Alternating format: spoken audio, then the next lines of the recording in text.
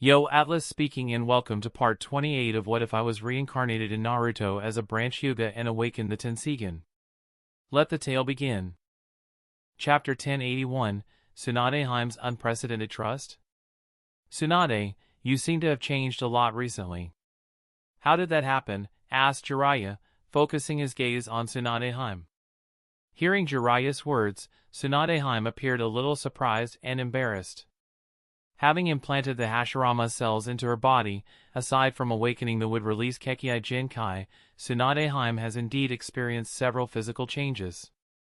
But because she hadn't made any public appearance since the implantation operation, only Kuroto and Shizen had seen her, and since neither of the two commented much upon the physical changes, Shizen did appear a little envious of the increase in Tsunade Heim's sizes but didn't talk much about it except for pouting for a while. Naturally, Tsunade Heim didn't care too much about the changes. Except for having to change her clothes to the changed sizes, the changes in her body didn't have much impact on her. In fact, she didn't even think anyone would notice her physical changes, and was kind of unprepared for Jiraiya's sudden question. Has Tsunade-sama changed? Mumbled Kakashi with a confused expression as he looked at Tsunade Heim. Unlike Jiraiya, he didn't notice any major changes in her. Or maybe it's because he has never looked that deeply at her, so he doesn't see the difference even if there is a difference. Huh? Kakashi, don't you see it? Isn't it very obvious to the eyes? Asked Jiraiya a little surprised. He leaned a little closer to Tsunade Heim, and with his eyes focused on a pair of jugs he spoke with a lecherous grin. Don't you notice that something here seems to have grown by a few centimeters in just a few days? Jiraiya-sama, warned Kakashi with a panicked expression as he noticed Tsunade Heim's face becoming gloomier. The moment Jiraiya leaned in closer to Tsunade Heim's breasts with that lecherous expression of her expression had turned cold. But Jiraiya was so engrossed in observing a certain pair of legendary breasts that he didn't hear Kakashi's warning at all. Stroking his chin, Jiraiya exhaled white smoke from his nose, like an orc, and spoke, 107? 108? No, it's neither 107 nor 108, the number is most definitely 109 centimeters. Resisting the urge to use his hands in order to directly measure the size, Jiraiya laughed as he continued, 109. Huh? He, even at this age, you can continue to grow Tsunade. What have you been doing? What's the secret to this growth? Kakashi's eyes jumped in panic. Jiraiya-sama, you, just looking at Tsunade Heim's expression which had become gloomier upon hearing Jiraiya's question, he knew that Jiraiya was going to be unlucky. Seeing her clench both her fists, he understood that there was no stopping Tsunade Heim and took 2 steps back while gulping in fear. In fact, Kakashi even wanted to immediately leave using Flying Raijin, but Sasuke was training close by, so he couldn't disappear and could only take a few steps back. Not caring about Kakashi, Tsunade Heim coldly asked Jiraiya, "Oh, you want the secret, huh?" Hearing that cold voice, Jiraiya realized that something was wrong and raised his head to look at her expression. "Tsunade?" Immediately cold sweat appeared on his back and without wasting any time, Jiraiya turned around and tried to run away. But before Jiraiya could run away, Tsunade Heim held him by his collar, saying, "Where do you think you are going? I'll tell you the secret." Then punched him in the head with all her might while shouting, "This is the secret, keep it forever etched into your memory, you stupid pervert." "Ah! Swanda!"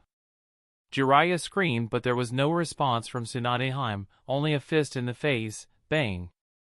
In all his years of living as a shinobi, Jiraiya has come close to dying only twice. The first time was at the hands of Tsunade Heim when he was caught doing some research. She beat him to death, breaking several ribs, both his arms, and more. As for the second time, that is today. Jiraiya-sama, muttered Kakashi as he looked at the pitiful state of Jiraiya on the ground. Although he didn't count, Kakashi was certain that he heard at least a dozen bones crack when Tsunade Heim clobbered him. Humph, he deserves it, always going around the bathhouses and hot springs to voyeur on the maidens there in the name of research, said Tsunade Heim with a cold snort. Kakashi was speechless. Although she scolded Jiraiya, she was also treating his injuries using healing chakra. Not just the increase in measurements, there's also an increase in physical strength, mumbled Jiraiya, sprawled on the ground. Having personally felt the punches and kicks from Tsunade a while ago, he was quite certain that it was not just her bust size that had increased, her physical strength had increased as well.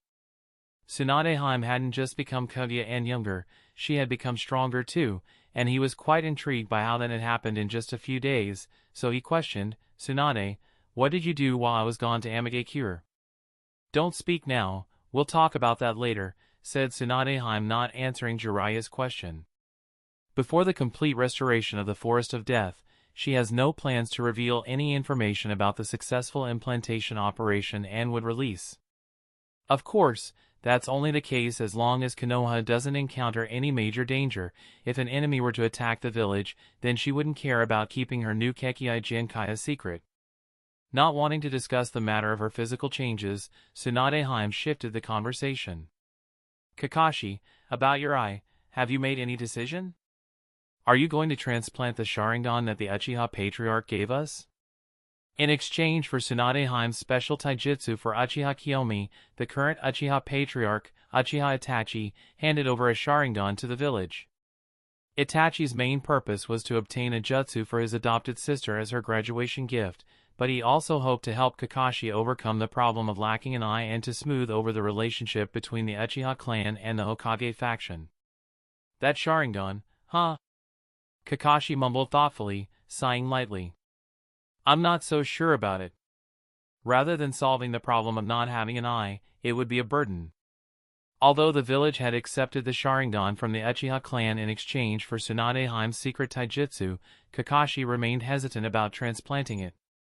Lacking an eye is indeed a serious problem, but it's still better than bearing the burden that comes with a Sharingan, said Kakashi. Although the Sharingan has many advantages, such as the Eye of Insight and the Eye of Hypnotism, Kakashi's lack of Uchiha blood prevents him from deactivating it, which means the Sharingan would remain active all the time. This leads to constant chakra consumption and low reserves when needed for battle.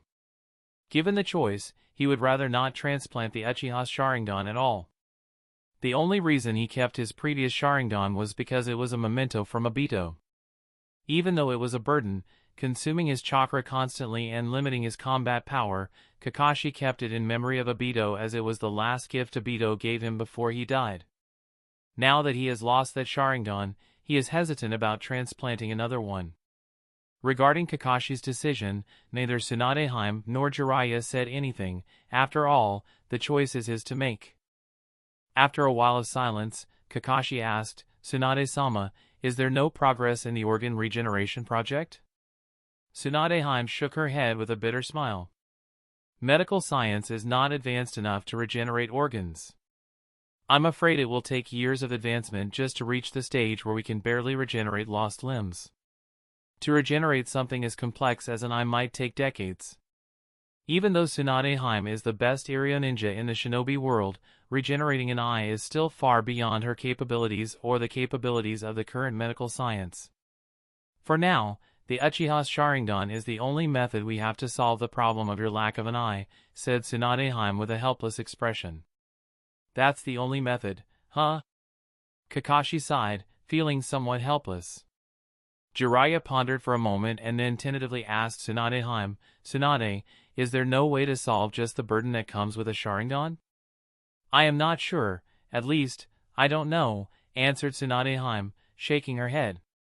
"Would the Uchiha clan have a method?" asked Jiraiya. "How would I know if they have a method or not?" shrugged Tsunade.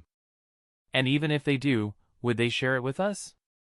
If they were to hand over that method, wouldn't that mean anyone could use their Kekkai Genkai? If I were them, I wouldn't share it. Just look at what's happening with style, and everyone seems to have the power of Sharingan." "Yeah, you're right," Jiraiya nodded, understanding Tsunade, and suggested, "but we can still give it a try ourselves, maybe not with Iryo Ninjutsu, but with Fuinjutsu. It might be possible to contain the power of the Sharingan when it's not in use."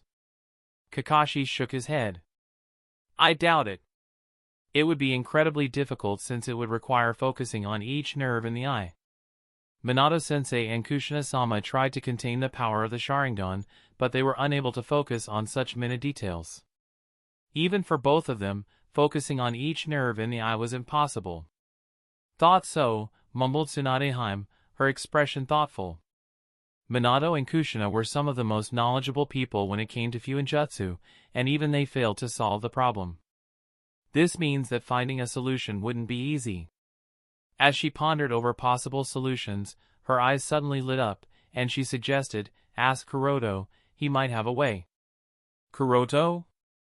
Jiraiya mumbled in surprise, then asked doubtfully, "I know he's just as talented as Minato in Fuinjutsu, but even Minato and Kushina working together failed. How will he succeed? That guy is full of mysteries, he just might be able to solve this problem. Besides, don't forget that he is a Hyuga and has the Byakugan. Hyuga takes great pride in their abilities and can work on a minute scale. As a Hyuga, he should be able to work on the minute scale as well, there's no question about it since he worked on the In seal. If it's him, he really might be able to solve your problem, Kakashi," said Tsunade. She added, "Even if he can't solve your problem, he might be able to convince the Uchiha clan to give you the method to solve it if they have such a method." Hearing the confidence in Tsunade's tone, Jiraiya couldn't help but say, "You really seem to trust Kuroto's abilities, Tsunade." "It's not without reason," said Tsunade with a shrug. For various reasons, Tsunade's trust in Kuroto's abilities as a ninja has become rather unprecedented, especially after the successful implantation operation she recently underwent. Improving the In seal to suit men, creating an artificial-tailed beast and mastering its power, mastering Senjutsu, and researching the Hashirama cells to the point of successfully carrying out implantation operations, these are just some of Kuroto's accomplishments that she knows of. There might be other achievements she is unaware of. Regardless, it takes great ability to accomplish such tasks, and therefore, Tsunade truly believes that if anyone can solve Kakashi's problem, it is Kuroto. "Talk to him about it," said Tsunade. Kakashi nodded, "All right, I will." Just as the three of them reached a conclusion, a strange purple light suddenly shone through the training field. Tsunade, Kakashi, and Jiraiya, despite his wounds and lingering pain, looked toward the source of the purple light and discovered it was Sasuke in the training ground. Did he succeed? Kakashi, Jiraiya, and Tsunade wondered, caught off guard by this change. The appearance of the purple light from Sasuke could only mean one thing: Sasuke, covered in wounds and exhausted, had successfully completed the single chakra nature transformation of lightning chakra. As Kakashi, Tsunade, and Jiraiya watched in surprise, Sasuke, after completing the transformation, suddenly lost consciousness and collapsed to the ground with a thud. Chapter 1082, Sasuke's Hatred. Opening his eyes, Sasuke found himself in the hospital ward. This is... Seeing Sasuke regain consciousness, Mika, watching over him from the side, spoke, "Oh, looks like you are finally awake, huh, Sasuke-kun?" Then she got up, ran towards the ward door, and said to the people outside, "Kakashi-sensei, Naruto-kun. Sasuke-kun has regained consciousness." While Mika relayed the information to Kakashi and Naruto, Sasuke held his head, feeling a little dizzy, and mumbled in confusion, "What happened to me?" The last thing he remembered was the training ground. He couldn't understand how he appeared at the Konoha hospital. The one to answer Sasuke's question was Yui, who walked into the hospital ward along with Mika, Kakashi, and Naruto. Looking at the young Uchiha with a serious expression, Yui said, "You exhausted your chakra reserves beyond a safe point. You know, that's very dangerous. Chakra is life for us, and exhausting it completely means death.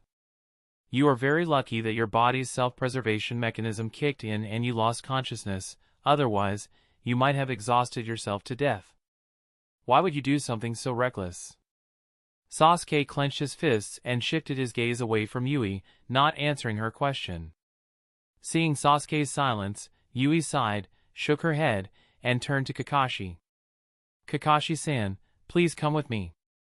"Ah, yes." Kakashi nodded and followed Yui outside the ward. He knew he would be scolded by Madame Hokage for allowing such recklessness from Sasuke, but there was no helping it. As Yui and Kakashi walked out, Sasuke asked Naruto and Mika, "How long was I unconscious?" Naruto replied, "You were unconscious for 2 days. You really made us worry, Sasuke." 2 days? That long? Sasuke was stunned and sighed internally. Thankfully, it's only 2 days. I haven't missed the 3rd phase of the Chunin promotion exam. Naruto pouted, saying, you know, when Kakashi-sensei brought you to the hospital, everyone said it would take at least a week or 2 for you to recover. It's thanks to Unichan that you recovered so quickly. For the past 2 days, she has been personally treating you.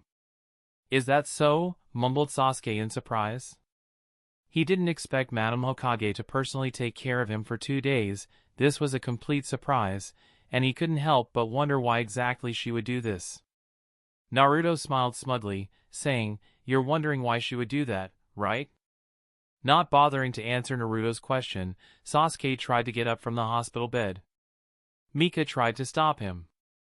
Sasuke-kun, although you have recovered, it's still not to the point where you should be moving. Sasuke shook his head.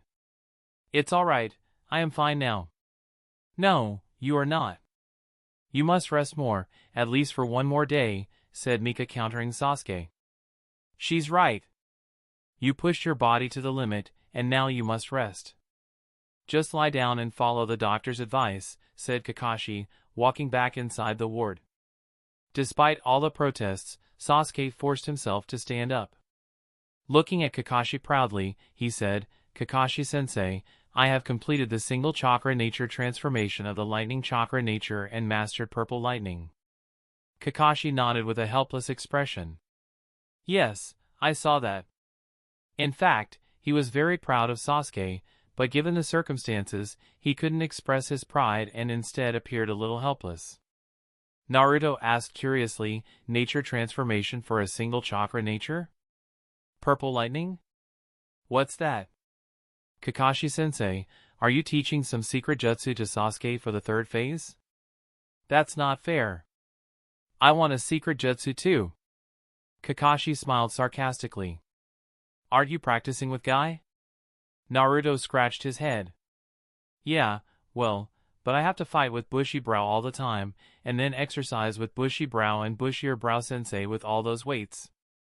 It's really boring, and I don't know if I am improving or not. Don't worry. If it's Guy, there will be results.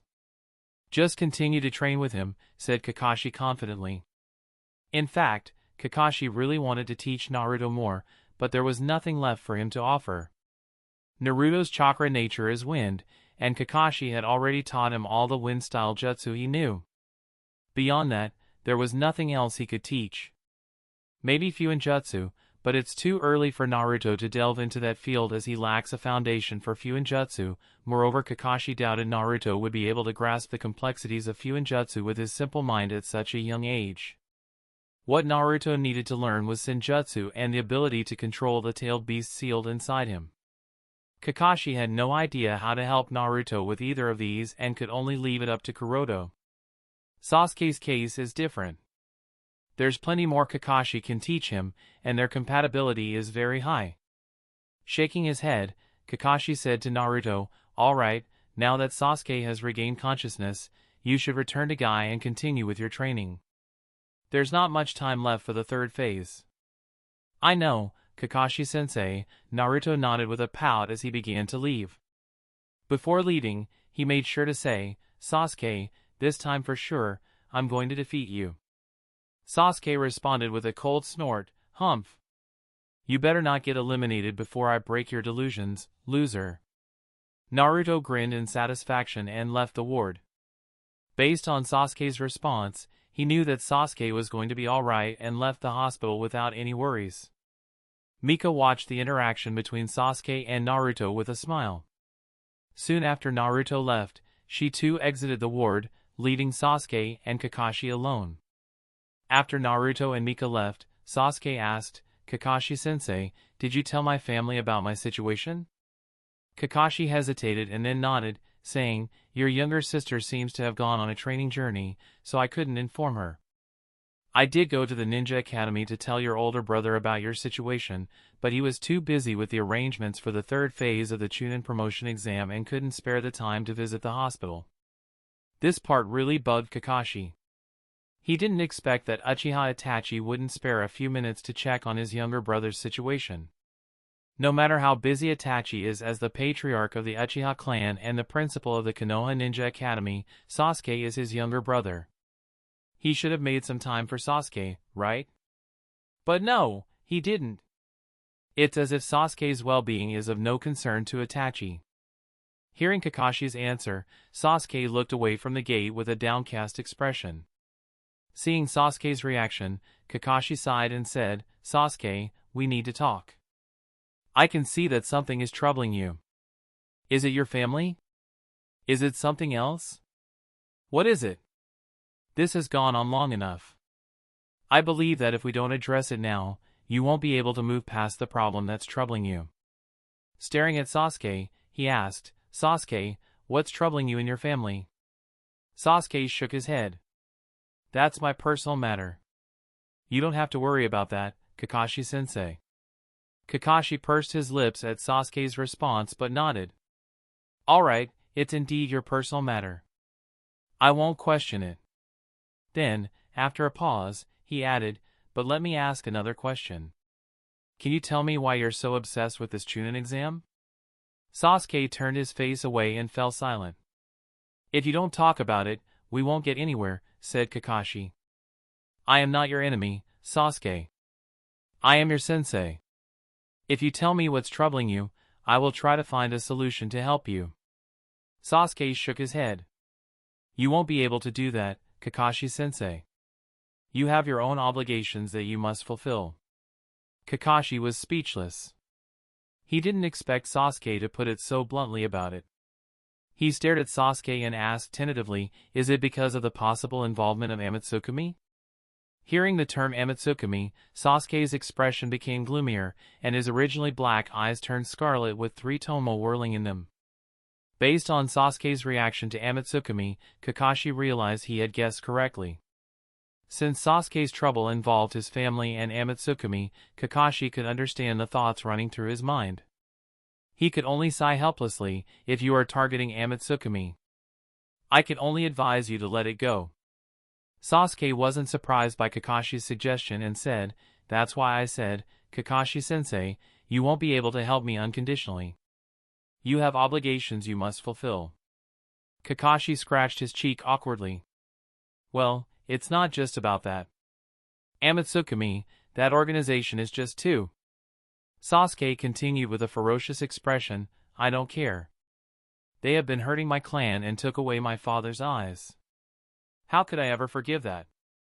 "Your hatred is indeed justified, it's just that," said Kakashi with a hesitant expression. Sasuke said coldly, "The people they hurt aren't members of your clan. The person whose eyes were taken away wasn't your father, Kakashi-sensei. What right do you have to stop me? It's my clan's hatred, it's my hatred." Kakashi was stunned by Sasuke's response and sighed. Having witnessed his own father being driven to suicide by village rumors, he could understand Sasuke's hatred better than most. The truth is, the real target of Sasuke's hatred is not Amatsukami, but Konoha village. It was the village that pushed the Uchiha into that situation, and it was the village that caused Sasuke's father to lose his eyes. So, the target of his hatred should also be the village, but Sasuke doesn't know that the village was responsible for all that, therefore, he only hates Amatsukami, not the village. But is that really right? Is it okay for Sasuke to continue the path he is walking? Sigh, it's really hypocritical of me to want to stop Sasuke, huh? Especially after I was the one who pushed things to this point, thought Kakashi. Be that as it may, Kakashi didn't want Sasuke to walk that path. But how could he stop him? Just telling him to stop wouldn't work. Kakashi could explain everything to Sasuke, but given the Uchiha's emotional nature, if Sasuke learned the truth, his hatred would not disappear. It would increase, and this time the village would also be the target. Sasuke might start walking the same path as that masked man. What a troublesome situation. Kakashi felt deeply troubled, with no idea what to do. For now, Sasuke's hatred is directed at Amatsukami, but eventually, he will learn the truth, and when he does, his hatred will shift to the entire village. In reality, it should be me who bears all of Sasuke's hatred. Yes, it should only be me. Having made up his mind, Kakashi said to Sasuke, you know, Amatsukami is too strong to deal with that organization, let alone you, even the entire Konoha village isn't enough. What will you be able to do against that organization on your own? Not to mention, we don't even know if Daidara of Iwagakure is really Dojin of Amatsukami. This is still only speculation, there is no definitive proof.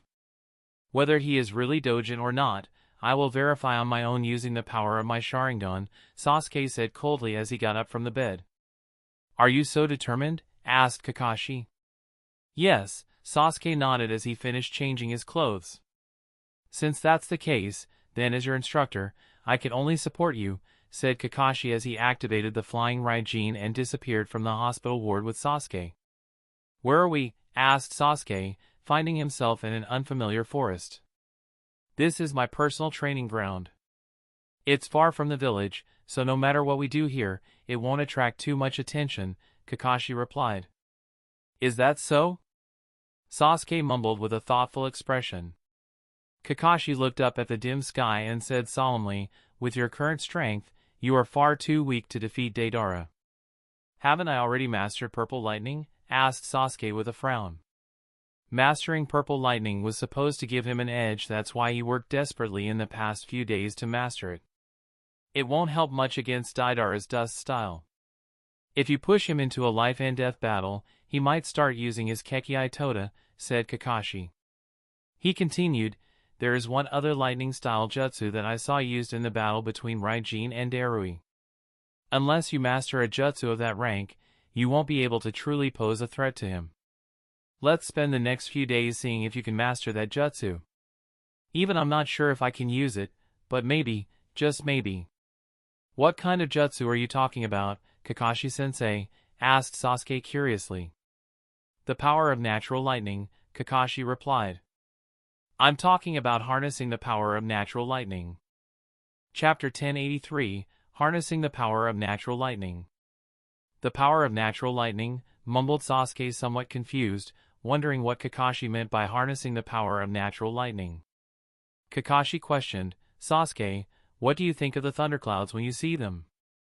Thunderclouds, muttered Sasuke with a frown, then suddenly reacted as if understanding what Kakashi was trying to say and asked, don't tell me. By natural lightning, you are talking about the lightning strikes that occur because of the thunderclouds in the sky? Kakashi nodded, saying, indeed, that's the natural lightning I am talking about. But to harness that power, is that even possible? Asked Sasuke with an unsure expression as he raised his head to look at the sky. Is such a thing even possible for humans?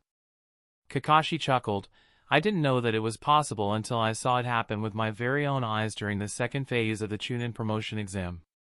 In the battle between Raijin and Darui, both of them harnessed the power of natural lightning and used a jutsu so powerful that it couldn't be categorized as anything below rank S.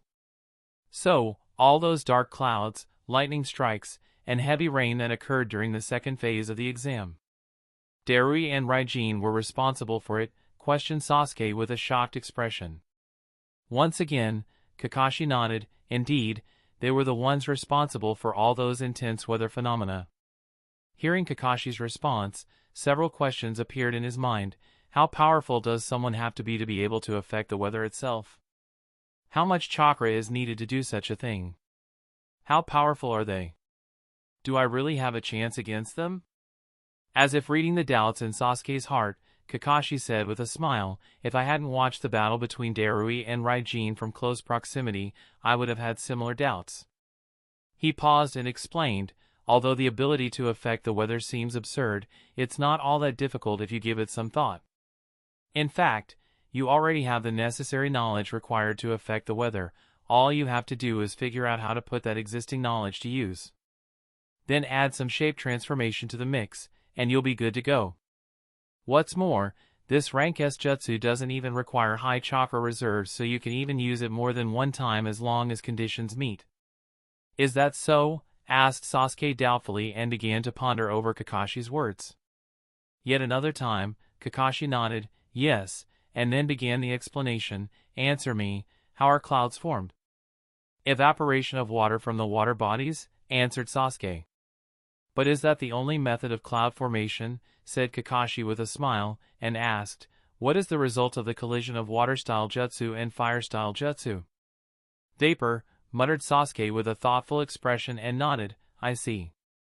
I understand what you are talking about, Kakashi-sensei. If all that vapor condenses, it can result in cloud formation."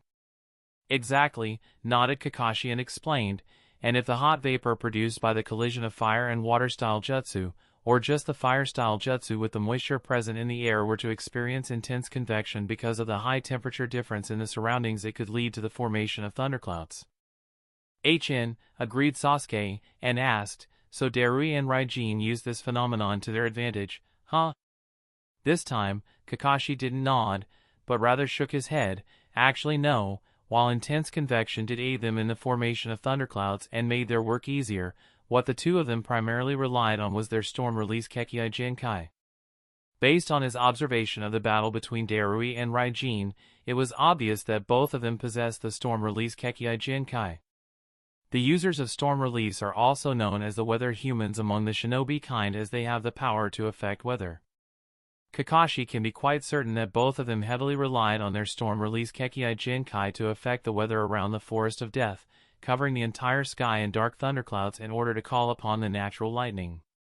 Kakashi, who is not a user of storm release, can naturally not affect the weather or form thunderclouds in that manner like Darui and Raijin. Be that as it may, he had taken a liking to their method of harnessing the power of natural lightning from the cumulonimbus clouds and wanted to be able to do the same. For this reason, while training Sasuke, he studied weather phenomenon involving cloud formation, thunderclouds, and so on, and after some research, came up with a method of utilizing the intense convection phenomenon to create thunderclouds and harness the power of natural lightning. While the method of using intense convection to create cumulonimbus clouds is not as handy as storm release, it's better than nothing, said Kakashi, and added, against Daidara, it will be relatively easier to deploy because of all the heat generated by the explosions. Lightning strikes are hundreds of times more powerful and faster than the beams of dust release, and unlike dust release, harnessing the power of natural lightning won't consume too much chakra either. If you succeed in harnessing the power of natural lightning against him, you'll have a real chance of defeating him without having to worry about his Kekkai Tota. Sasuke immediately nodded, yes, and added with a smirk, once I defeat him, I can use Jinjutsu on him and inquire about Amatsukumi's information and my father's eyes. The premise is that we can complete the development of this ninjutsu and you can master the ability to harness the natural lightning before the day of the third phase of the exam begins, reminded Kakashi, adding, after all, the method of using intense convection phenomena to create thunderclouds and harness the power of natural lightning is still only theoretical, unless we put it into practice and develop that jutsu. There's no point in thinking that far. Don't worry, Kakashi-sensei. I'll definitely be able to master that ability, said Sasuke confidently. In regard to Sasuke's confidence, Kakashi didn't say anything because he also believed that with Sasuke's tenacity, he should be able to master it. With that in mind, he said to Sasuke, well then, let's begin. Sasuke was about to nod, but a doubt appeared in his mind, and he questioned Kakashi, Kakashi-sensei, I still have one doubt.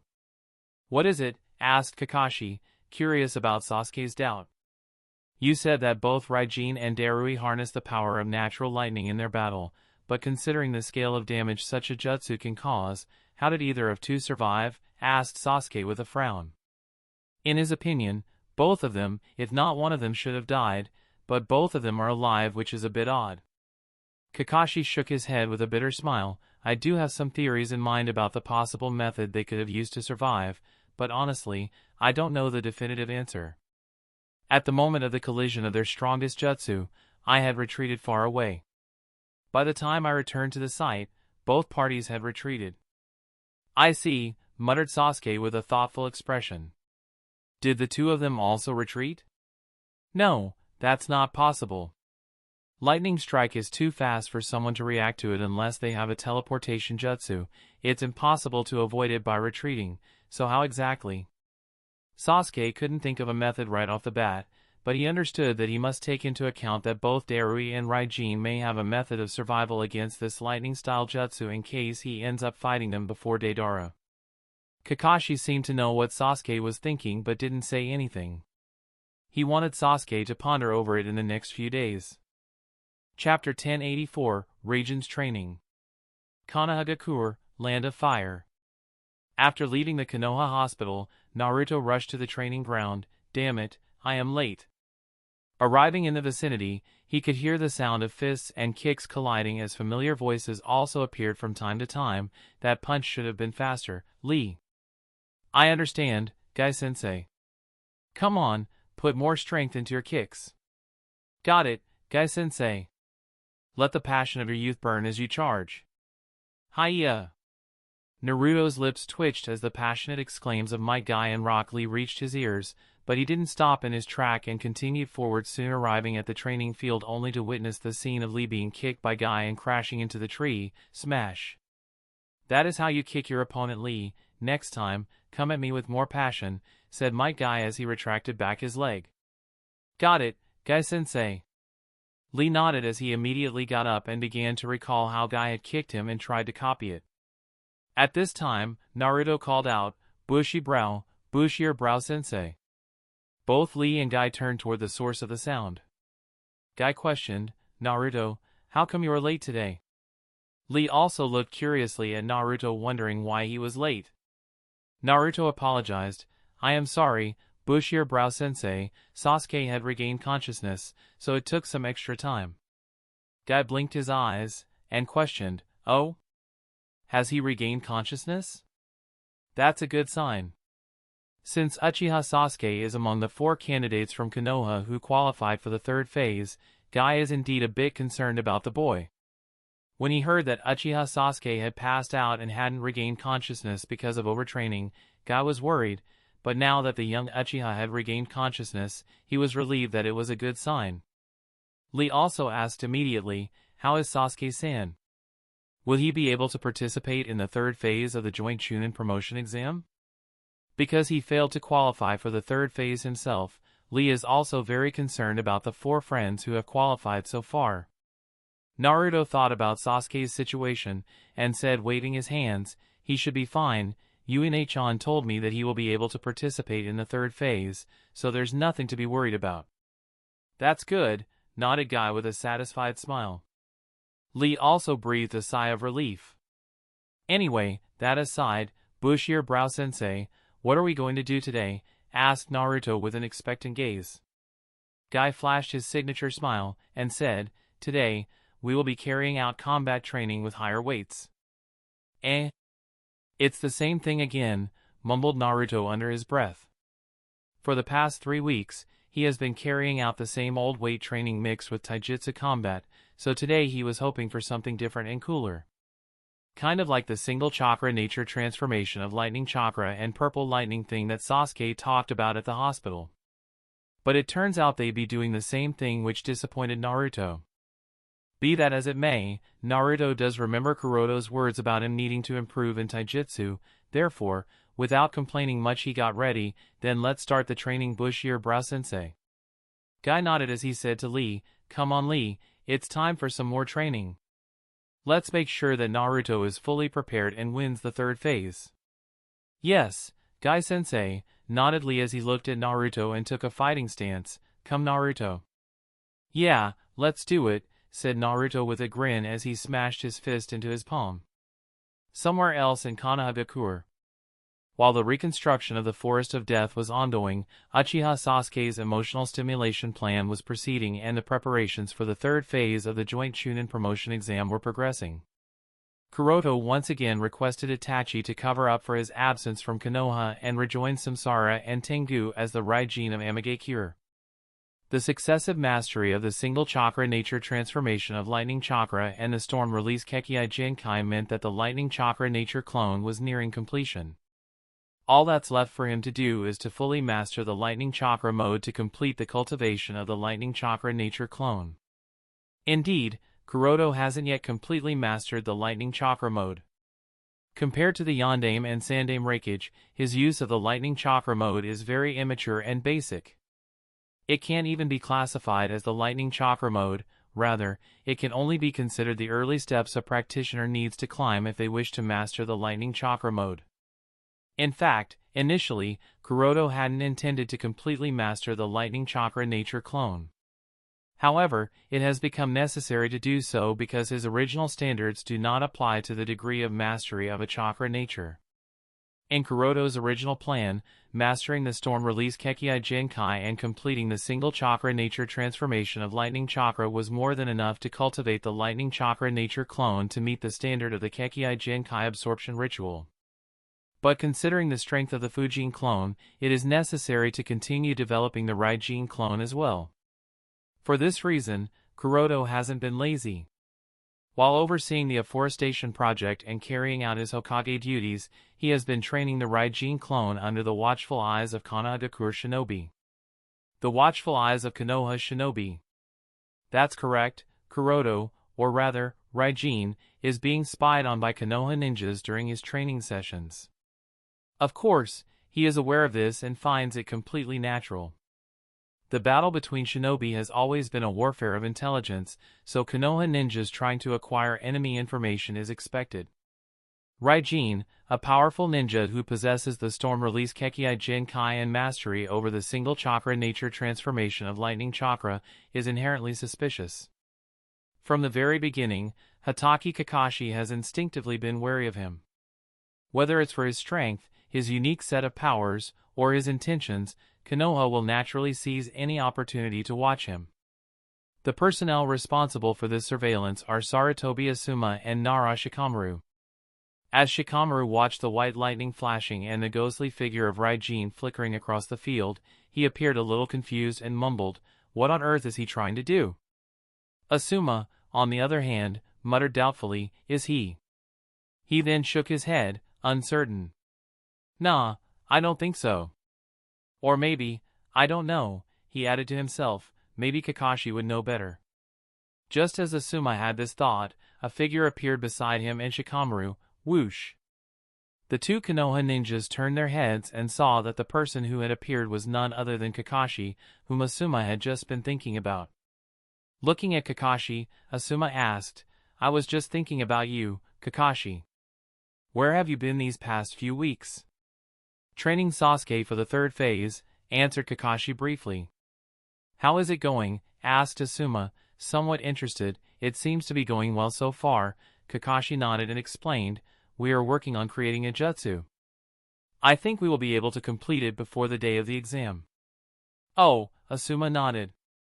"So, what are you doing here now?" "Just to watch Raijin," answered Kakashi lightly.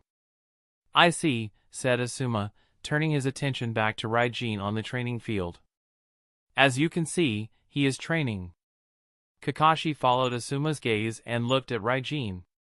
Watching Raijin and the flashes of white lightning from time to time, his expression became a little solemn. This.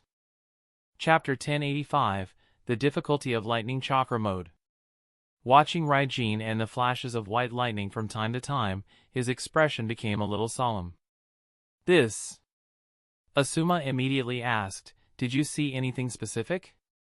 Although he has a wealth of experience as an elite jonin, Asuma neither specialized in the lightning chakra nature nor was very good at it, so his judgment is somewhat prone to error. A similar case applies to Shikamaru, who is only a genin and doesn't have much experience either. Kakashi on the other hand has an exceptional mastery over the lightning style, therefore, he ought to have reached the correct guess. And Kakashi did not disappoint Asuma as he nodded lightly. Well, he is practicing the lightning stimulation technique to stimulate the body cells with lightning chakra in order to temporarily increase their cell activity. It's just that.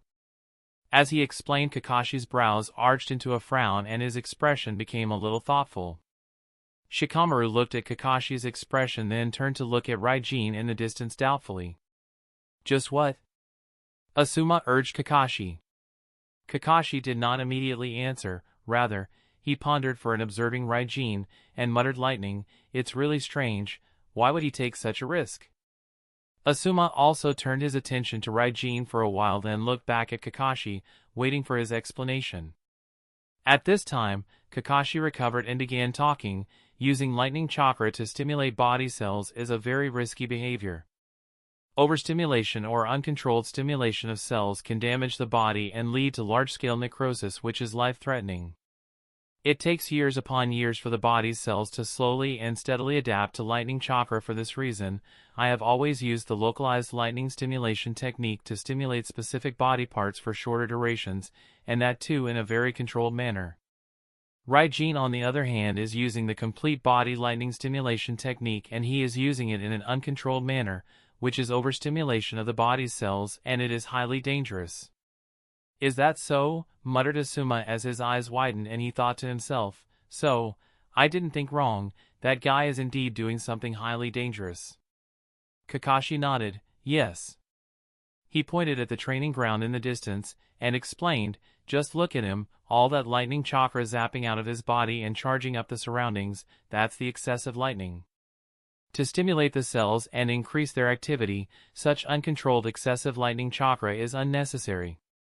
By overstimulating his cells, the cells in his body are probably becoming more and more necrotic, and I wouldn't be surprised if he were to collapse within a week or two if he continues in this manner."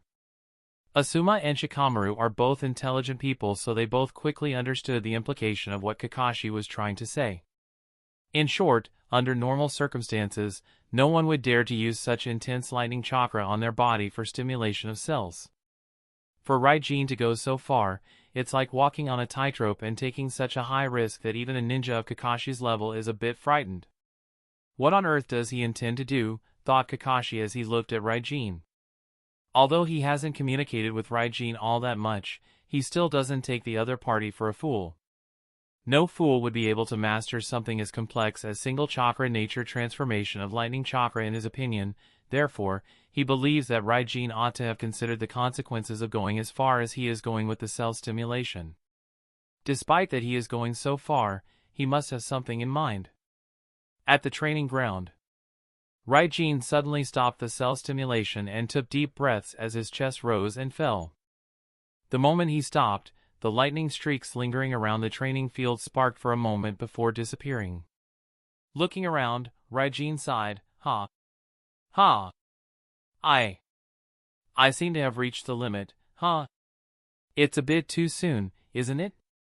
Raijin shook his head as his breath recovered, and he turned his head to glance in Kakashi, Asuma, and Shikamaru's direction. He is naturally aware of Konoha ninjas keeping watch over him as he trains, but he doesn't care. If the Konoha ninjas keeping watch over him can learn a thing or two by spying on him, it would be great in his opinion. As the Hokage, he would be very happy to see it happen. If it's Kakashi, he should be able to figure out a thing or two quite easily, murmured Raijin. Kakashi is the most proficient user of lightning style in Konohagakure, and Raijin believes that he is knowledgeable and talented enough to be able to grasp things after a while of observation. Owing to his reputation as the copy ninja and knowledge of lightning style, just by watching single chakra nature transformation of lightning chakra being implemented in the Darui vs Raijin fight, Kakashi managed to complete the same and ended up creating the purple lightning that he was supposed to create over a decade later after losing his Sharingan in the Fourth Great Shinobi War. Therefore, Raijin is quite sure that Kakashi will definitely gain something from watching his training, as such he didn't plan on carrying it out in secret. With that in mind, Raijin withdrew his gaze and examined himself. At this time, aside from the paralyzing sensation that his body was experiencing, his chest felt like it was on fire, and his respiratory tract was damaged in many places. Just breathing caused pain in his heart and lungs. This undoubtedly meant that his respiratory system, especially his heart and lungs, had reached its limit. If he were to continue like this, it may lead to cardiac arrest or necrosis of bronchioles in the lungs. Additionally, his limbs were weak, and some of the less strong muscle groups even had obvious tears and cracks in them. Realizing how bad his physical condition had become, Raijin's face underneath his mask showed annoyance. Tch. He had anticipated the difficulty of mastering the lightning chakra mode from the beginning, but he never expected it to be this challenging. Even this clone body, specifically designed to handle the lightning chakra nature and perfectly capable of emitting chakra from all the tenketsu in the body, found it very difficult to bear the burden of continuous lightning stimulation. Understanding the ins and outs of the matter, Raijin sighed. It appears that mastering lightning chakra mode would be a little more difficult than I had imagined.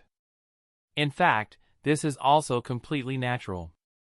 In the history of Kumogakure, the number of people who have actually mastered the lightning chakra mode to the point of perfection is only 2, the Sandaime Reikage and the Yondaime Reikage. Yes, only 2 ninjas so far. Even Darui, who is as talented as Sandaime Reikage, has yet to completely and perfectly master the lightning chakra mode. Based on the records of wars and Kumogakure's history that Raijin has obtained, the Shodaime Reikage had spent his entire life creating the lightning chakra mode.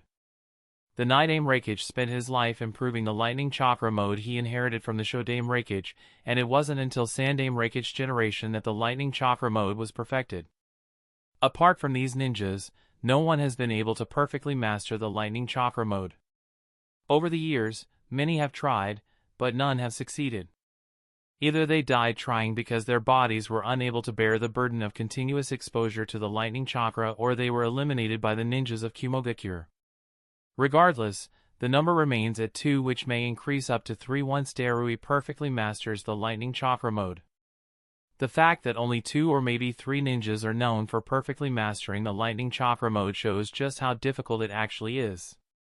Regardless of whether it's Sandaime Reikage, Yondaime Reikage, or the future Godaime Reikage Darui, all of them, even with their incredibly strong bodies, probably took years upon years of training and adaptation to master the lightning chakra mode. Due to the incredibly stringent requirements and high difficulty of mastering it, the status of the lightning chakra mode in Kumogakure is akin to that of the magnet style in Tsunade, the dust style in Iwagakure, and the wood style in Kanahagakure. Chapter 1086, Making Up for the Shortcomings. After setting aside all other thoughts, Raijin carefully analyzed the predicament before him. He knew that mastering lightning chakra mode would not be easy, given its complexity. However, he had identified the challenges he needed to overcome. While solving all the problems in the short term was impossible, addressing some key issues was imperative. The primary challenges were physical strength and the lack of oxygen intake during cell stimulation. The importance of physical strength could not be overstated, as it was crucial for mastering lightning chakra mode. This was one of the initial obstacles that needed to be overcome at all costs. However, compared to the Fujin clone, the Raijin clone's physique was not the strongest, which was understandable since Hatake Kakashi did not possess an extraordinarily strong body. Enhancing his physical strength was complicated and could not be achieved quickly. It might take several years, and Raijin did not have that much time. He needed a quicker and more efficient method to increase his physical strength. Other problems that needed to be addressed included the risk of cardiac arrest, hypoxia, tissue damage, and neurological damage due to prolonged exposure to lightning chakra. All these problems stem from the lack of oxygen during exposure to lightning chakra. The difference in oxygen levels during electrocution can significantly affect the lungs and heart. An overabundance of oxygen, at the very least, can reduce the risk of arrhythmias and cardiac arrest and prevent immediate respiratory compromise. But how do I solve the problem of lack of oxygen? Murmured Raijin with a doubtful expression. It's not like he can suddenly increase the concentration of oxygen in the air. Such a feat is impossible and defies the laws of fluid mechanics. Since it's impossible to change the oxygen concentration in the air, the method he would have to use is to breathe in more air, because more air means more oxygen. However, increasing lung capacity is a long and arduous process that requires extensive training. Raijin would have to spend years on endurance training and breathing exercises to increase his lung capacity. Once again, Raijin doesn't have that kind of time, so he would need to find a shortcut. But what shortcut can I take? Raijin thought, feeling a little frustrated. He sat down on the ground, trying to rack his brain for a solution. Given his vast knowledge of the shinobi world, Raijin felt he might be able to come up with a solution and continued to ponder. Whether it's improving physique or addressing the lack of oxygen, these problems can only be solved with some jutsu, but the question is, which one? Raijin considered using the 8 inner gates to solve his problem, but he quickly dismissed the idea. The 8 inner gates couldn't address the lack of oxygen intake, and while they could improve his physique, the effect would only last while the taijutsu was in use. Moreover, the violent chakra bursts that occur when the gates are open would make it impossible for Raijin to cloak himself in the lightning chakra mode on top of the uncontrollable and violent chakra bursts. He might be able to use the 2 jutsu in conjunction for a short time, but it wouldn't be considered true mastery of the lightning chakra mode. Not to mention, the damage his body would suffer each time he used the 8 inner gates alongside the lightning chakra mode made it an unfeasible option. Thus, he soon discarded the idea of using it and considered various taijutsu and Iryo ninjutsu techniques, one after another, until he remembered a certain taijutsu. That one might work. As soon as that jutsu came to mind, Raijin immediately got up from the ground and went to the guest house where Samsara and Tengu were resting. Seeing Raijin leave the training ground so suddenly, Kakashi and Asuma exchanged glances and decided to follow him. Naturally, Shikamaru accompanied the two jonins. Upon arriving at the guest house, Raijin hurriedly asked Samsara, "Where is Tsunade Shira at the moment?" "Tsunade Shira?" Samsara mumbled as she tried to recall the person Raijin mentioned. Though curious about Raijin's sudden interest in Shira, she didn't question him and began the process of locating him. During the second phase of the joint Chunin promotion exam, Raijin had instructed Samsara to memorize several chakra signatures, including Shira's from Tsunade. Therefore, it didn't take her long to recall his name and chakra signature. Once she had recalled, Samsara activated her mind's eye of Kagura technique, spreading her senses to envelop the entirety of Kanagakur and the surrounding land of forest, searching for that specific chakra signature among the thousands she could sense at once. It might take some time, thought Raijin as he sat down and patiently waited for the result. The chakra of Tsunade Shira is not particularly powerful or potent, considering his situation is quite similar to that of Kanagakur's Rock Lee, so finding it among tens of thousands of people was like finding a needle in a haystack. As such, Raijin knew that it would take Samsara a lot of concentration and a considerable amount of time to identify that specific chakra fluctuation and locate it.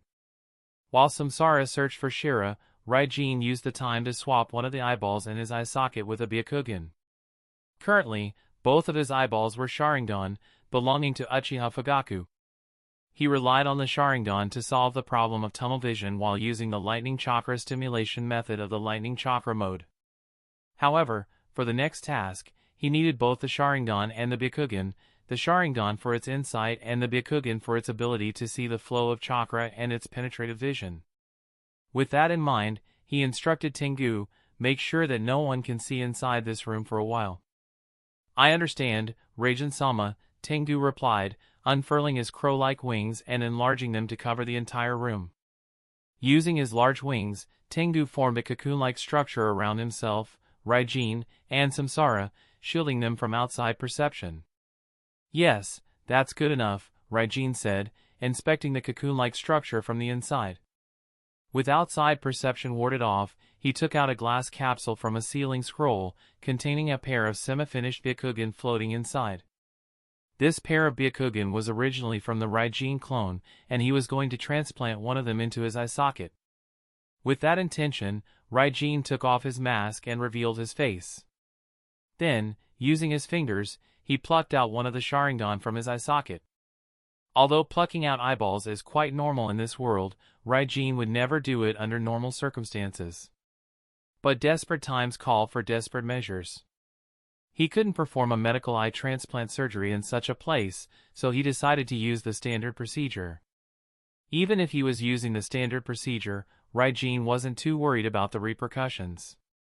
Being an expert in eye transplant operations, he had enough confidence to perform the transplant without any foreseeable future problems. Under Tengu's watchful gaze, Raijin stored the removed Sharingan in an empty glass capsule. Then, he placed one of the Byakugan into the now empty eye socket. After ensuring that there were no problems with his vision, he nodded with a satisfied expression and covered his face with his mask again. All set. By the time the standard procedure was completed, and Raijin had stored the glass capsules containing the Sharingan and Byakugan back inside the storage scroll, Samsara had finished locating Shira of Tsunade. "Raijin-sama, I have found him." "Let's go, then," said Raijin. Tengu retracted his wings, and the three of them, led by Samsara, rushed to the location where Shira of Tsunade was practicing. Chapter 1087, Seven Heavens Breathing Method. Under the dim light, a lone figure tumbled up and down in a secluded training ground. This scene differed from Raijin's previous practice, where the training area was filled with erratic lightning streaks. This figure was different. Every time he waved his hands and feet, the air pressure produced blew away blades of grass and leaves from the trees. Undoubtedly, this person, covered in sweat as he trained relentlessly, was none other than Shira, the strongest taijutsu user in the history of Tsunade. Shira's title as the strongest taijutsu genius in Tsunade's history was not only due to his extremely high attainments in taijutsu but also because he independently developed a secret taijutsu technique known as the Seven Heavenly Breaths. To put it into perspective, the Seven Heavens breathing method is a specialized breathing technique. It allows the user to increase their lung capacity several-fold, enabling them to breathe in more oxygen. This oxygen is then used in the respiratory process to keep the cell tissues of the whole body at extremely high oxidation levels, thereby increasing the body's activity and strength. Shira's Seven Heavens breathing method is distinct from Konoha's 8 Inner Gates formation, which allows practitioners to break through their body's limitations and access the full potential of their chakra, thereby increasing physical strength and speed. It also differs from the lightning stimulation method, which uses lightning to enhance the body and brain speed and response. The Seven Heavens breathing method is an incredible taijutsu technique focused on specialized breathing techniques. During the second phase of the joint Chunin promotion exam, Shira used the Seven Heavens breathing method in a fierce battle against Rock Lee, who employed the 8 Inner Gates formation.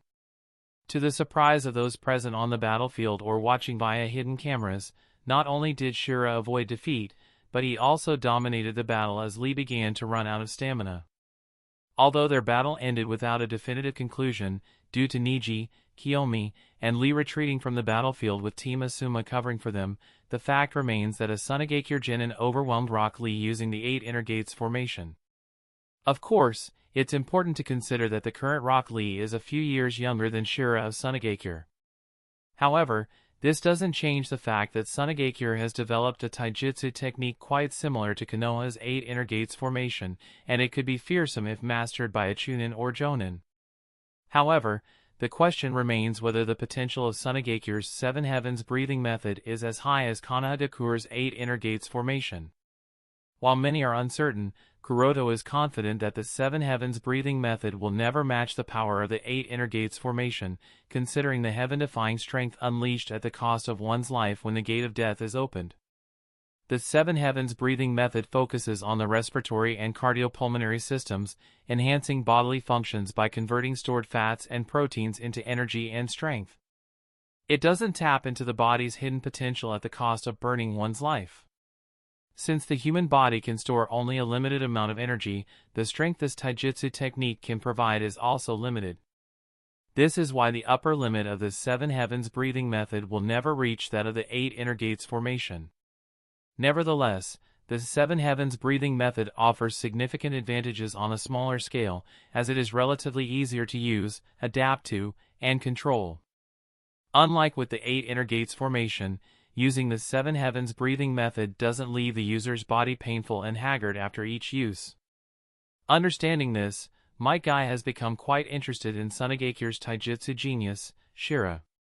Whenever he has free time and isn't training Rock Lee or Naruto, he comes to watch Shira's training sessions.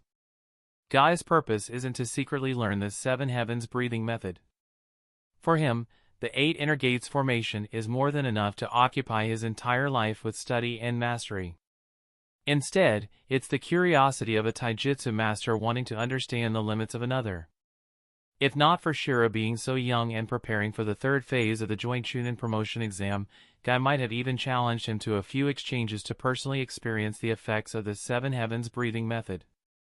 As Guy was watching Shira train, Kakashi, Asuma, and Shikamaru suddenly arrived at the edge of the training field and landed beside him. Surprised, Guy asked, "What are you guys doing here?" Asuma, noticing Shira training in the distance, mumbled, "Huh? Is this the training ground Tsunade Shira is using?" Guy, now even more confused, replied, "You didn't even know this training ground was given to Tsunade's genin? So, what brought you here, especially this late at night?" Shikamaru pointed at 3 figures in the distance and said, "We followed them." Guy looked in the direction Shikamaru indicated and noticed the 3 figures. All of them were wearing masks and observing Shira's training. Without a doubt, these were Raijin, Samsara, and Tengu. Those are Amagakure Genin. Are they here to gather intelligence on Sunagakure's Genin? Guy muttered as he watched them occasionally point at Shira while conversing among themselves. It wasn't surprising for Raijin, Samsara, and Tengu to be here, since all the participating Genin seemed to be trying to acquire information on their competitors for the final phase of the Chunin promotion exam. He reckoned that the 3 Amagakure Genins were trying to do the same. Maybe, Kakashi replied, his tone uncertain as he observed Raijin and the other 2 Amagakure Genin with a thoughtful expression. He then turned to Guy and Asuma, saying, just in case, let's stay vigilant. Given that Shira from Sunagakure was the only one at the training field and considering the past behavior of Amagakure's Raijin squad against Team 7 of Kanagakure, Team Darui of Kumogakure, and later again against Sasuke, Kakashi couldn't ignore the possibility that the 3 Amagakure Genin might be planning to attack Shira to eliminate him from the 3rd phase, possibly through injury or some other means. Understood, Asuma and Guy responded, understanding Kakashi's concern. They became alert, aware that if anything happened to Shira, the responsibility would fall on Konoha, and they needed to prevent any trouble. As Raijin had anticipated, Shira wasn't relaxing or having fun. Despite the late hour, he was still training hard, preparing for the final phase of the joint Chunin promotion exam. Samsara and Tengu, standing beside Raijin, couldn't help but ask, Raijin-sama, why did you bring us here? Raijin looked at Tengu and, pointing at Shira in the distance, said, go, have a duel with him. Push him to his limits so that he uses everything he has. By pushing Shira to his very limit, Raijin hoped to force him to fully utilize the 7 Heavens breathing method, allowing Raijin to observe the Sunagakure Genin's taijutsu technique in detail. Although Raijin could have fought Shira himself, it would have been difficult to capture every detail while in combat. His goal was to observe and learn the 7 Heavens breathing method, so sending Tengu to fight while he observed from the sidelines was the right decision. Besides, the battle against Shira would provide valuable fighting experience for Tengu, and Raijin also needed to keep an eye on Kakashi and the others. I understand, Tengu nodded as he unfurled his wings. Just as Tengu was about to fly toward Shira, Raijin reminded him, make sure not to use sand, it will be troublesome. Got it, Tengu replied, then took off.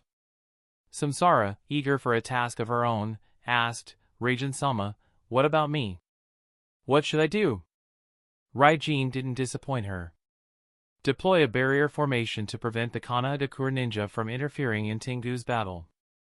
Got it, Samsara nodded excitedly. She immediately began weaving hand signs, then pressed her hands to the ground. The ground illuminated for a moment before a barrier formation suddenly enveloped the training ground. Chapter 1088, Shira vs. Tengu. Huh? Is this a barrier formation? Exclaimed Guy in surprise as he noticed the sudden appearance of a translucent barrier in front of him. For a moment, Guy considered touching the barrier with his finger to see if he could pass through it, but Kakashi stopped him. Don't touch it. We don't know what it might do. Alright, nodded Guy as he withdrew his finger. He then broke off a small tree branch and used it to test the barrier. Whoosh! The moment the tree branch touched the barrier, it ignited and started turning to ash. Watching the branch burn, Kakashi murmured, so, we really can't pass through this barrier. Shikamaru looked toward the Amagakure Genins and wondered to himself, is the purpose of this barrier to prevent us from interfering, or to stop Shira of Sunagakure from escaping? Kakashi responded thoughtfully, it's difficult to determine the exact reason. Maybe they created this barrier with both purposes in mind. Although he said this, Kakashi personally felt that the barrier was primarily to stop them from interfering. At the same time, Asuma raised his head and, while gazing at the Amagakure Genins, muttered doubtfully, what the hell are they thinking? Do they actually believe they have a chance of escaping after doing something like this? Despite Kakashi's earlier concerns, which he had shared with Asuma and Guy, none of them truly expected the Amagakure Genins to attack Shira of Sunagakure. However, it turned out they had severely underestimated the audacity of these Genins. Not only did one of them step forward to fight the Tsunade, but another created a barrier to prevent them from intervening. "Kakashi, what should we do?" asked Asuma, somewhat worried. As Kakashi had said earlier, they couldn't allow the Amigakure to act freely. If something serious happened, such as Shira being injured or, in the worst-case scenario, killed, Konoha would also bear some responsibility. "Let's first try to talk to the Amigakure and persuade them to stop," said Kakashi after a moment of contemplation. He added, "We should also immediately inform the Suna representatives." Kakashi couldn't help but wonder why Shira of Sunagakure was alone in the training field. Why weren't other members of his squad or his Jonin instructor with him? It was strange, but at this point, he couldn't dwell on that and had to focus on what he could do. With that in mind, Kakashi instructed Asuma and Shikamaru, "You two go to the guest house where the Sunagakure ninjas are staying and inform them. Meanwhile, Guy and I will talk to the Amigakure Jinins." Asuma and Shikamaru nodded, saying, "Be careful." Then they left the training field, heading toward the guest house where the Sunagakure ninjas and staff were lodging. Since it wasn't far from this training field, it wouldn't take them long to get there. On the other hand, Guy and Kakashi approached Raijin and Samsara.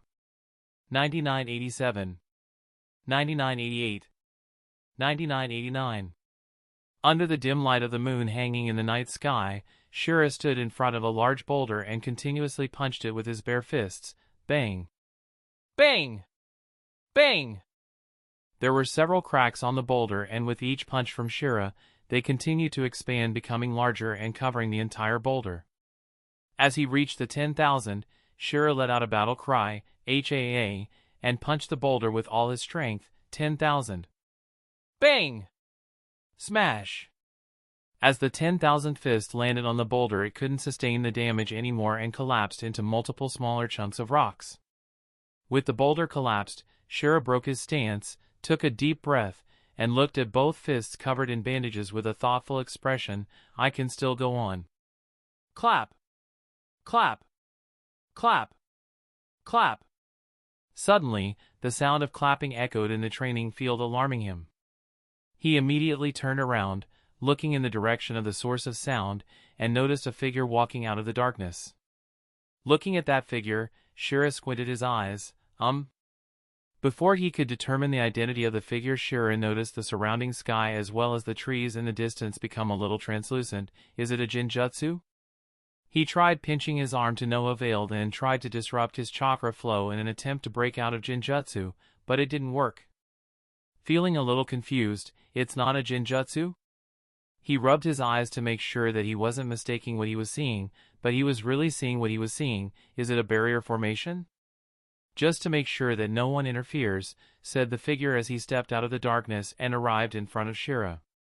Looking at that Tengu mask, Shira immediately realized the identity of the figure. "You are Tengu of Amigakure." At the same time, his vigilance heightened as he questioned tentatively, "Is there anything you want from me?" No matter how he looked at it, it was obvious that the other party did not have any good intentions toward him. Taking out a pair of stiletto-type large needles with feather ends from his sleeves, Tengu disappeared from his position. Appearing in front of Shira in the blink of an eye, he attacked the Sunagakure Jinins in the face with the needle, slashing the needle in this right hand in the upward motion, saying, "How about entertaining for a while?" Fast, thought Shira as he instinctively tilted his head to the side. Although he had instinctively tilted his head, the needle still grazed him on the left side of his chin, tearing through the flesh and drawing out blood. The needle slash in the face from Tengu was followed by a kick in the gut. Bang! Although Shira tried to block the kick in the gut using his arms, the pain from the wound on his chin had dulled his senses a little, which made it a little difficult for him to perfectly block the kick, and was sent flying as his body smashed on a tree. Smash!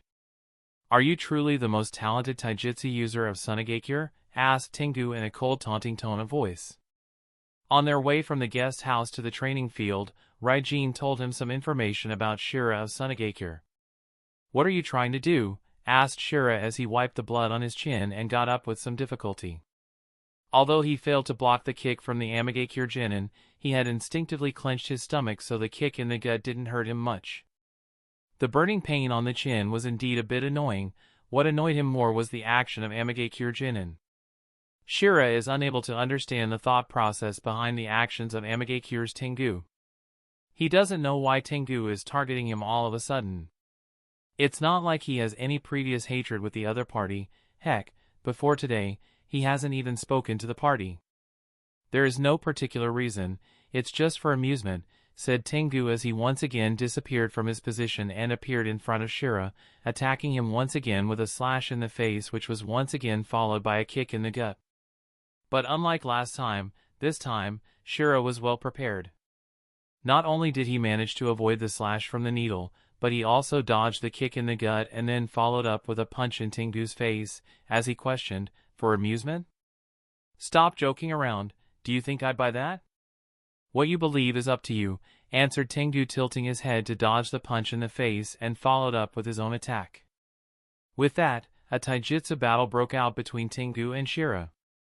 Chapter 1089, Shira vs. Tengu 2. Ha! Ha! Why? Why can't I hit him at all, but he keeps hitting me over and over? This question kept buzzing in Shira's mind as he struggled to catch his breath. They had already fought for several rounds, yet none of Shira's attacks had connected with his opponent. Shira, a practitioner of the Silent Fist, found it hard to believe that his strikes were being dodged so easily. Not a single one had landed, while his opponent's attacks kept finding their mark. Although Shira managed to dodge or block some of them, he was still baffled by the situation. The advantage of the Silent Fist is that it makes the user's movements completely silent. Taijutsu users heavily rely on the sound of their enemy's movements to react, so by eliminating sound, one becomes unpredictable, a key principle of the Silent Fist. Yet here, Shira was the one who seemed utterly predictable. It's as if he knows exactly what move I'm going to make. Shira thought, his frustration growing.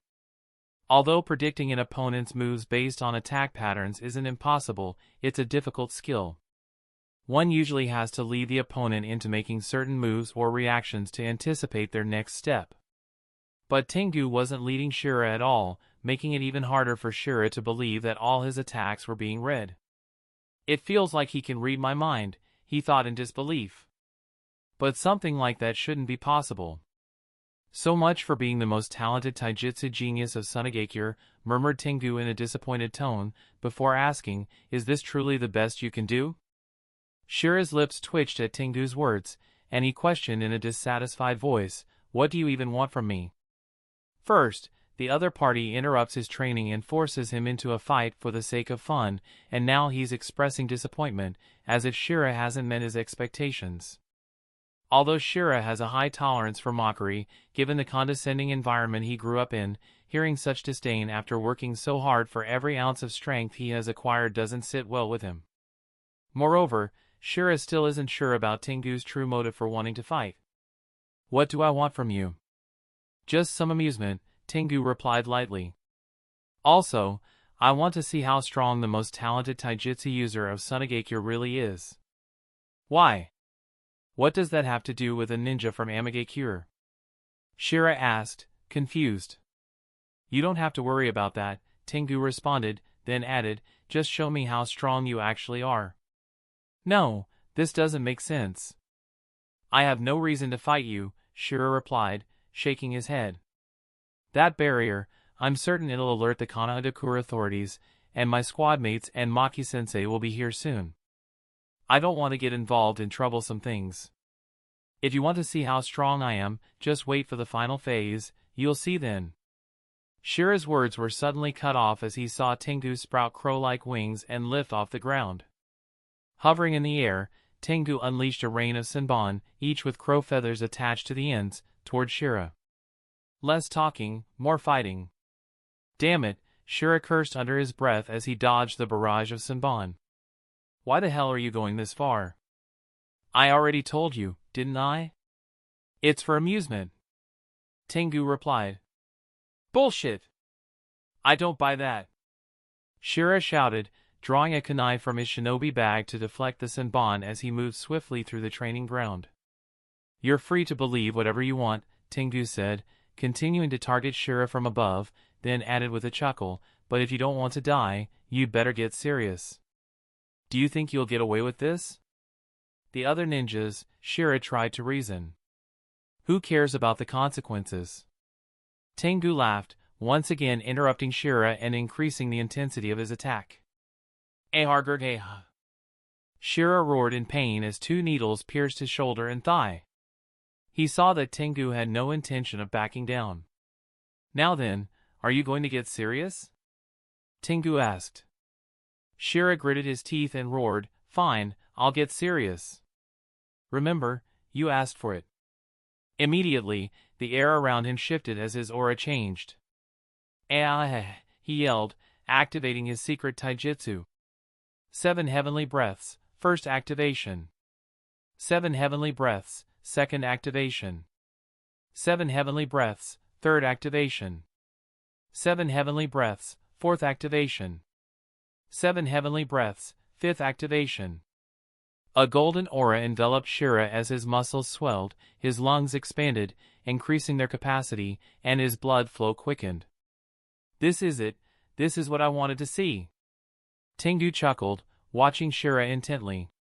After completing the 5th activation, Shira vanished from his position and attacked Tengu with such speed that, even though Tengu could sense Shira's intent, it was still difficult to dodge. He barely managed to avoid the full impact, but Shira's fist still grazed his shoulder, dislocating it. Tengu, however, didn't seem to care about the dislocation. He simply laughed and began fighting back. This time, though, he found it much harder to dodge Shira's attacks compared to earlier. As Shira began using the 7 heavenly breaths, the corner of Raijin's lips arched in a smile, and he praised Tengu, good job. He then activated the Byakugan in his eye socket, carefully observing Shira's every move on the field. From the rhythm of Shira's breathing to the frequency of his heartbeat and other minute details, Raijin recorded everything meticulously. For most people, it would be nearly impossible to deduce the 7 heavenly breaths technique just by watching Shira use it. But Raijin was different. First, he possessed the Byakugan, which allowed him to observe every intricate detail inside Shira's body, including the flow of chakra as well as the flow of blood. Secondly, Raijin himself was a master of taijutsu and various combat styles, including gentle fist and strong fist. Lastly, he was the foremost expert in human cloning technology in the ninja world, with a deep understanding of human anatomy that surpassed even 99% of Iryo ninjas. With these advantages, Raijin easily captured all the details of Shira's technique and murmured to himself, "This is indeed interesting." Although the technique has some flaws and limitations, Raijin doesn't need to fully master the 7 heavenly breaths or all its activations.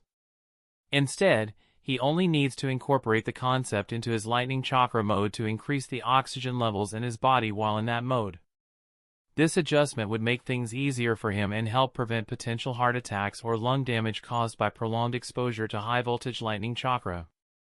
As Raijin observed Shira's movements while the Tsunade ninja confronted Tengu, 2 figures suddenly appeared beside them. One of them spoke, "Raijin and Samsara of Amigakure, what the hell are you 2 doing?" Chapter 1090, Friendly Exchange? Well, if it isn't Hatake Kakashi from Konohagakure. I heard you've been personally training Uchiha Sasuke. Are you sure you should be here? Raijin asked without turning to face the man. I should be the one asking that question. What do you think you're doing? This isn't Amigakure, this is Konohagakure.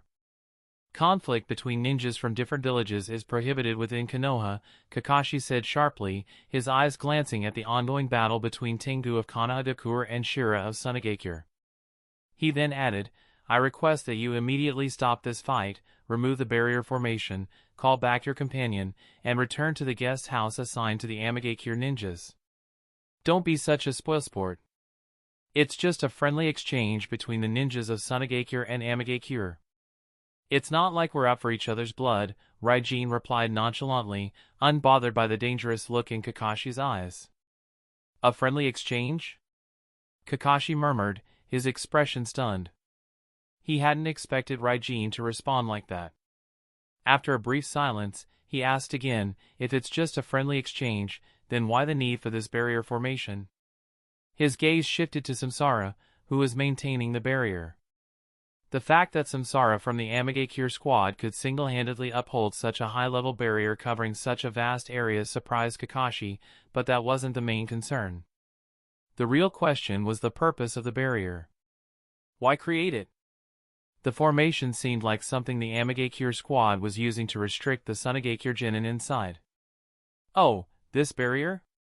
It's just to confine the battlefield so the entire training ground doesn't get destroyed, Raijin shrugged, dismissing Kakashi's suspicions. He knew Kakashi suspected him of being a member of the Akatsuki organization and held a biased opinion of him, but it didn't matter to him, rather it made things interesting. Of course, what Raijin said wasn't the true purpose of the barrier formation. The real reason was to prevent anyone from interfering in the battle or stopping it before Raijin could collect all the data he needed on Shira's 7 heavenly breaths. But Kakashi and Guy didn't need to know that. Is that so? Kakashi muttered, pondering Raijin's answer. He wasn't sure whether Raijin was telling the truth and couldn't make a definitive judgment. Anyway, Hatake Kakashi-san and Might Guy-san, are you interested in watching the exchange with us? Raijin asked with a smile. Watching the exchange? Kakashi repeated, stunned once again. He narrowed his eyes. Are you okay with us watching? Why not? If you're going to watch us train in secret anyway, then why not just watch openly? Please observe the exchange and give me your opinion on the strength of those fighting, Raijin said. He then turned to Might Guy and continued, I've heard that Might Guy-san is the strongest, most genius taijutsu user in Konoha, no, maybe in the entire world, or perhaps in the history of shinobi. I'd love to hear your thoughts. What do you think of the two people confronting each other inside the barrier? And what do you make of the secret technique used by the Tsunade genin?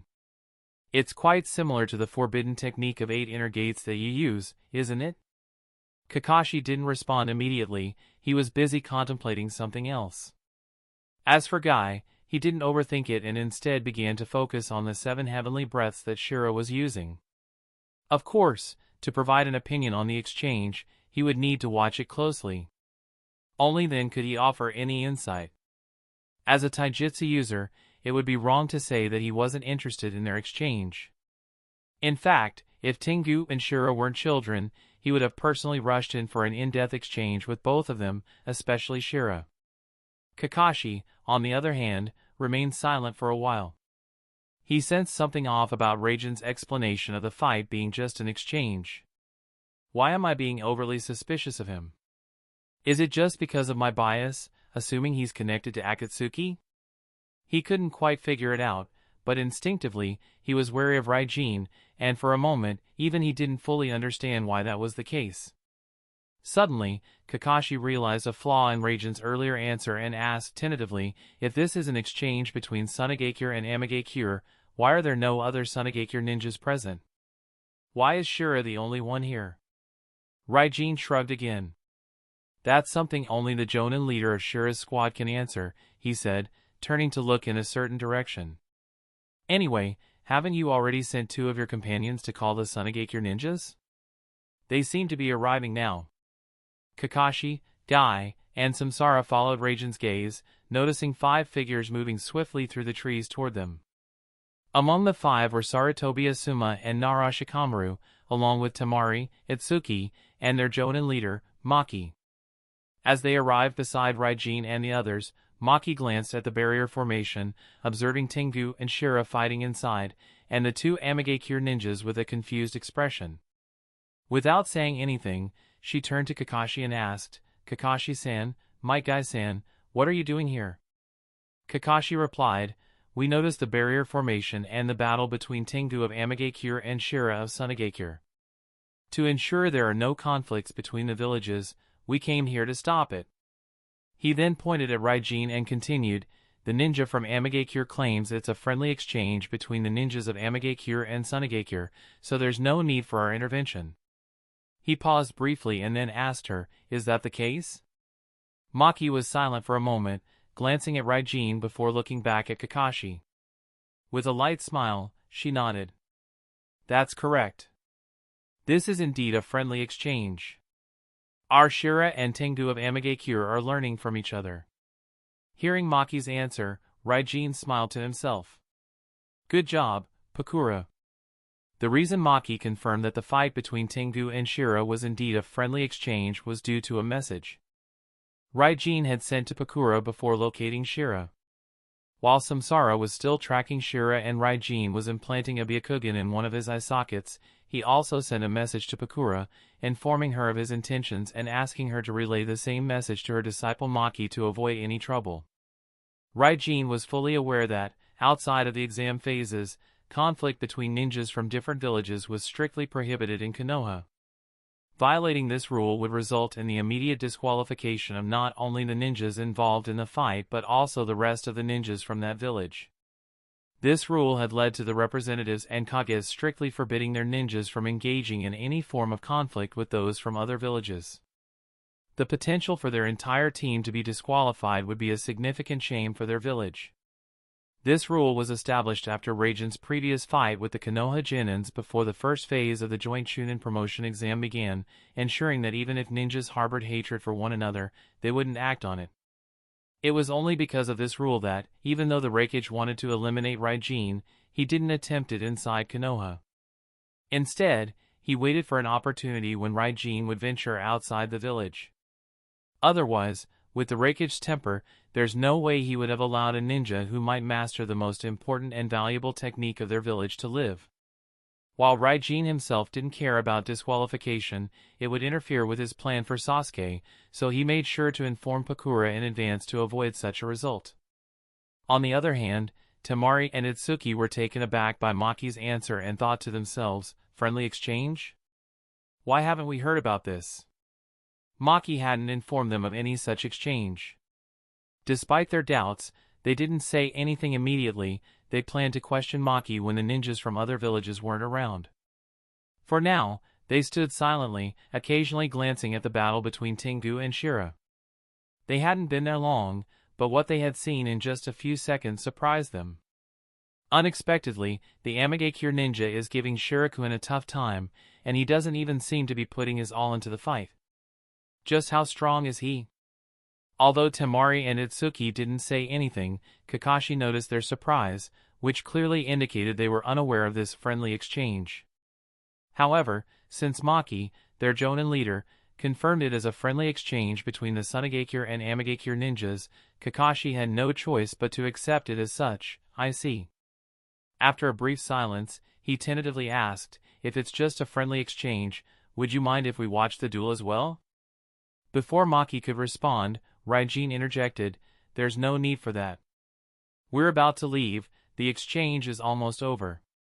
Without waiting for a reaction, he instructed Samsara, disperse the barrier formation. Understood, Raijin-sama, Samsara nodded, stopping the flow of chakra into the barrier formation Fuinjutsu. With that, the translucent barrier covering the training ground where Tengu and Shira were fighting vanished. Everyone turned their attention to the battlefield. Tengu had retracted his wings, while Shira was on his knees. The golden aura around him, a result of the 7 heavenly breaths, had faded, and he had returned to his normal state. However, he seemed a bit distracted, lost in thought.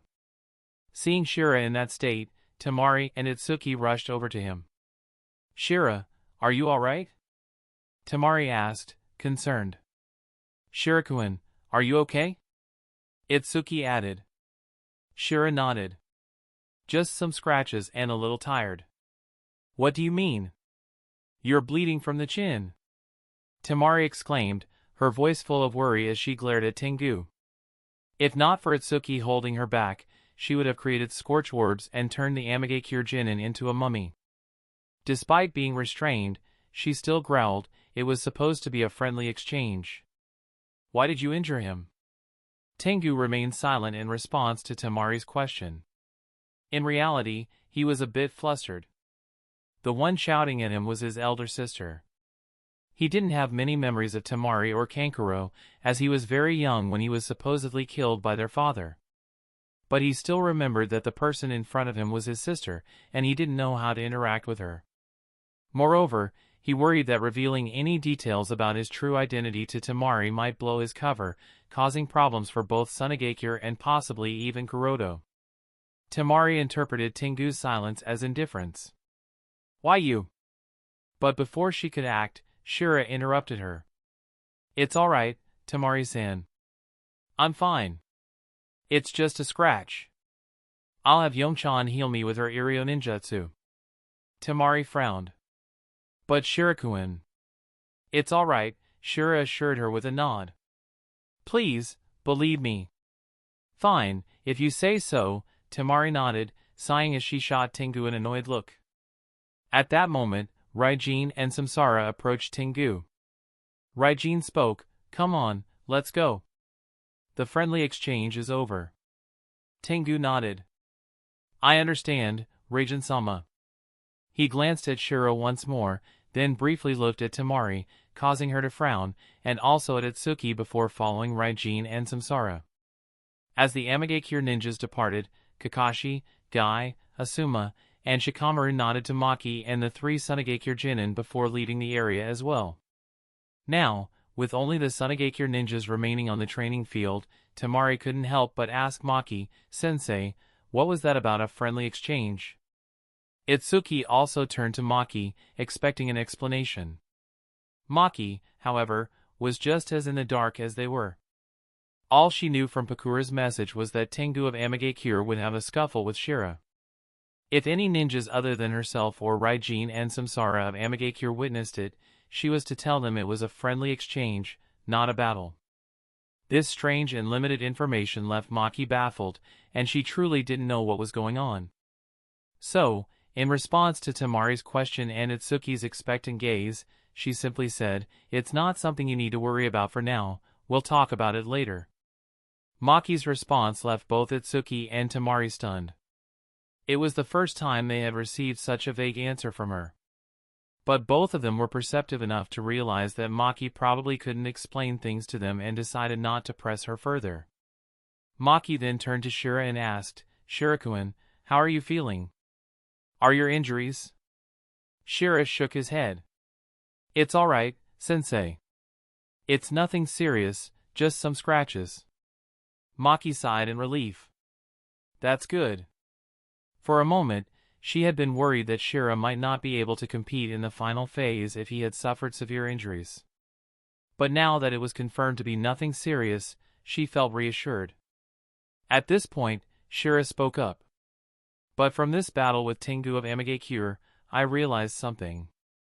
I'm really weak. I thought I had come a long way, but it turns out I'm still too weak. Huh? Maki, Temari, and Itsuki all looked at Shira in confusion, wondering what he meant by being too weak.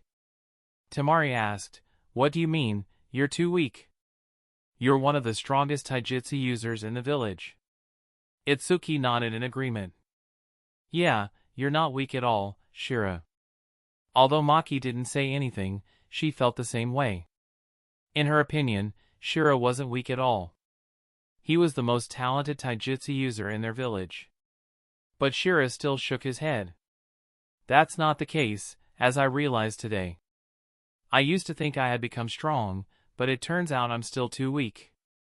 He glanced in the direction the Amigakure ninjas had left, and touching the wound on his chin, he added, the only reason I'm alive is that that person didn't intend to kill me. If Tengu of Amigakure had really wanted me dead, I would be dead. You're not serious, are you? Temari said, feeling that Shira was being absurd. But Shira shook his head again. I am serious, Temari-san, he insisted. That person is much stronger than me, much stronger. I could tell he wasn't even using half of his strength against me, while I was giving it my all. If he had gone all out, I'd be dead. Hearing Shira's response, Itsuki, Temari, and Maki exchanged looks, then turned their gaze toward where the Amigakure ninjas had departed, their faces filled with disbelief. Maki, in particular, wore a troubled expression as she wondered why Tengu of Amigakure wanted to spar with Shira and why Pakura, the Kazekage of Tsunade, wanted to keep this scuffle with an Amigakure ninja buried under the sand, portraying it as a friendly exchange. Chapter 1091, The Curtain Rises on the Final Phase. As the daimyo of the 5 great nations arrived in Konoha one after another along with the Kages, the third phase of the joint Chunin promotion examination, marking the transition from confrontation to alliance among the 5 great shinobi villages, finally kicked off. Early in the morning, the streets of Konoha were bustling with noise. People gathered from all directions, forming a wave that slowly surged toward the venue in the center of the village, which had been renovated several times for the occasion. Naruto, this way. This way. Mika-chan, over here. Amidst the passing crowds, Choji and Ino stood on tiptoe, calling out as soon as they spotted Naruto and Mika in the distance. Naruto and Mika quickly noticed them and squeezed through the crowd to reach Choji and Ino. Alongside them were Shikamaru and Asuma, who were also headed to the venue. When Asuma noticed that only Naruto and Mika from Team 7 had arrived, he asked, "Why are there only 2 of you? Where are Kakashi and Uchiha Sasuke?" Naruto shook his head. "We don't know where they are. We searched everywhere but couldn't find them." Mika, looking worried, added, "Asuma-sensei, do you have any way of contacting Kakashi-sensei? I'm concerned they might forget that today is the day, or that they might be late." Reflecting on what happened the previous week and recalling the solemn expression on Kakashi's face, Asuma said, "Don't worry about him. I'll send him a message." Choji, struggling with the crowd due to his size, grumbled in a dissatisfied tone, "Why are there so many people on the streets today?" Asuma frowned at this. "Yeah, it's a bit too crowded around here. I hope the Konoha military police force can manage to maintain security." The presence of the daimyo from the 5 great nations had attracted nobles and merchants from all over the country, eager to witness this unprecedented joint Chunin exam alongside the daimyo. This influx of visitors caused the number of tourists in the village to skyrocket, making the once clean and spacious streets of Konoha suddenly overcrowded. Although the surge in tourism brought significant economic benefits to Konoha, it also posed a serious challenge to the village's security. Even though Asuma knew that many Umbu operatives were secretly protecting Naruto, he still decided to personally escort Naruto and Mika to the venue in Kakashi's absence. "You two, stop running around carelessly and follow me to the venue." "Yes, Asuma-sensei." Naruto and Mika, who were already heading to the venue, nodded quickly and followed Asuma, along with Shikamaru, Choji, and Ino. Led by Asuma, the group quickly arrived at the venue and entered the participants' rest area. The venue was far livelier than it had been during the combat stage of the Godame Hokage election. Although more than an hour remained before the official start of the third phase of the exam, the auditorium was already filling up rapidly. At a glance, one could see that the venue was nearly packed with people. At this time, Kurenai, Guy, and Shizune, who were also leading their respective Genin squads, arrived in the rest area one after another. Noticing that only Naruto and Mika were present from Team 7, Kurenai asked doubtfully, "Where's Kakashi and Uchiha Sasuke?" Asuma shook his head. "I don't know, probably still training Uchiha Sasuke, but I've arranged for the ANBU to find him." Guy, a little concerned, added, "He won't be late today, right?" The Jonin instructors knew that Kakashi had been busy conducting special training for Sasuke, so they weren't too worried about his safety. Their main concern was that Kakashi might miss the start of the exam, causing Sasuke to miss it as well. "Naruto, you have to give it your all in today's exam. Niji, make sure you defeat everyone. Kiyomi-chan, avenge my defeat too. Yes, let's show the candidates from other villages that Konoha shinobi are the best. Let them see how powerful we are in Konoha." While the Jonin instructors chatted, fellow Genin gathered around Naruto, Niji, and Kiyomi in the rest area. Listening to the encouragement from his classmates, Naruto laughed and said, "Don't worry, I'll definitely do well. I have been training for the past month just for today." Although Niji and Kiyomi didn't boast like Naruto, they were also prepared to give it their all. "Come on, you guys, don't put too much pressure on them," Shikamaru sighed as he watched the other Genin crowding around Naruto, Niji, and Kiyomi, offering advice and encouragement. Hearing Shikamaru's words, everyone quieted down somewhat. Niji's eyes then locked onto Raijin in the rest area not far away. He warned Naruto and Kiyomi, "Naruto, Kiyomi, be careful of that Amagakure shinobi, Raijin. Naruto and Kiyomi both looked in the direction of the Amagakure squad and nodded seriously. It wasn't just Raijin they needed to be wary of, but also Samsara and Tengu. None of the three Genin from Amagakure were to be underestimated. Sakura, noticing their focused gazes, asked, I heard that Raijin from Amagakure is the most popular contender after Daidara of Awagakure for the final phase. Is he really that powerful? Yeah. Niji and Naruto responded in unison, while Kiyomi silently clenched her fists. In the second phase, they had all suffered at the hands of Raijin and the Amagakure ninjas, so they were well aware of their opponent's strength. Soon, an hour of waiting passed, and the daimyo of the 5 great nations along with the 5 kage from the 5 great shinobi villages arrived at the venue, taking their seats in the VIP stand one by one. The final phase of the joint Chunin promotion exam, hosted by the 5 great shinobi villages, officially began. Whoosh! Amid a gust of wind, Uchiha Itachi, the principal of Konoha Ninja Academy and the organizer of the joint Chunin promotion exam, landed in the middle of the arena and began explaining the rules that the participants needed to follow. Given the presence of the daimyo, the kage, and the large number of spectators, it was crucial to avoid unnecessary casualties during the exam. The rules clearly stated that candidates were not allowed to use dangerous ninjutsu that could threaten the safety of the venue or the surrounding audience. Normally, such precautions wouldn't be necessary, as the jutsu used by Genin typically aren't very dangerous or powerful. However, this year's Chunin promotion exam featured participants like Darui, Daidara, Raijin, Temari, and Naruto, all capable of causing mass destruction and significant casualties if not careful, so these measures were essential. After reiterating the rules, and amid the cheers and excitement of the audience, Itachi announced the first match. The first battle is between Uchiha Sasuke of Konohadakure and Raijin of Amagakure. In response to Itachi's announcement, Raijin immediately left the resting area with a grin. It's finally time, he muttered as he arrived at the arena.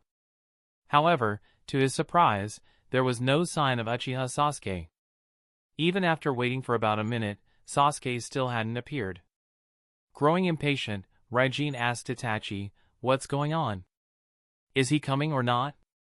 The audience shared Raijin's confusion, murmuring among themselves about Uchiha Sasuke's absence. Itachi, equally uncertain, responded, "Wait a moment. I'll find out what's holding him up." In the Konoha rest area, Naruto was shocked. What? Sasuke is up first? Mika grew anxious as well. Oh no, Kakashi-sensei and Sasuke-kun haven't arrived yet. What do we do? Asuma and the other Jonin instructors quickly turned to the ANBU nearby and asked, "Is there still no news about Kakashi and Uchiha Sasuke?" The ANBU responded helplessly, "We've searched all the training grounds in the village, but we still haven't found them. There's no trace of Kakashi-sama or Uchiha Sasuke. We suspect they may not be in the village at all." While the ANBU, Jonin, and Genin were growing increasingly anxious, Jiraiya and Tsunade entered the rest area side by side.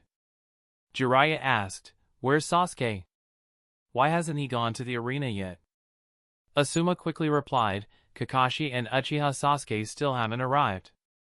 Jiraiya, knowing that Kakashi had taken Sasuke for special training outside the village, frowned. "It's already time. Why haven't they come back yet?" Shizune approached Tsunade and asked, "What should we do now?" Tsunade sighed. "We'll have to skip this match for now and move on to the next one." "But will Raijin of Amagakure agree to wait for Uchiha Sasuke?" Kurenai asked. The decision to wait was up to Raijin. If he refused, he would win by default and advance to the next round, while Sasuke would be disqualified. Tsunade, feeling helpless, replied, "I don't know. We can only hope he's willing to wait." She then sent an ANBU ninja to inform Uchiha Itachi of the situation. Back at the arena, upon learning from the ANBU that Uchiha Sasuke hadn't even arrived, Itachi was stunned. What? How could he make such a mistake? He then turned to Raijin and informed him of the situation, which surprised Raijin as well. Taking a deep breath, Itachi asked Raijin, the decision is now up to you. Are you willing to wait, or... Wait? Well, of course, I'll wait, Raijin replied, though his tone was laced with dissatisfaction. As he turned and left the arena, he thought to himself, what the hell is Kakashi doing? Don't ruin my plan. The fight against Uchiha Sasuke was specifically arranged as part of the plan to complete Sasuke's stimulation project. Because of this, Raijin had no choice but to wait, even if it meant delaying the match. In fact, a similar situation had occurred in the past when Sasuke was late for his match against Gaara. Now, it seems that some things can't be avoided at all. With Raijin's decision, the first match between Uchiha Sasuke and Raijin was postponed. Itachi then announced, due to unforeseen circumstances, the first match has been postponed. We will now proceed with the second match. Uzumaki Naruto of Konohadakure and Shira of Tsunade, please step forward. Chapter 1092, Uzumaki Naruto vs. Shira. Huh? Instead of Sasuke, I'm the one fighting first? Naruto mumbled, taken aback. But then, he quickly clenched his fists, looking confident. Naruto-kun, please be careful, and win, Hinata encouraged him. You bet I will. Naruto replied with a grin. Lee then stepped forward, gently pushing Hinata aside. With a solemn expression, he said, Naruto, Shirikuin is a taijutsu genius. If you're careless, you'll lose, so don't underestimate him. Naruto nodded seriously. This is what I've been training for. Mika smiled and patted Naruto on the shoulder. Win it for everyone, Naruto-kun. I'll treat you to some Ichiraku ramen afterward. One by one, all his friends offered advice and words of encouragement. Facing their expectations and concerns, Naruto grinned broadly and said, Don't worry, guys. I won't embarrass the village. Remember, I'm going to become the greatest Hokage. I have to win this fight. Naruto possesses an arsenal of powerful techniques, multiple shadow clone jutsu, Rasengan, pseudo Jinchuriki mode, summoning jutsu, senjutsu mode, various wind-style jutsu, and more. His chakra reserves are practically limitless. Even among Jonin-level ninjas, few can match the range of abilities Naruto holds at his disposal. Even though the final phase imposes some restrictions, such as being unable to summon Gaara with the summoning jutsu, Naruto remains confident. With his pseudo Jinchuriki mode, multiple shadow clone jutsu, Rasengan, and a month of intense weight training under Might Guy, he believes victory is certain, but Naruto isn't just fighting for himself. He's determined to win for his friends who didn't make it to the third phase, and most importantly, for his sensei. With that in mind, Naruto quickly left the waiting room and hurried to the arena. On the other side, in the Tsunade waiting room, Shira nodded to Temari, Itsuki, and Maki before leaving the room and heading to the arena. At the arena. As the two contestants entered the arena one after the other, cheers erupted throughout the venue. The enthusiastic shouts from the stands made everyone on the field, including Naruto and Shira, feel both nervous and excited. Fighting in the presence of thousands of people, under such intense scrutiny, was an entirely new experience for both of them. Itachi glanced at the two competitors, briefly explained the rules, and confirmed that both sides were ready.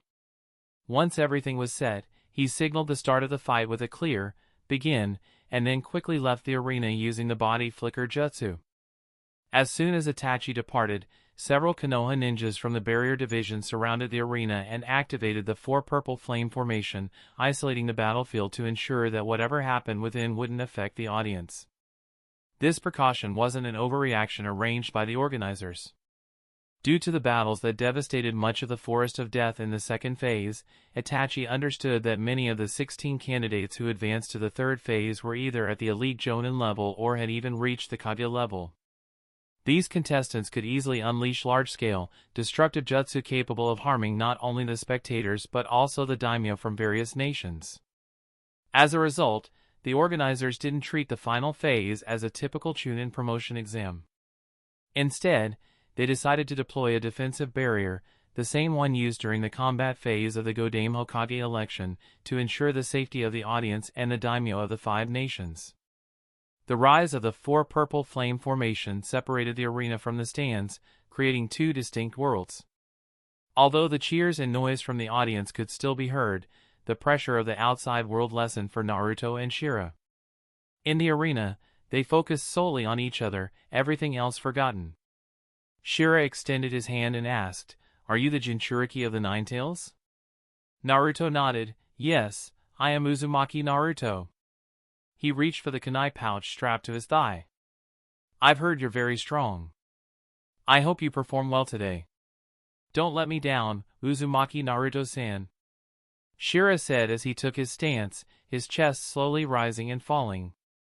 As he breathed in and out, the airflow around him seemed to grow denser, invigorating his muscles and filling his body with energy. "Don't worry, I will defeat you," Naruto replied with a determined expression. Though he couldn't directly see or sense the change in the airflow around Shira, he could tell something about his opponent had shifted.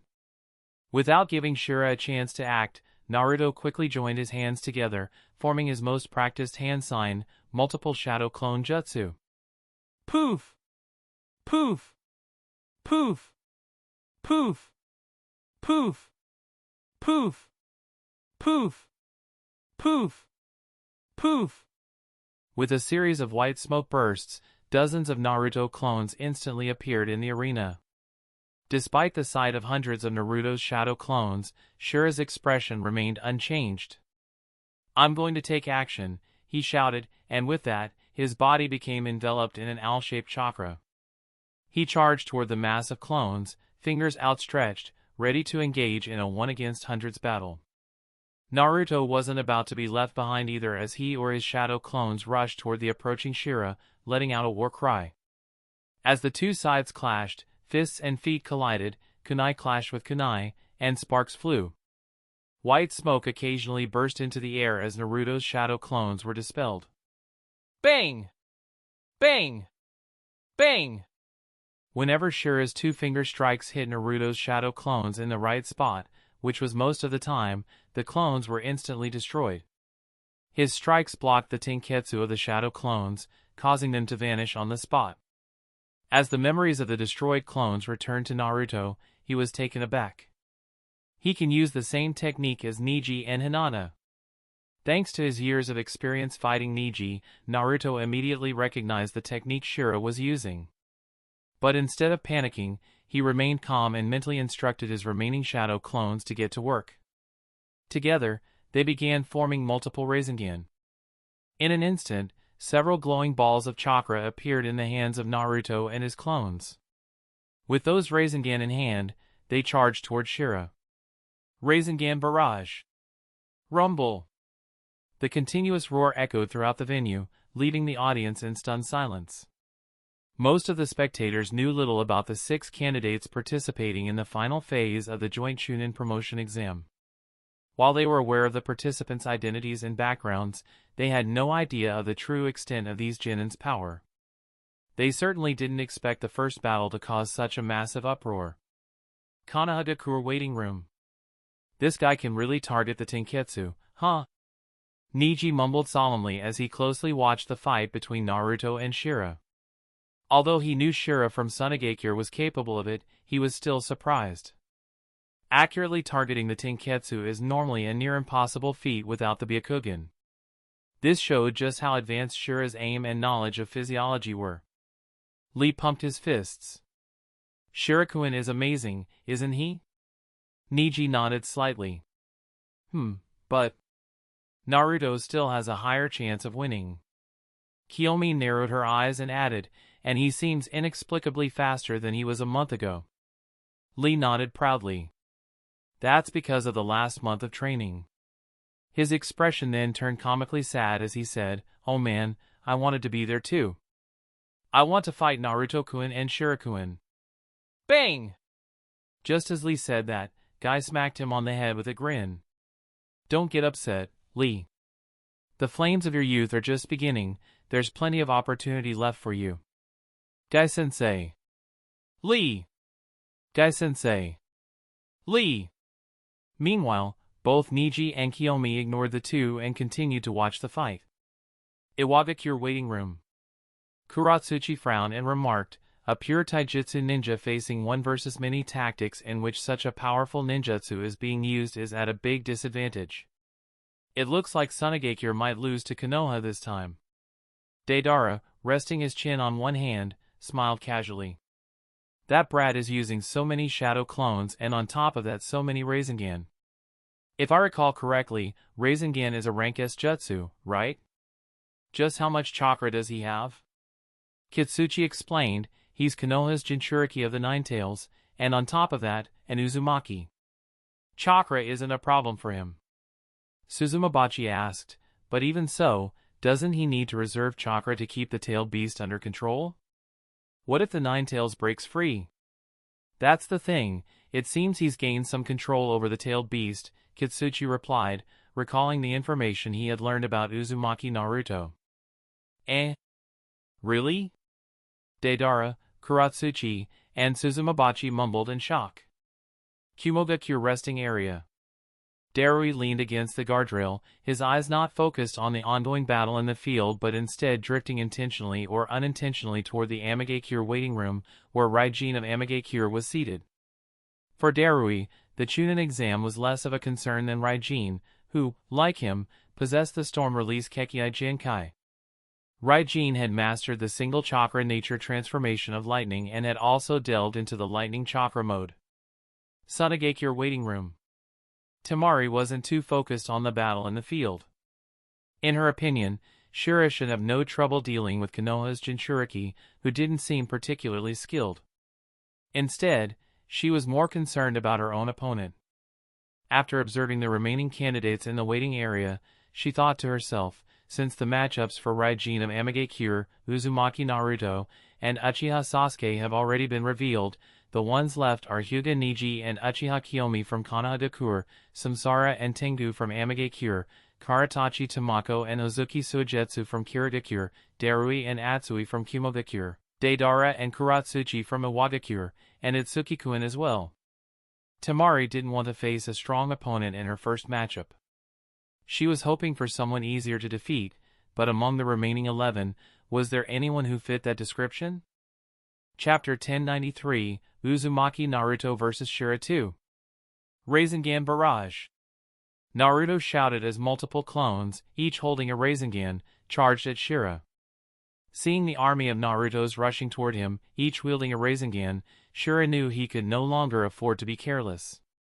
He realized it was time to use his trump card.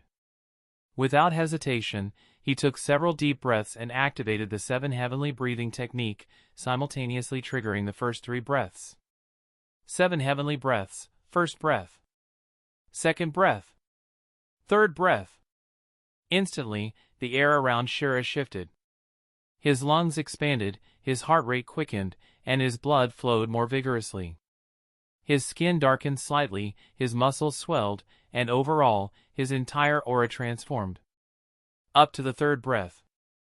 If I go further, it will start to take a toll on me, and I won't be in the right state for future matchups. I'd better finish this battle quickly, Shira thought. The third breath was the most he could handle under normal circumstances. Activating the fourth breath, or anything beyond it, like the fifth or sixth breaths, would place a heavy burden on his body, especially on his respiratory and cardiovascular systems. This would drain all his energy. Therefore, Shira avoided going beyond the third breath unless absolutely necessary and only pushed beyond the fifth breath under extreme conditions. Now then, Shira muttered. In his enhanced state, he vanished from his position. The next moment, he reappeared on the opposite side of the arena. Before anyone could comprehend how Shira had suddenly moved, half of Naruto's shadow clones, each holding a Rasengan, exploded into white smoke. A series of detonations followed as the Rasengans, no longer contained by the vanished clones, unleashed their chakra, causing one explosion after another. Boom! Boom! Boom! Boom! The sight of dozens of Rasengans detonating at once was a spectacle unlike anything anyone had ever seen. The entire arena shook, rumbling from the force. When the smoke cleared, the once flat ground of the arena was riddled with spiral craters. Despite the serious damage to the arena, Naruto and half of his clones remained standing, intact. I see, this much wasn't enough, Shira thought as he charged toward Naruto and his group of shadow clones. Come on then, Naruto and his clones grinned simultaneously. One of the figures quickly weaved hand signs and shouted, "Dispel." Shira was taken aback, stopped momentarily, and looked around vigilantly, waiting for something to happen, but nothing did. Ha ha ha, one of the Naruto figures suddenly laughed loudly. I feel so light. Is this what bushy brow feels like when there's no weight? He then turned to Shira, saying, I'm getting serious now. With that, he and the shadow clones vanished from their position. What? Shira's eyes narrowed as he quickly brought his hands up to block a punch aimed at his face and gut. Smash! Smash! Even though Shira managed to block the punch, the force was enough to knock him off balance and send him flying backward. But he wasn't unprepared. Using the momentum, Shira rolled on the ground, directing the impact into the earth. He immediately got back on his feet and took his stance again, though this time with more difficulty. Damn, my arms feel sore. I'm coming again, all the Narutos shouted in unison, rushing toward Shira at astonishing speed. Bang! Bang! This time, Shira was ready. He managed to better handle Naruto and his shadow clones, but he was slowly getting overwhelmed. There were too many of them, and their speed was making it increasingly difficult to keep up. Bang! Suddenly, a punch landed in Shira's gut, sending him flying once more. He rolled on the ground several times, coughing up blood. Despite the pain, he forced himself to stand again, only to see Naruto and his clones rushing toward him once more. I can't go on like this, Shira realized. It was too difficult to continue as things were, and he knew he had no choice but to activate the fourth breath. 7 heavenly breaths, fourth breath. Sha! Instantly, all of Shira's physical stats improved. Now, not only could he react to Naruto and his clones, but he could also fight back, destroying them one after another as if they were mere afterimages. With the fourth breath activated, the difference in numbers was no longer a problem for him. Bang! Bang! Bang! Poof! Poof! Poof! Wherever Shira moved, Naruto's shadow clones disappeared, exploding into puffs of white smoke. Before long, only a dozen clones were left in the arena. Waiting room. Ino asked anxiously, damn it, how is that guy so fast? Even Naruto can't defeat him? With her inexperienced eyes, Ino couldn't see the subtle changes that had occurred in Shira. To her, it seemed like Shira from Tsunade had suddenly done something that made him incredibly fast, like Rock Lee. But unlike Lee's case, it was impossible to tell what Shira had done, and the result was Naruto beginning to lose the fight. Standing beside Ino, Neji's expression grew serious. Isn't he just using some kind of breathing technique? Can such a technique really bring about such incredible changes? Unlike Ino, Niji could see what was happening to Shira with his Byakugan, but he could hardly believe his eyes. He never expected that a breathing technique could make someone so strong. Lee then spoke up, this is the speed Shirakuin used against me in the second phase. I was almost defeated back then. His technique is indeed very impressive, Guy nodded. Last week, he had already witnessed Shira's technique when Shira fought against Tengu of Amagakure. Although the technique was different from the 8 inner gates, Guy knew it was still a very powerful taijutsu technique. Lee clenched his fist. He's definitely stronger now. I must work even harder from here on. In the stands. The audience erupted with exclamations as they watched the fierce battle unfold on the field, completely shattering their understanding of what Genins were capable of. The piercing screams that echoed from time to time, along with the crackling and burning sounds caused by flying debris hitting the 4 purple flame formation barrier, filled the spectators with a mix of panic and excitement. While the ordinary stands buzzed with surprise, the VIP area was noticeably quieter. The 5 daimyos held folding fans and chatted leisurely with one another, discussing topics beyond just the final phase of the joint Chunin promotion exam in front of them. Meanwhile, The 5 Kages on the other side watched the match intently, exchanging brief comments when something noteworthy occurred. As Shira wiped out most of Naruto's hundreds of shadow clones in just a few breaths, the Yondaime Reikage praised, "This speed and technique reminds me of Might Guy. Who would have thought a boy from Sunagakure could master such a taijutsu technique?" Godame Kazekage Pakura puffed out her chest with pride, smiling. "That's to be expected. If Might Guy is considered the most talented taijutsu user in Kanagakur, then Shirachan is Sunagakure's most talented taijutsu user." The Sandaime Tsuchikage also smiled, then turned and deliberately asked Hyuga Kuroto, who was seated beside him, "Hokage-dano, who do you think will win?" Several Kages turned their attention to Kuroto at the same time. In response to Tsuchikage's question, Kuroto pondered for a moment before saying, "Uzumaki Naruto's chances of winning are higher." "Is that so?" Tsuchikage mumbled, then turned to Pakura, asking, "And who do you think will win, Kazekage-dano?" Pakura naturally wanted to say Shira would win, but considering that Uzumaki Naruto was Hyuga Kuroto's disciple and the Jinchuriki of the Nine Tails, it was hard to say for sure. After a moment of thought, she replied, "It's difficult to tell at this stage, neither of them has gone all out yet." "Oh?" Anoki was surprised by Pakura's response and grew curious. The Kages stopped chatting and focused their attention back on the field. At their level, there was no point in debating, it was better to wait patiently for the results to unfold. In the field.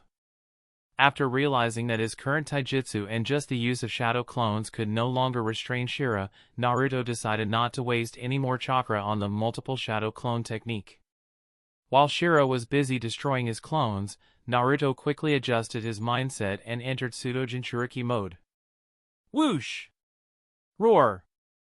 As the orange-red chakra of the Nine Tails began bubbling out of Naruto's body, forming an incomplete tailed beast transformation, everyone's expressions, whether in the VIP area, the audience, or among the ninja, changed dramatically. Before anyone could react, chakra tails began sprouting from Naruto's body, one after another, until the count reached 5. The moment Naruto entered pseudo Jinchuriki mode, all of his shadow clones instantly disappeared. Looking around the now pit-filled and smoky battlefield, only 2 figures remained, Shira, maintaining the 7 Heaven Breaths technique, and Naruto, now in pseudo Jinchuriki mode, standing on all fours with 5 tails swaying behind him. A tailed beast transformation. The exclamations echoed throughout the VIP area, the general stands, and the candidates' rest area. In the VIP area, the daimyos displayed a variety of expressions, while the audience gasped in horror. Some candidates who hadn't witnessed Naruto's tailed beast transformation during the second phase of the exam grew tense. Naruto's decision to enter pseudo Jinchuriki mode so easily and without immediate violence or lack of control after transforming meant one of 2 things. Uzumaki Naruto had either reconciled with the Nine Tails inside him, forming a bond that qualified him to become a perfect Jinchuriki, or he had somehow learned to harness the Nine Tails' power without achieving that perfect bond, similar to how Karatachi Yagura once did. At this moment, Naruto appeared like a beast, crouching on the ground with his forelimbs, exhaling hot air, and with 5 tails swaying casually behind him. His entire being radiated an extremely intense and overwhelming aura. Feeling the surging Nine Tails chakra emanating from Naruto, Shira's expression turned horrified. "Is this the power of the Nine Tails?" he thought. The sheer wind pressure alone was enough to send him flying if not for the fact that he was using the 7 Heavenly Breaths technique. A sudden realization struck Shira. He knew that his 4th breath wouldn't be enough to face the pseudo-tailed beast Naruto in front of him. Taking another deep breath, Shira accelerated his breathing rate and decided to take the risk, pushing further, 7 Heavenly Breaths, 5th breath. Boom! A massive shockwave radiated from Shira, blowing away the remaining smoke and dust that hadn't already been cleared by Naruto's transformation. At the center of the shockwave, Shira's muscles seemed to have expanded to their absolute limit, and his skin darkened from red to a deep purple. Raijin, watching from the rest area, stared at Shira. Just with his respiratory and cardiopulmonary systems, this guy can push his body to this extent. It's truly remarkable. He couldn't quite find the words to evaluate this new technique that Sunagakure's Raijin had developed, the 7 Heaven Breaths technique. However, based on his own experience, he knew that Shira must have reached his limit. The boy's body was clearly struggling and couldn't maintain this state for much longer. Ordinary stands. Kimimaro, sitting in a wheelchair with a calm expression as he watched Naruto and Shira, seemed out of place amidst the nervous and excited audience around him. After receiving treatment from Tsunade, he had regained consciousness. Orochimaru, curious to see if Tsunade could cure Kimimaro's Kekii Genkai disease, instructed them to stay in Konoha for a while instead of rushing back to Otogakure. As a result, the 3 Otogakure ninjas, now free, decided to attend the venue and watch the 3rd exam. At this moment, Girin, who was pushing the wheelchair, remarked, "I didn't expect someone like that to be in Sunagakure. Do you think he can defeat Konoha's Jinchuriki?" Both Kimimaro and Haku shook their heads simultaneously. In the field. Bang! Shira, having finished charging his power, didn't waste any time. He kicked off the ground, leaving behind a spiderweb of cracks, and shot toward Naruto like a cannonball. Naruto, now in his tailed beast form and crouching low to the ground, flicked his tails. The 5 chakra tails quickly extended, growing larger and longer as they rushed forward to meet the incoming Shira. Chapter 1094, Uzumaki Naruto vs. Shira 3. Boom! With a deafening roar, Shira collided head-on with the 5 chakra tails of the 9 tails. The impact was immense, sending shockwaves through the already fractured ground and creating even more cracks. Swish, swish, swish. Debris from the collision flew out, striking the 4 purple flame formation that separated the arena from the stands. As the rocks continuously hit the barrier, ripples spread across the flame formation, vaporizing anything that collided with it. The entire arena began to tremble. Is it an earthquake? What's happening? The audience, feeling the tremors beneath their seats and seeing the smoke-filled arena, was horrified. Although the 4 purple flame formation blocked the flying debris, it couldn't fully contain the shockwave resulting from the collision between Shira and the 5 massive chakra tails. The impact rippled through the ground, extending to the stands and shaking the entire Colosseum. Please remain calm. The Colosseum is sturdy, and all necessary precautions have been taken. Nothing will go wrong. The ninjas responsible for maintaining order quickly spread out, reassuring the panicked crowd. Meanwhile, several ninjas specializing in earth style rushed to the underground pillars supporting the arena, using their jutsu to reinforce the foundation and ensure it wouldn't collapse. While there were no visible cracks in the foundation yet, the Konoha ninjas weren't taking any chances. This was only the first fight, and with more intense battles ahead, these precautions were crucial. Despite the chaos in the stands, the fierce battle in the arena continued unabated. After activating the 5th breath, Shira found himself still blocked by the 5 enormous chakra tails of the 9 tails. The chakra tails, each more than 10 meters long and wide enough to rival a human, loomed in front of him. Shira took a deep breath and punched with all his strength, attempting to knock them away. The impact seemed to break the tail into wisps of orange chakra, but they quickly reformed, as if with a will of their own. In the blink of an eye, the tails were back in their terrifying form. Naruto wasn't idle either. Taking advantage of the cover provided by his chakra tails, he lunged forward and engaged Shira directly. Although it was technically a one-on-one fight, the presence of the 5 chakra tails made it feel like Shira was up against 6 opponents. Each tail moved with a mind of its own, perfectly coordinating with Naruto's attacks. With the pseudo-tailed beast chakra enveloping him, Naruto's strength and speed surged to an extraordinary level, far surpassing Shira's. Additionally, the protective layer of Nine Tails chakra made Naruto almost impervious to injury. Any damage he sustained healed almost instantly. This allowed Naruto to fight with reckless abandon, combining his own techniques with the wild, unpredictable style of the Nine Tails. At times, Naruto and his tails would create chakra bursts, pouncing on Shira like a wild beast on its prey. Other times, his fists and feet would clash with Shira's using a strong fist fighting style he had honed over the past month under Guy's teachings, making his movements difficult to predict and even harder to defend against. The thick layer of Ninetales chakra also prevented Shira from attacking Naruto's Tenketsu, gradually putting him on the defensive as Naruto began to overpower and thrash him around. In the stands, seeing the tide of battle turning against Shira, the Godame Kazekage sighed inwardly. What kind of monster is that boy, to push Shirachan into such a difficult situation? She thought. The Sandaime Tsuchikage chuckled, are Konoha's ninjas truly superior in skill? The Yondaime Reikage shook his head. It seems that relying solely on taijutsu is pointless when facing a Jinchuriki. He spoke from experience. Although his taijutsu skills rivaled those of the Sandaime Reikage, even he struggled immensely when fighting his brother B, especially when he tapped into the power of his tailed beast. More often than not, their battles ended with the Reikage collapsing from exhaustion while B still had more than enough chakra to continue fighting unexhausted for days. Yondaime Mizukage, who rarely spoke, couldn't help but sigh. The Ninetales is truly in a league of its own. As a perfect Jinchuriki himself, Yagura could enter tailed beast form at will without risk. Yet, he knew that the power he could muster was nowhere near that of the Ninetales. While Uzumaki Naruto still had much to learn before fully harnessing the Ninetales' strength, Yagura could see that once Naruto mastered the complete transformation, his power would far surpass his own. The other Kages couldn't help but exchange glances at Yagura's comment. It dawned on them that the Ninetales, which had been dormant and seemingly useless to Konoha for the past 12 years following the previous Jinchuriki's death, had now become a formidable asset.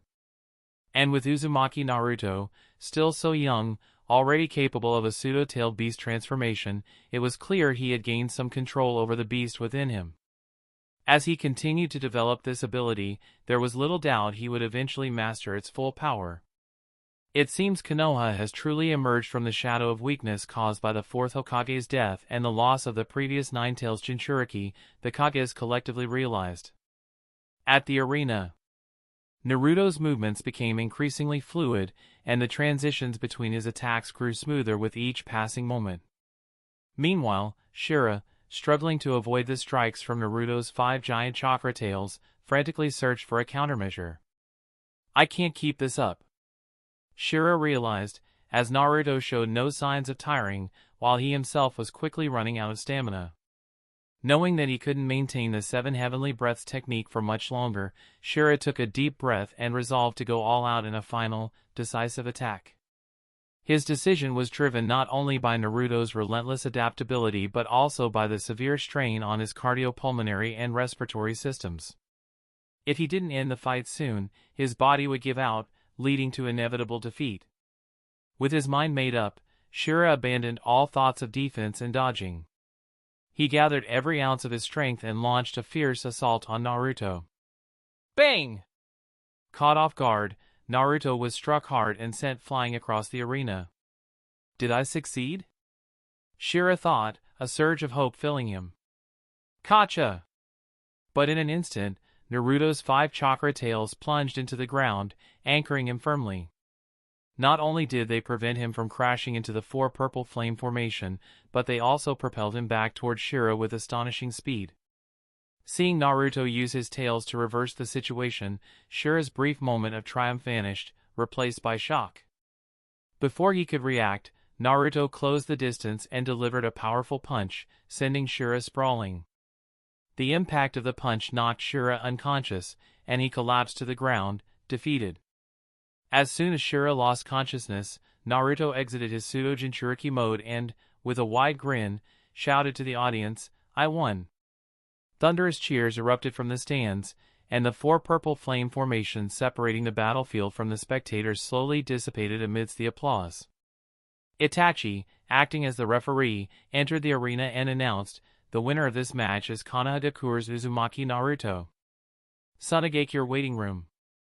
Temari stared in disbelief. Shira actually lost? She hadn't expected Shira to be defeated by a genin from Konohagakure who seemed so unreliable. Itsuki offered a wry smile. It looks like we underestimated Konoha's genin. Chapter 1095, Daidara vs. Karatachi Tamako. The first match between Naruto and Shira ignited the atmosphere in the Colosseum. Even after both fighters had left the arena, the cheers from the stands continued to echo. The audience had been treated to a spectacle of rare techniques, Naruto's pseudo-Jinchuriki mode and Shira's 7 heavenly breaths, that most had never witnessed before.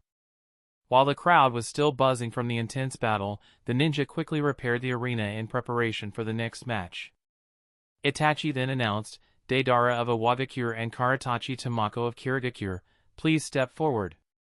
Having seen the unexpectedly strong performances in the previous match, Kurotsuchi advised with some unease, "Be careful, Daidara. The opponent is the Mizuki's daughter. She won't be easy to defeat." But Daidara, unfazed by Kurotsuchi's concern, confidently made his way to the arena, dismissing her words with, "Doesn't matter, HM. I'll use her to showcase my art." Meanwhile, Tamako gracefully jumped down from the Kirigakure waiting area and landed in the arena.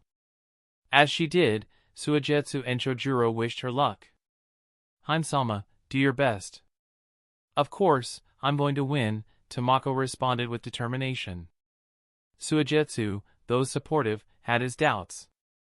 Daidara was no pushover, he was one of Iwagakure's strongest, but he chose to keep his concerns to himself.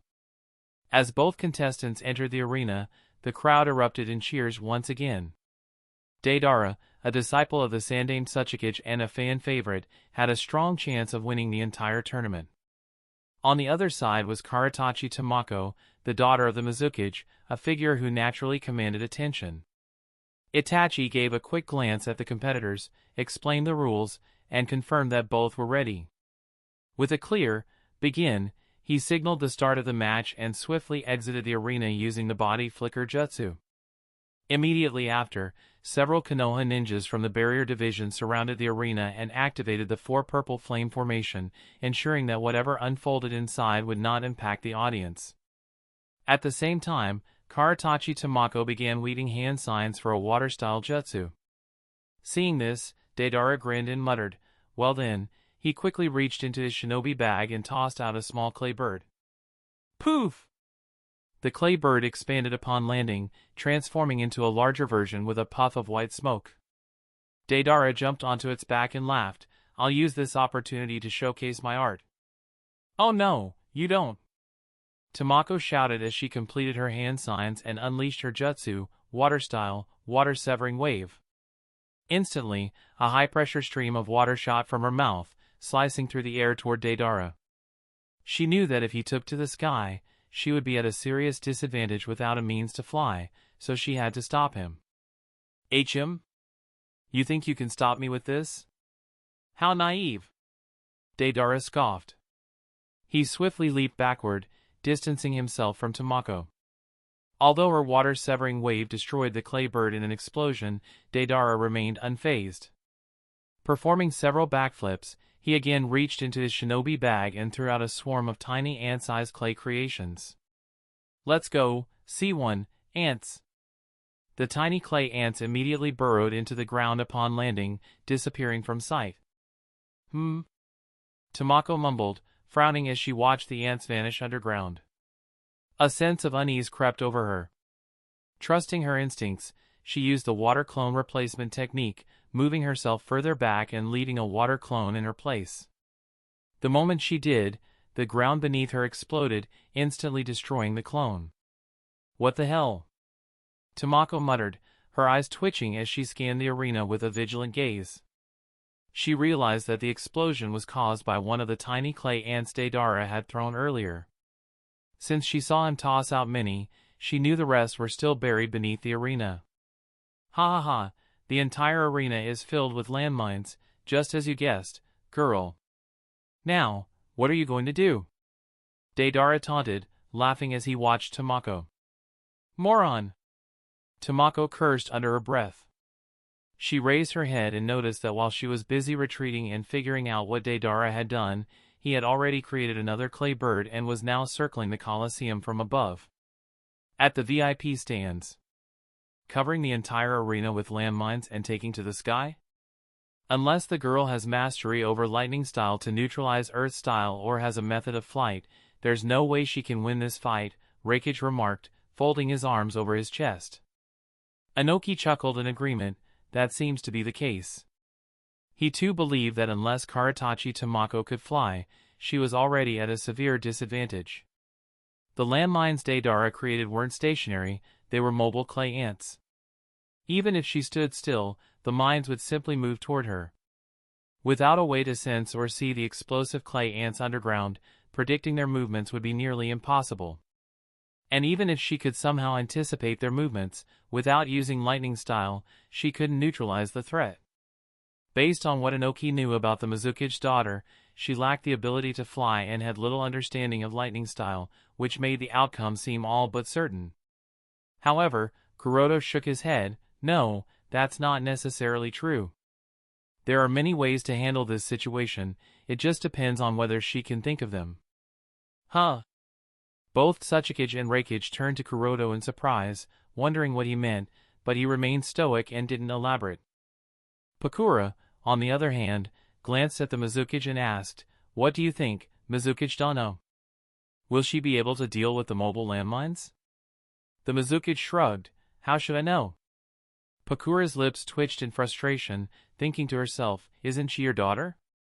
If you don't know, then who does?" Shaking her head, she turned her attention back to the arena. At the arena. After pondering for a moment while Daidara stood confidently on his clay bird, assuming the fight was nearly over, Tamako's eyes lit up with realization. "I know what to do," she thought, and immediately began weaving hand signs. She then released her jutsu, water-style, water-colliding wave. A massive vortex of water formed around Tamako and erupted upwards, flooding the entire arena with a powerful wave. "That's better," she muttered as she stood atop the water, chakra flowing beneath her shinobi sandals to keep her balanced. The arena was now filled with half a meter of water, rendering the landmines useless. Even if the underground clay ants exploded, the water would absorb much of the impact, and any damage would be minimal. Additionally, as the water filled the underground tunnels where the ants were burrowing, the explosive clay would become less effective, making the blasts weaker. "Interesting," Daidara muttered, raising an eyebrow, impressed by Tamako's clever strategy. "Humph, there's more where that came from," Tamako retorted with a snort, forming more hand signs. Suddenly, several whirls appeared on the water's surface, and before anyone could react, high-pressure water jets shot toward Daidara. Water-style, water-severing wave. Huh?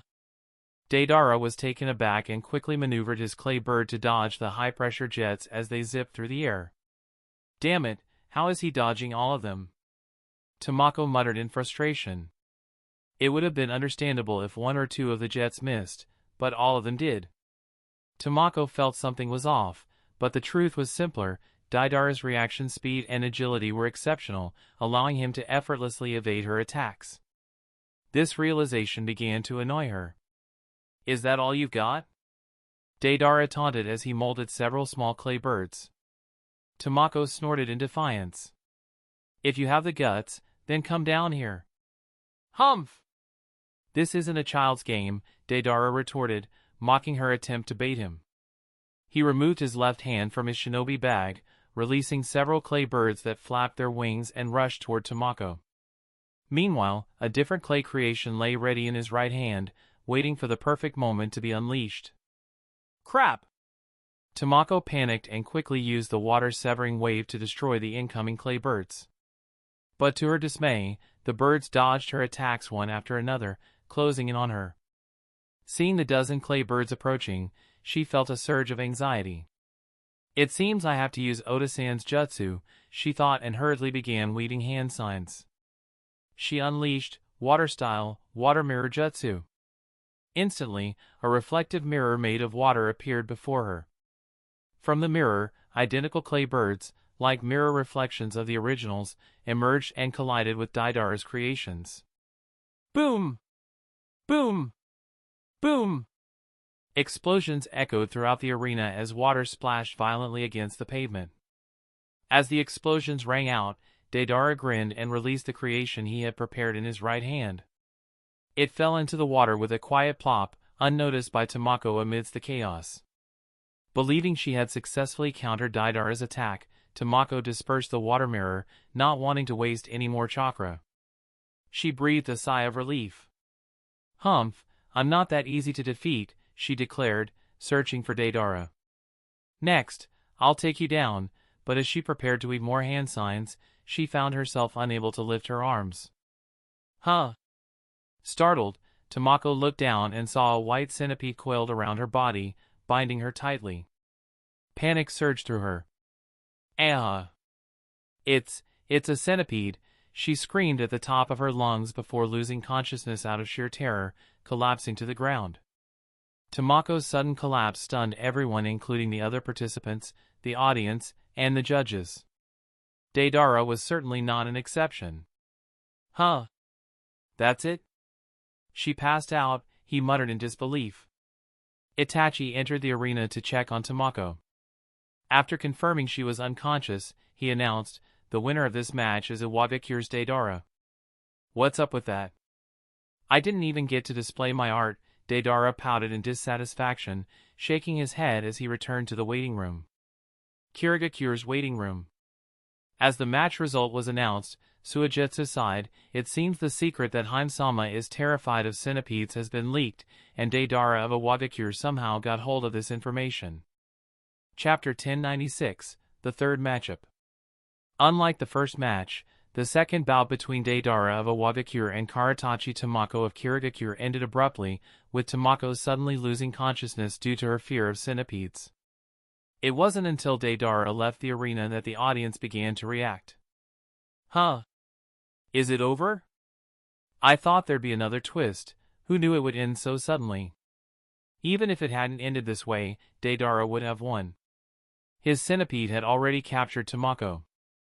You're right, the match was decided the moment she was captured.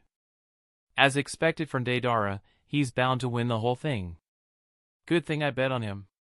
Ha ha ha, maybe, but don't forget about Darui of Kumogakure and Raijin of Amigakure. Those two are monsters too. Well, we'll see who's left standing in the end. True enough. As the audience debated the outcome, Suigetsu entered the arena, picked up Tamako's unconscious body, and hurriedly left. He thought to himself, oh man, Hyme-sama is definitely going to throw a tantrum when she wakes up. I better leave her with Mei-sensei or Chojuro, otherwise, I'll have to deal with it. With that in mind, he quickly ran to find Chojuro, knowing he couldn't take her to Mei since she was with the Mizukage. Soon after Suigetsu left the arena with Tamako, the ninjas swiftly prepared the arena for the next match. Once everything was ready, Itachi announced, Hyuga Niji of Konohagakure and Atsui of Kumogakure, please step forward. Konohagakure waiting room. It seems it's my turn now. Niji mumbled as he stood up. The person you're fighting is Atsui of Kumogakure. Niji-san, be careful, said Kiyomi. I know, Niji nodded. Though Atsui was only a year older than him, Niji wasn't about to lower his guard. At that moment, Shino, who usually stayed silent, stepped forward and spoke to Niji. Niji, Atsui of Kumogakure can wrap fire style around his body, and he's very skilled with it. Watch out for that. I see. I'll be careful, Niji replied, acknowledging Shino's warning. During the preliminary round a month ago, Shino had fought against Atsui and lost badly, unable to cause any damage to him. With that in mind, Niji knew better than to underestimate his opponent. But Niji had no intention of losing, especially not after mastering a new gentle fist technique during his month of training. Rock Lee and Mike Guy cheered him on enthusiastically. Let the flames of your youth show everyone you're not going down easily, Niji. Niji-kun, you have to win this. Naturally. Niji responded with a calm, determined expression. As he was about to leave, Naruto called out to him, win this, Niji, so we can duel in the next round. Yes, this time. I want to defeat you, Naruto. With those words, Niji left the waiting room and stepped into the arena. Kumogakure waiting room. It's my turn now. Daru-san, Shi-san, I'm heading out, Atsui said as he picked up his shinobi sword and stood. She cautioned him, you're going up against the Godame Hokage's disciple. Don't let your guard down. Darui nodded in agreement. He might have something special up his sleeve, so stay sharp. I understand. "I'll be careful," Atsui replied before leaving the waiting room. As he made his way to the arena, Atsui tightened his grip on his shinobi sword. The shinobi sword he held was a gift from his elder sister, Samui, 7 years ago, before she left on a secret mission with the Reikage to Amigakure to fight against the Akatsuki. The mission was a failure and she returned from that mission in a vegetative state and has remained in the same unresponsive vegetative state, despite all efforts to treat her. It's difficult to say whether she is even alive at this point. So, in a way, the sword was the last tangible memory he had of Samui. Over the years, he had cherished it more than anything, holding onto it as a symbol of his sister's strength and the bond they shared. It was his most treasured possession, and he was going to use the very same sword to win this fight. "Ne-sama, watch over me." With such a thought, Atsui arrived at the arena. Amigakure's waiting room. "Here's an improved version of your story." "HM? So, it's Niji and Atsui of Kumogakure?" Raijin murmured as he leaned forward, his interest piqued as he focused on the arena. In some way, both participants in this match were connected to him. There was no need to discuss Niji, he was Raijin's disciple. As for Atsui, he was the younger brother of Samui, whose soul Raijin had used to give intelligence to Ryumayaku in the form of Toyama. No one else knew, but the person responsible for Samui's vegetative state all these years was Raijin himself. Did he feel bad about it? Not at all. Kumogakure ninjas had attempted to kidnap Uzumaki Kushina and Hinata for their own benefit and interests, so why couldn't he do the same? It wasn't hard to imagine the fate that would have awaited Kushina or Hinata in Kumogakure had their kidnapping succeeded.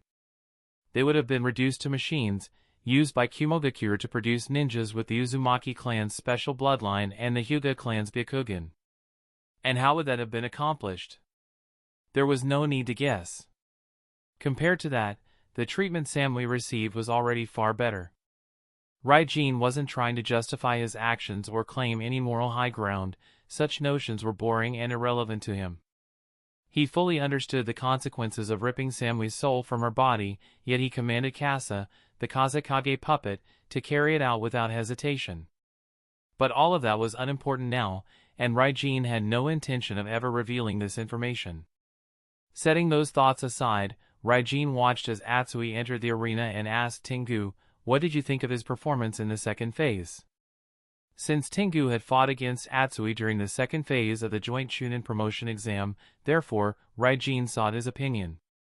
Tengu considered the question for a moment before replying, "I wouldn't say he's an exceptional ninja, but he wasn't bad either. He seems to have mastered a special fire-style chakra mode. It's quite similar to my armor of sand." Yes, the fire-style chakra mode, that is indeed something of interest, Raijin agreed. The fire-style chakra mode was a nintaijutsu technique Atsui had developed, and it intrigued Raijin, not for his current clone body, but for the Tsukihai clone body. Having lost the eternal Mangekyo Sharingan, since it had been used to give birth to the Rinnegan, the strength of the Tsukihai clone had dropped significantly. Of course, this decrease was somewhat irrelevant for the Kekkei Genkai absorption ritual, where the potency of each chakra nature mattered more than the individual strength of the clone. The strength of the clone body did matter to an extent, but the eternal Mangekyo Sharingan had never been part of the Tsukihai clone's power and wouldn't have been used in the ritual anyway. Thus, Raijin had always known he would need to find a way to naturally enhance the Tsukihai clone's strength, and now, an opportunity had presented itself. Mastering the fire-style chakra mode created by Atsui of Kumogakure should improve the strength of the Tsukihai clone, Raijin thought, as he activated the Sharingan in his eye socket and focused intently on the upcoming fight. He wanted to study Atsui's fire-style chakra mode closely so he could later master it using the Tsukihai clone body. At the arena. As Atsui and Niji stepped into the arena, the crowd erupted in cheers once again. While Atsui of Kumogakure was relatively unknown, everyone recognized Hyuga Niji of Konohagakure, the first disciple of the Godame Hokage. After the impressive performance by Uzumaki Naruto, another disciple of the Godame Hokage, the audience was eager to see what Niji would bring to the match. Feeling the weight of everyone's expectations, Niji glanced toward the VIP stands where Kuroto was watching him. Beside Kuroto, an ANBU operative also observed him intently. Niji recognized the presence of both and thought to himself, I can't disappoint Kuroto-sensei and Kashinana-sensei, I must win this fight. He took a deep breath to steady his nerves before assuming his gentle fist stance. On the other side, Atsui was also prepared, gripping the hilt of his shinobi sword, ready to strike. Itachi gave a quick glance at the genins, explained the rules, and confirmed that both were ready. Then he signaled the start of the fight, begin, and swiftly exited the arena using the body flicker jutsu. Immediately after, several Konoha ninjas from the barrier division surrounded the arena and activated the 4 purple flame formation. Chapter 1097, Hyuga Niji vs. Atsui. As the 4 purple flame formation isolated the arena, Niji and Atsui stood silently, locked in a tense standoff, each analyzing the other. Neither seemed eager to make the first move, as if they had silently agreed that whoever struck first would likely lose the fight. Staring at Niji, Atsui thought, a Hyuga, using smoke or dust as cover is pointless against him, considering those Byakugan of his. He'll see right through it. And since he's a Hyuga, I can't let him touch my body, he'd definitely use that chance to block my Tenketsu. But I have to get close if I want to defeat him, since that's the case. With that in mind, Atsui leaned forward, gripping the hilt of his shinobi sword in his right hand. He quickly drew several shurikens from his shinobi bag and hurled them at Niji. Ha! Why-ish! Why-ish! Why-ish! Why-ish! Why-ish! These shuriken, Niji mumbled as he narrowed his eyes at the approaching projectiles. The peculiar thing about the shuriken was that they were enveloped in flames. While shuriken covered in the fire wasn't unusual, what stood out was that Atsui hadn't breathed fire onto them as most shinobi do. Instead, the shuriken ignited naturally as soon as they left Atsui's hand. It appears he's highly skilled with fire style. Niji thought as he adjusted his stance, dodging each flaming shuriken one by one. By the time Niji had evaded the fiery projectiles, Atsui had already closed the distance between them and was on the attack.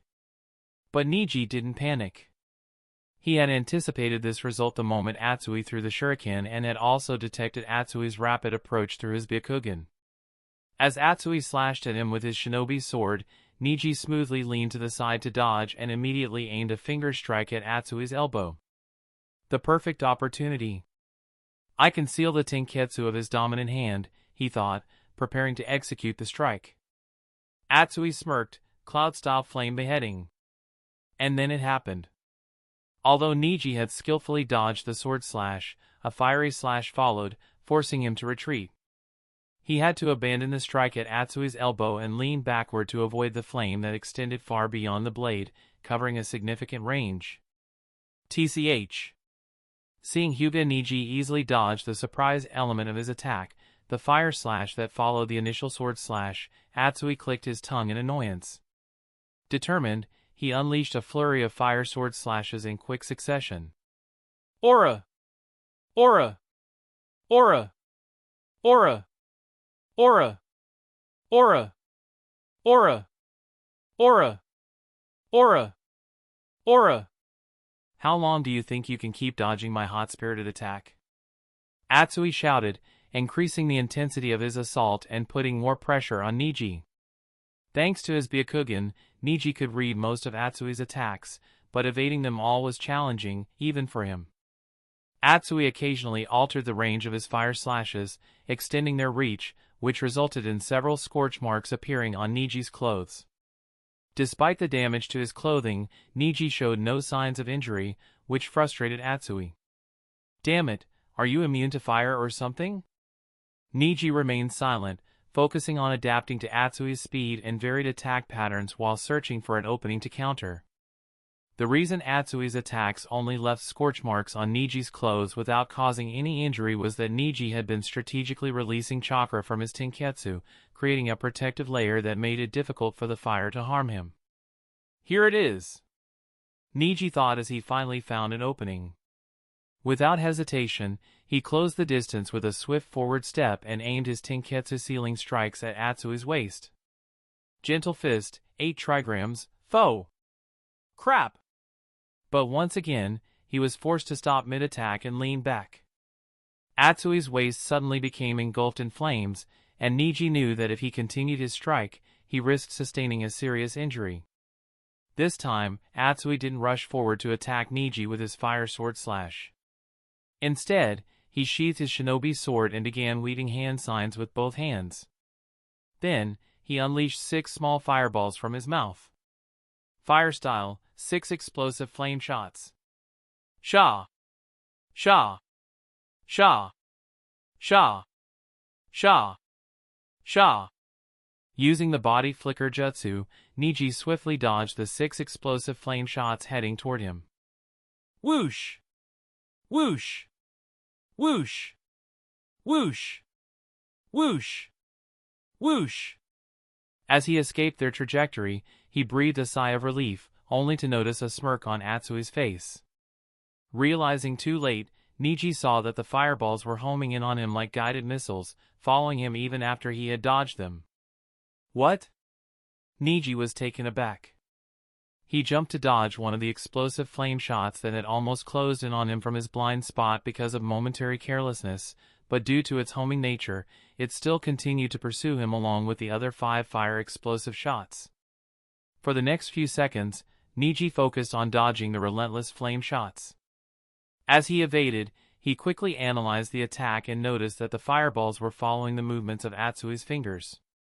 Upon closer inspection, he saw thread-like structures connecting the flame shots with Atsui's fingers, and surprisingly these thread-like structures were quite likely also made up of fire chakra.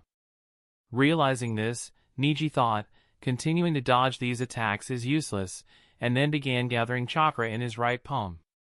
Once Niji was certain that he had the right amount of chakra gathered, he rapidly thrust his palm forward, releasing multiple vacuum palm shots at the fireballs, causing them to explode mid-air. Boom! Boom! Boom! TCH. Even that didn't work? Atsui thought, clicking his tongue in annoyance once again. He was also a bit surprised. Aren't Hyuga purely taijutsu-based ninjas?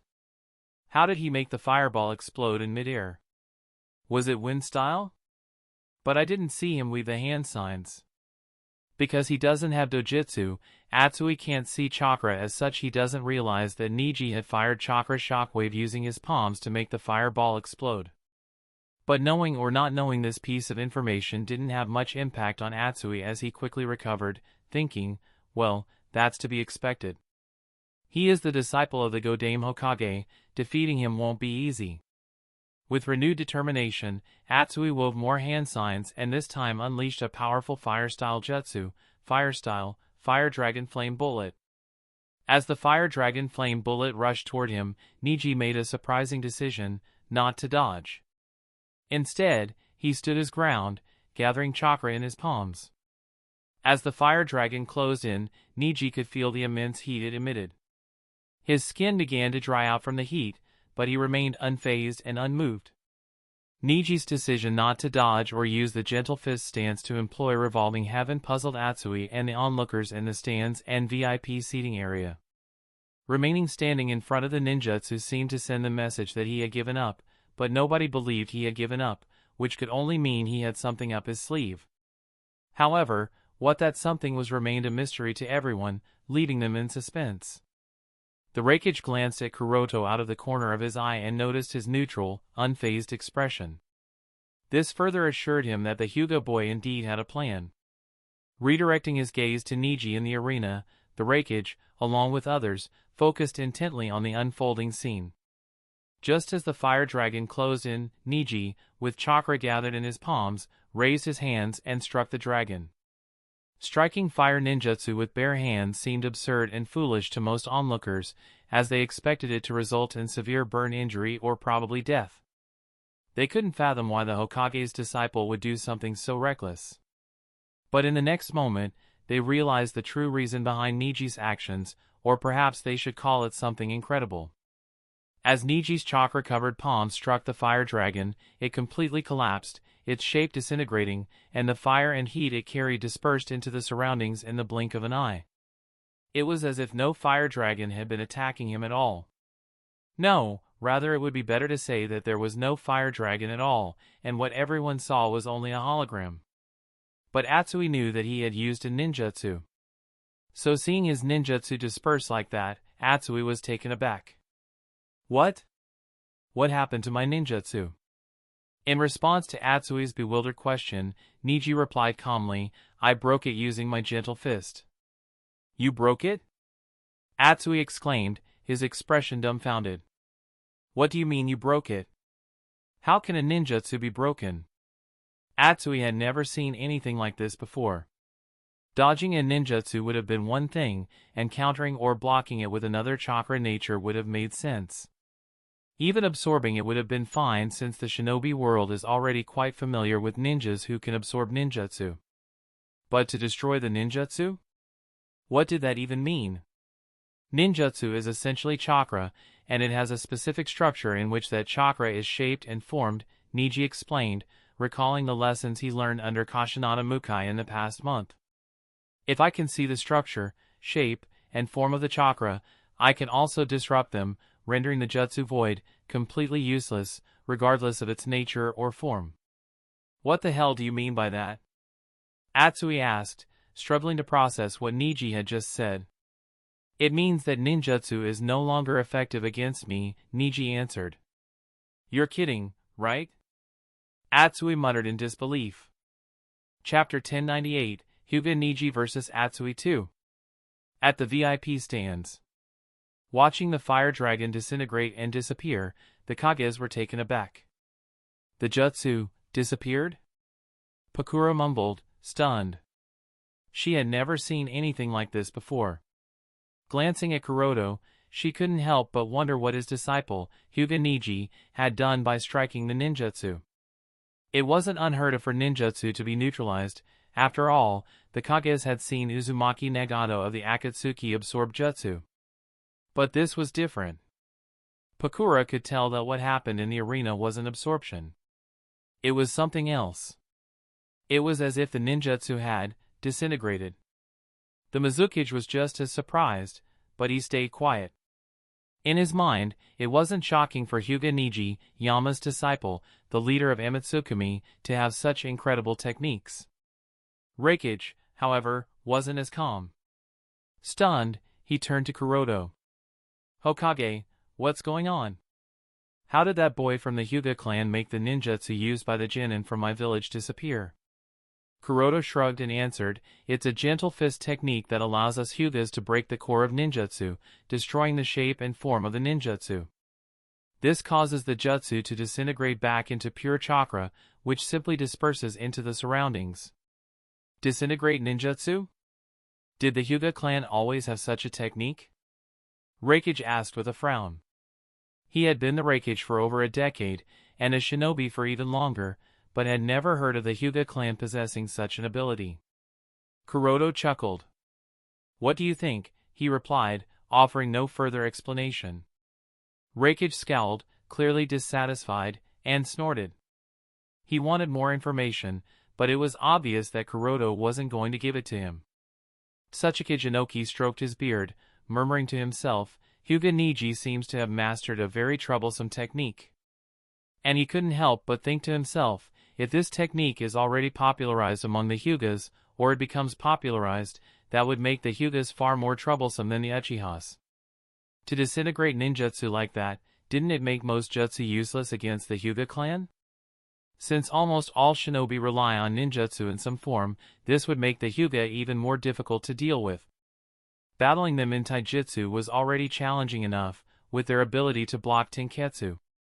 Now, the ability to disintegrate ninjutsu as well would leave most enemies feeling utterly helpless. Unlike the Hyugas, the Uchiha with their Sharingan can only copy ninjutsu. Of course, the Sharingan has other abilities, but when it comes to copying ninjutsu, there are limitations, such as the user's chakra nature. However, this Hyuga technique of disintegrating ninjutsu is far more troublesome, as it doesn't seem to rely on chakra nature at all. If Inoki's suspicions are correct, and he believes they are, this technique might not even have high chakra requirements.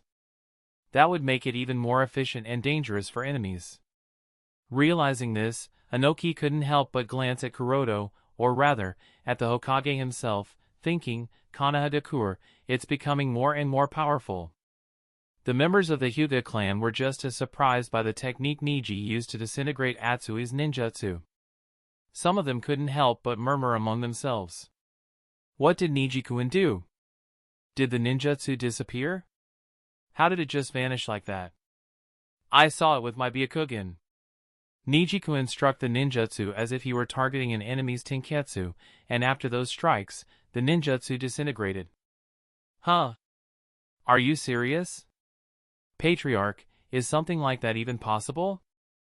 Hayashi was at a loss for words. He began, but he had no answer. Disintegrating ninjutsu using Gentle Fist? He had never heard of such a thing. Confused and taken aback, Hayashi turned to his brother, Hisashi, for an explanation. But to his surprise, Hisashi wore the same bewildered expression, clearly just as clueless. Realizing that no one in the Hyuga clan seemed to understand what had happened, Hayashi's gaze shifted to the VIP stands, focusing on Kuroto. He wondered, did you create this technique, Kuroto-kun? Since Niji had used the technique, he must have been taught by someone, and in Hayashi's mind, Kuroto seemed like the only person capable of doing so. Regardless, Hayashi quickly grasped the potential of the technique. If this technique is popularized within the clan, we could rise again and no longer worry about being inferior to the Uchiha. While the technique Niji used might not be enough to defeat the Uchiha's Mangekyo Sharingan, it was still an incredibly powerful ability with immense potential. It would undoubtedly strengthen the Hyuga clan as a whole. Hayashi, eager to elevate the clan's reputation and ensure they no longer stood in the shadow of the Uchiha, felt a growing desire to acquire this technique. I'll need to speak with Kuroto-kun about this, he resolved. Amagekyure's waiting room. Watching the fire dragon disintegrate, Raijin's lips under his mask curved into a smile as he murmured, so, Niji has grasped that technique to some extent. He could tell that Niji hadn't yet fully mastered the art of disintegrating ninjutsu, but he was making significant progress. Satisfied with Niji's development, Raijin glanced at the Umbu ninja standing beside Kuroto, thinking to himself, "You've done great work, Kashinada." The one who taught Niji this technique was none other than Kashinada Mukai, who unknown to the Hyuga clan, possessed a single Byakugan. Because Mukai wasn't part of the Hyuga clan, he didn't follow the traditional path of its members. Instead, he developed several unique techniques over the years, including the ninjutsu disintegration technique, his greatest achievement. It was this technique that Mukai passed down to Niji at Kuroto's request.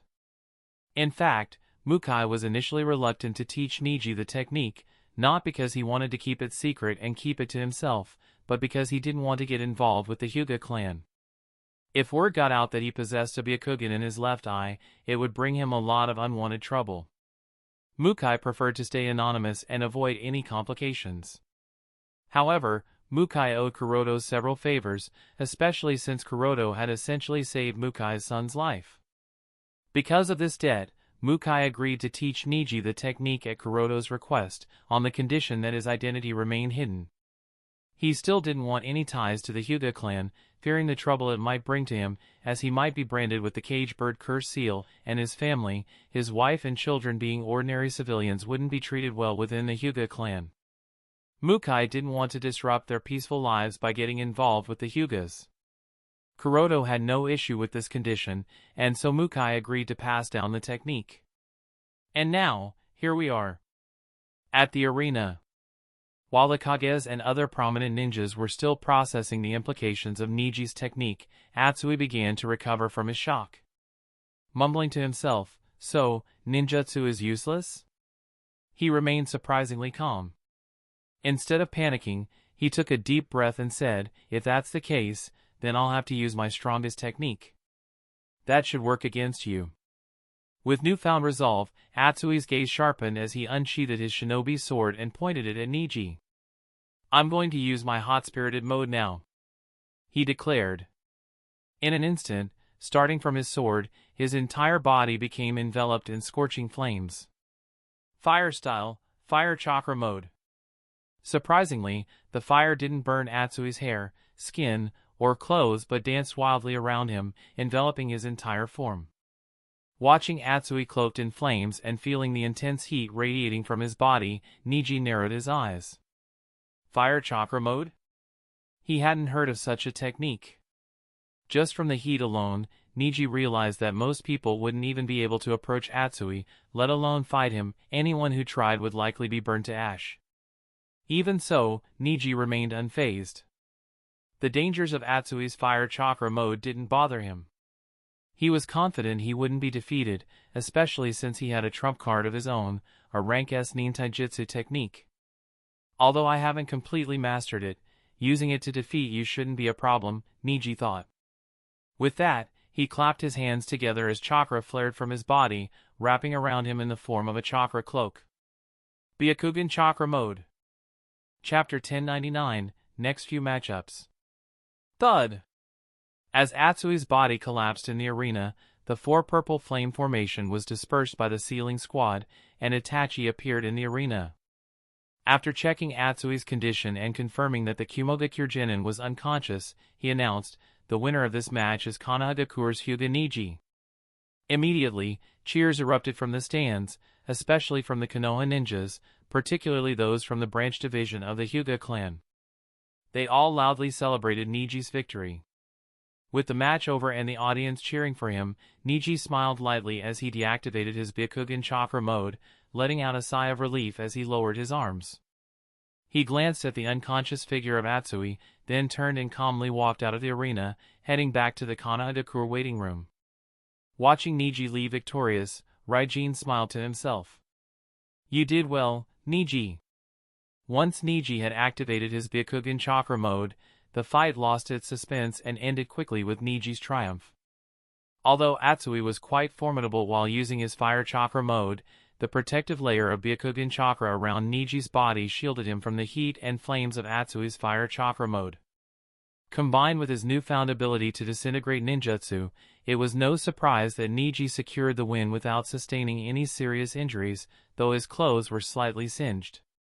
None of that mattered now, as Hyuga Niji had successfully advanced to the second round of the third phase of the joint Chunin promotion exam. With the conclusion of the third match, the arena was once again repaired. Afterward, Itachi announced the next matchup, Darui of Kumogakure and Kuratsuchi of Iwagakure. "Please step forward." "Why him of all people?" Kuratsuchi cursed under her breath upon hearing her opponent's name. Behind her, Daidara snickered. "Good luck." "Shut it!" Kuratsuchi snapped, shooting him a death glare before reluctantly standing and leaving the Iwagakure waiting room to make her way to the arena. For her, as long as she wasn't facing Kumogakure's Darui or Amagakure's Raijin, she would have been fine with anyone else. The problem was that lightning style naturally countered earth style, and both Darui and Raijin were exceptionally skilled in lightning techniques. They were simply too strong for her level of ability. Kuratsuchi understood the vast difference in their skill levels and knew her chances of winning were slim. With a sigh of resignation, she thought to herself, "This is just the worst." Unlike Kuratsuchi, who felt her chances of winning were slim, Darui appeared calm, almost lazy. He didn't seem too concerned about facing her. "I'll be back in a bit, take care of Atsui in the meantime," he casually told she. She nodded but added a word of caution. "Just don't be careless." Though Darui had the upper hand, she felt it was worth reminding him to stay sharp. "I know," Darui replied, getting up and leaving Kumogakure's waiting room. Soon, both candidates stood in the arena. After confirming they were ready, Itachi announced the start of the match, "Begin," and swiftly exited the arena with a body flicker jutsu as the four purple flame formation surrounded them. With the signal given, the battle began, and it quickly became clear that Kuratsuchi was at a disadvantage. In taijutsu, ninjutsu, chakra control, and strategy, Darui was vastly superior. This was to be expected. Kuratsuchi, only 14 years old and a ninja for just a few years, was still immature, her abilities on par with a special jonin at best.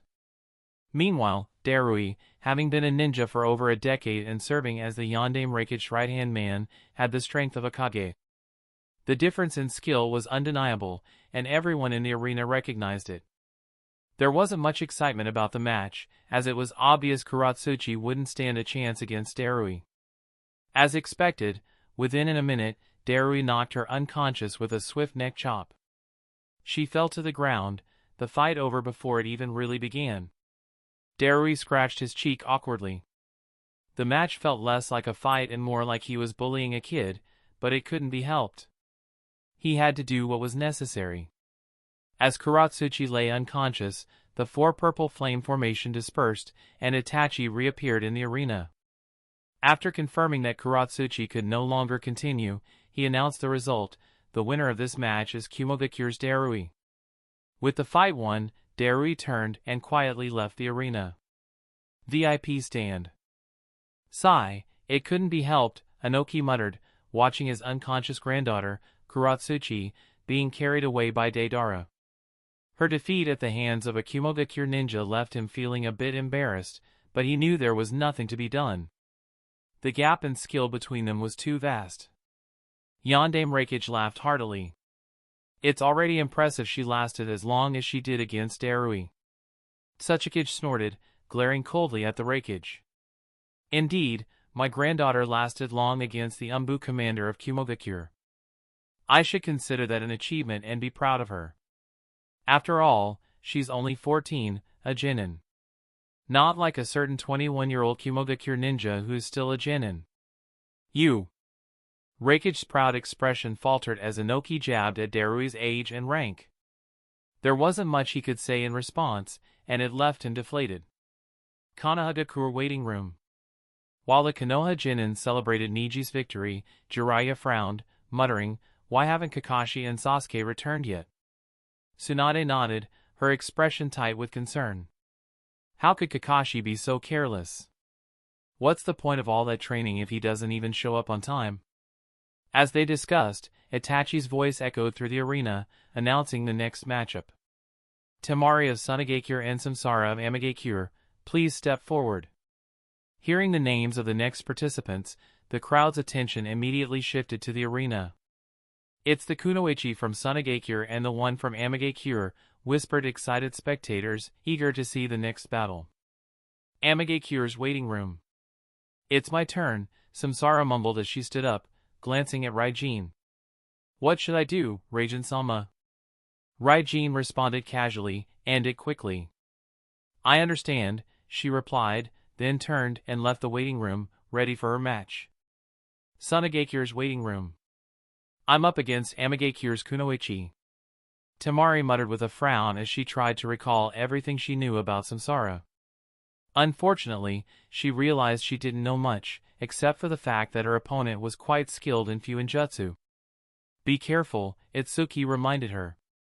I know, Temari nodded as she left Sunagakure's waiting room. While her knowledge of Samsara was limited, the display of Fuinjutsu prowess during Tengu's battle against Shira last week had been enough to convince Temari that she needed to take this match seriously. No matter what, I'm going to win this, she thought, determination surging through her as she made her way to the arena. At the arena. As the purple flames enveloped the arena, the match officially began. Everyone, whether it was the general crowd, genin from different villages, elders, daimyo, or even the kages, watched with anticipation, eager to see what the two kunoichi would do. However, to everyone's shock, the moment the match started, Temari suddenly collapsed to the ground with a heavy thud, losing consciousness on the spot. Chapter 1100, Made it in time. The moment the purple flames surrounded the arena, the match began. Temari, staying vigilant, kept her eyes on Samsara, planning to start by testing her opponent's abilities. It was a no-brainer to begin a fight by gauging the other's skill set, and Temari saw no need to use her Kekkei Jinkai right away, especially since she knew little about Samsara's specialty other than her proficiency in Fuinjutsu. With that in mind, Temari reached for her giant folding fan, preparing to use it to create powerful gusts of wind. She kept her focus on Samsara, ready to initiate her ninjutsu. However, as soon as Temari's gaze locked with Samsara's, the latter activated a Rinnegan Jinjutsu. In the Jinjutsu, a ghostly silhouette of Samsara appeared to flow out of her body, as though her very soul had emerged. The phantom figure swiftly covered the distance between the two, piercing Temari's heart with her bare hand, leaving her stunned. What did you? Temari barely had time to process what was happening before she lost consciousness, her body dropping to her knees before collapsing on the ground with a dull thud. It's over, Samsara said calmly, not even waiting for Itachi to appear at the arena in order to check Temari's condition and announce the result of the match. Confident that Temari was completely knocked out, she turned and prepared to leave the arena. This made sense, as there was no way Temari could break free from a Rinnegan Jinjutsu anytime soon. The fight was already over. The only thing preventing her from leaving was the 4 purple flame formation. She looked at the ninjas maintaining the barrier and asked, "Can you please release the formation?" The ninjas maintaining the formation exchanged glances, then, upon receiving a nod from Itachi, dispelled the Fuinjutsu. With the barrier gone, Samsara calmly left the arena. Meanwhile, Itachi appeared in the arena and checked Temari's condition. After confirming that she was completely unconscious and wouldn't wake up anytime soon, he announced the result. The winner of this match is Amigakure Samsara. It wasn't until Itachi announced the result that the audience fully processed what had just happened moments ago. The most shocked were undoubtedly the Tsunade ninjas. Temari-sama lost? No! Not just lost, she couldn't even put up a fight. It was over before it even began. What the hell did Samsara do? How could Temari lose consciousness so quickly? To the Tsunade ninjas, it looked like Samsara did nothing at all. From beginning to end, she neither spoke nor used any hand signs to cast a jutsu. It appeared as if Temari had collapsed on her own, which obviously couldn't be true. Amigakure Samsara must have done something. The problem was, they couldn't immediately figure out how Temari had lost consciousness so suddenly. Itsuki frowned, murmuring, "A visual Jinjutsu?" That was the only logical explanation that made sense to him. Samsara didn't move a finger during the match, and the way Temari collapsed suggested she had been placed under a Jinjutsu. Since Samsara didn't weave any hand signs or use any other medium to cast it, a visual Jinjutsu seemed like the only possibility. But to cast a visual Jinjutsu, you need a dojutsu. Does Samsara of Amigakure possess one? Could it be the Sharingan of the Uchiha clan? In his mind, this theory made sense. The Uchiha clan was renowned and feared for its powerful visual Jinjutsu. Aside from the Uchiha's Sharingan, Itsuki wasn't aware of any other dojutsu capable of such a technique. Samsara must possess the Sharingan, but how is that possible? Why would an Amigakure Kunoichi have the Uchiha's Sharingan? It didn't add up for him. It wasn't just Itsuki of Tsunade who was starting to speculate about Samsara's origin and techniques, but others in the audience were doing the same. Temari's sudden defeat was something no one had expected. It's no problem to defeat Temari, but to defeat this badly? Temari wasn't even able to put up a fight and lost the fight in less than 10 seconds. This was beyond everyone's expectations. In the VIP stand, Pakura stood up in shock. How can this be? What did Samsara do? Even the Godame Kazekage of Tsunade, with all her strength and experience, was in disbelief. The other Kages weren't much different. While they didn't react as openly as Pakura, their furrowed brows made it clear they were just as baffled. These Kages had insider information about Tsunade and knew that Temari had mastered the Scorch Release and was being trained by Pakura to be the next Kazekage. In this regard, Pakura's position and status was similar to Daidara of Iwagakure and Darui of Kumogakure. None of the Kages considered Temari inexperienced or weak. Though young, she had been a Genin for over 5 years, ample time to develop significant skills. Given her personal training by the Kazekage and mastery of the Scorch Release Kekkei Jinkai, they believed her strength was no less than that of an elite Jonin. Yet, this formidable Kunoichi had been defeated in under 10 seconds. Just how strong is Samsara's Jinjutsu? Reikage muttered, his expression growing grim. This development troubled him greatly, as he had been planning to eliminate Raijin for some time now. The strength of Raijin's squad members, Samsara and Tengu, was a key factor in that plan. If they were as formidable as they seemed, assassinating Raijin would prove to be a much greater challenge than anticipated. I reckon she might be as good as Uchiha Shursui when it comes to Jinjutsu, Inoki remarked, his gaze sharp with scrutiny. Naturally, he too was concerned about Samsara's strength, not because he intended to eliminate Raijin, but because the strength of ninjas from non-allied villages was always a matter of concern. What puzzled him most was that Samsara hadn't weaved any hand signs when casting the Jinjutsu. Did she use a visual Jinjutsu? Inoki wondered, intrigued. If that was the case, he was curious about the dojutsu Samsara might possess. Unlike the shocked Kazekage, the grim Raikage, or the thoughtful Tsuchikage, the Hokage wasn't particularly surprised. He merely squinted as he watched Samsara leave the arena. After all, Kuroto knew Samsara was a member of the organization and possessed the Rinnegan, so it wasn't shocking to him that she could end the fight against Temari in under 10 seconds. What did surprise him, albeit only slightly, was her use of Jinjutsu to defeat Temari. But even that was a minor surprise, nothing significant. Similarly, the Mizukage remained unaffected and stoic. Yagura's lack of reaction didn't mean he had any insider knowledge of Samsara's powers. No, he did not know that Samsara possessed the Rinnegan. It was simply that he didn't care too much about the outcome of this match and wanted to move on to the next match. At the arena. While the audience was still reeling from the shocking ease with which Samsara defeated Temari, Itachi drew everyone's attention as he prepared to announce the next match. His voice cut through the murmurs of disbelief, Tengu of Amigakure and Hozuki Suigetsu of Kirigakure. Please STE. Swish! Before Itachi could finish announcing the next match, a kunai suddenly fell from the sky, embedding itself in the center of the arena. In an instant, all eyes, including Itachi's, were drawn to the kunai that had seemingly appeared out of nowhere. Sha! A split second later, in front of the entire crowd, a silver flash lit up the arena as Kakashi and Sasuke materialized out of thin air. Looks like we made it just in time, Kakashi murmured with a lazy smile, glancing at the stunned expressions of the people in the stands. Chapter 1101, Uchiha Sasuke arrives. A gentle breeze swept through the arena, sending leaves swirling in the air. For a moment, all attention was fixed on Kakashi, who stood with half-closed eyes, his usual lazy expression intact, wearing his half-sleeve with the fire symbol, signifying his status as the Hokage's hand, and Sasuke, clad in a high-necked shirt adorned with the Uchiha clan emblem, resting one hand on his hip, exuding a cold and aloof demeanor. With their backs to each other, the master and disciple had appeared in the center of the arena. The duo, with their striking looks and calm composure, commanded the attention of everyone present, like a black hole pulling in all focus, completely disrupting Itachi's announcement of the next matchup.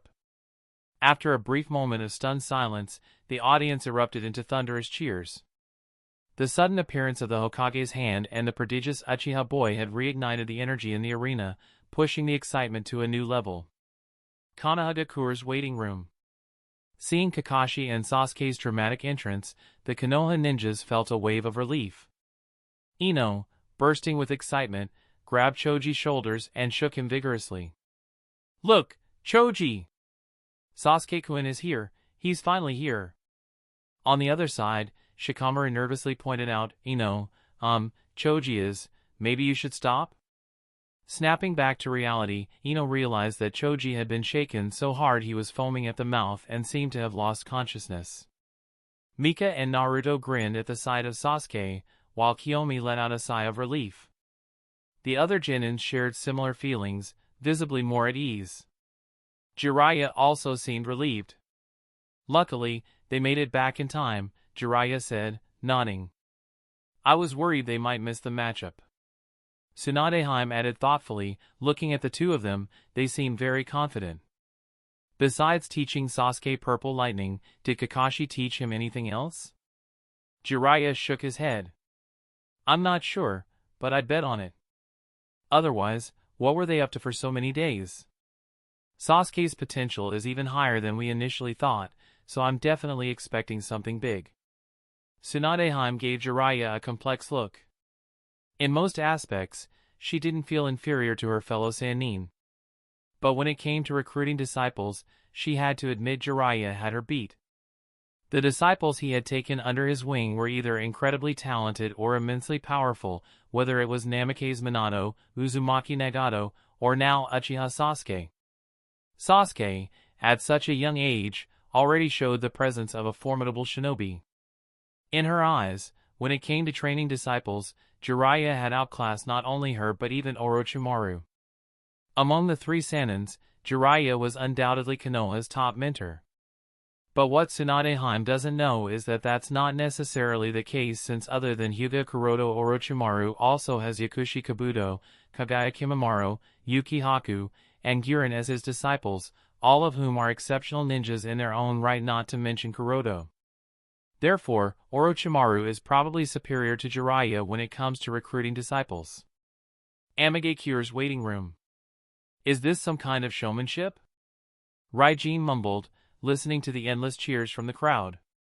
He wasn't sure if Kakashi had intentionally chosen such a grand entrance, which clearly stunned much of the audience, or if it was just a coincidence. Sasuke, with his cold demeanor and posture, standing back to back with Kakashi, exuded an air of the return of the king, which made Raijin chuckle. Looks like I'll need to teach him a lesson about the harshness of the shinobi world, he thought, intrigued by the special training Kakashi had given Sasuke.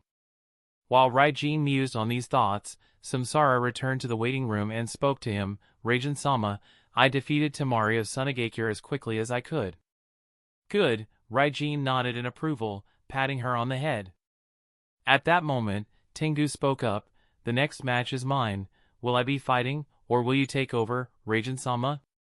Raijin paused to think before replying, you'll go first. I see, Tengu nodded, standing and preparing to leave the waiting room. Good luck, Samsara said softly as Tengu made his way out. Finish it quickly, Raijin added, his mind already on Sasuke. Now that the Uchiha had arrived, Raijin was eager to face him and set the final part of his plan in motion. I understand, Tengu replied as he exited the room. At the arena, Sasuke, cold and aloof, listened to the cheers surrounding him and allowed a slight smirk to tug at the corners of his lips. Soon, his eyes found his father, mother, and sister-in-law in the stands. Just like during his graduation from the Konoha Ninja Academy, his father had once again shown up in public. Despite the loss of his eyes, Sasuke knew people would be whispering and pointing. No one understood his father's pride better than Sasuke. He knew how much pain his father must feel, enduring the criticism and gossip. Seeing his father sitting in the stands, smiling despite his closed eyes, made something in Sasuke's chest tighten painfully, so much that it felt hard to breathe. But Sasuke forced himself to look away from the stands and focused on Itachi, who stood as the referee in the arena. Nisan, I'm here, Sasuke called out. Itachi responded calmly, first, go to Iruka-san and sign the life and death agreement. Then, wait for your match. Although killing was forbidden in this round, battles between ninjas could still lead to serious injuries, so the life and death agreement was a necessary formality. The other candidates had already signed it in advance, so Sasuke, having just arrived, needed to complete this process before his match. Sasuke nodded and quickly made his way to sign the agreement, while Kakashi left the arena and headed to Konoha's waiting room, where a swarm of Konoha ninjas bombarded him with questions about his late arrival. With Sasuke and Kakashi gone, Itachi resumed the interrupted announcement. Tengu of Amagakure and Hozuki Suigetsu of Kirigakure, please step forward. The two Genin soon arrived at the arena. Once both were ready, Itachi signaled the start of the match, begin, and left the arena, as the four purple flame formation isolated them inside. On the other side, after quickly signing the life and death agreement under Iruka's guidance, Sasuke had just exited the office and was making his way to Konoha's waiting room. Suddenly, he noticed Itachi hurrying somewhere with a panicked expression.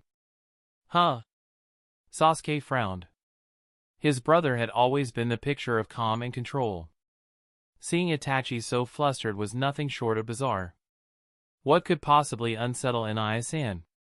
Without realizing it, Sasuke found himself subconsciously following Itachi. He soon reached a secluded, dim corner and overheard Shirsue's muffled voice.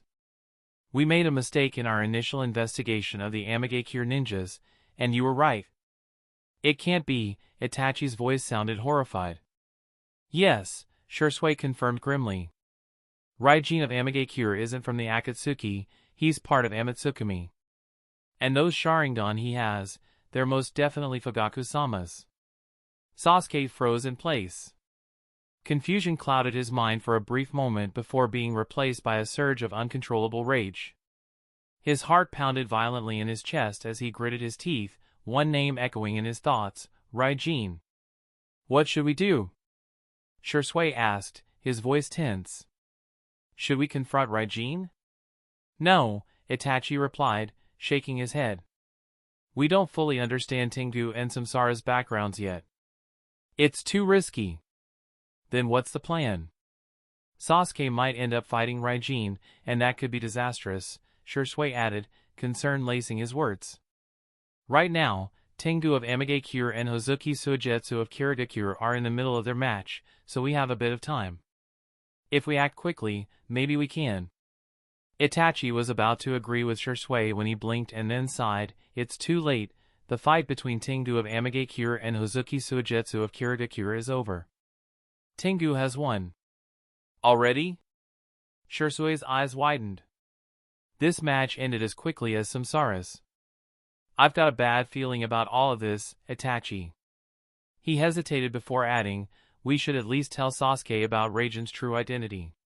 He's about to face someone that dangerous. He should be mentally prepared.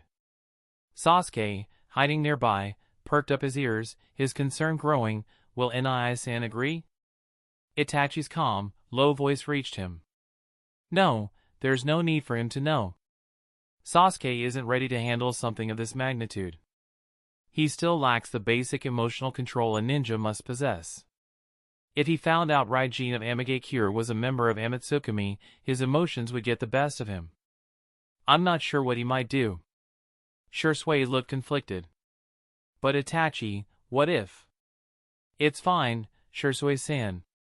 Sasuke is still a child, and Raijin will likely see him that way too. I doubt Raijin will go out of his way to embarrass a child. It doesn't match the reputation of the Amatsukami. Sasuke, who was eavesdropping, felt his heart sink. His face darkened as anger surged within him. Again. Nii-san always treats me like a child. But I've grown up, I can protect my family and the Uchiha clan. Quietly, he slipped away from the scene. Though fury burned inside him, Sasuke knew better than to reveal himself. If Itachi realized he'd overheard their conversation and discovered Raijin's true identity, he would undoubtedly prevent Sasuke from participating in the upcoming match. And after arriving late, Itachi would have a legitimate reason to disqualify him, so it was best to leave. Sensing Sasuke's chakra fading as he moved away, Shisui sighed and looked at Itachi. As you said, Sasuke is still quite immature. Itachi murmured, that's true, but he'll grow in time. With that, he also left, needing to announce the result of the match between Tengu of Amigakure and Hozuki Suigetsu of Kirigakure, as well as the lineup for the next round. After overhearing the conversation between Itachi and Shisui, Sasuke didn't head to Konohadakure's waiting room.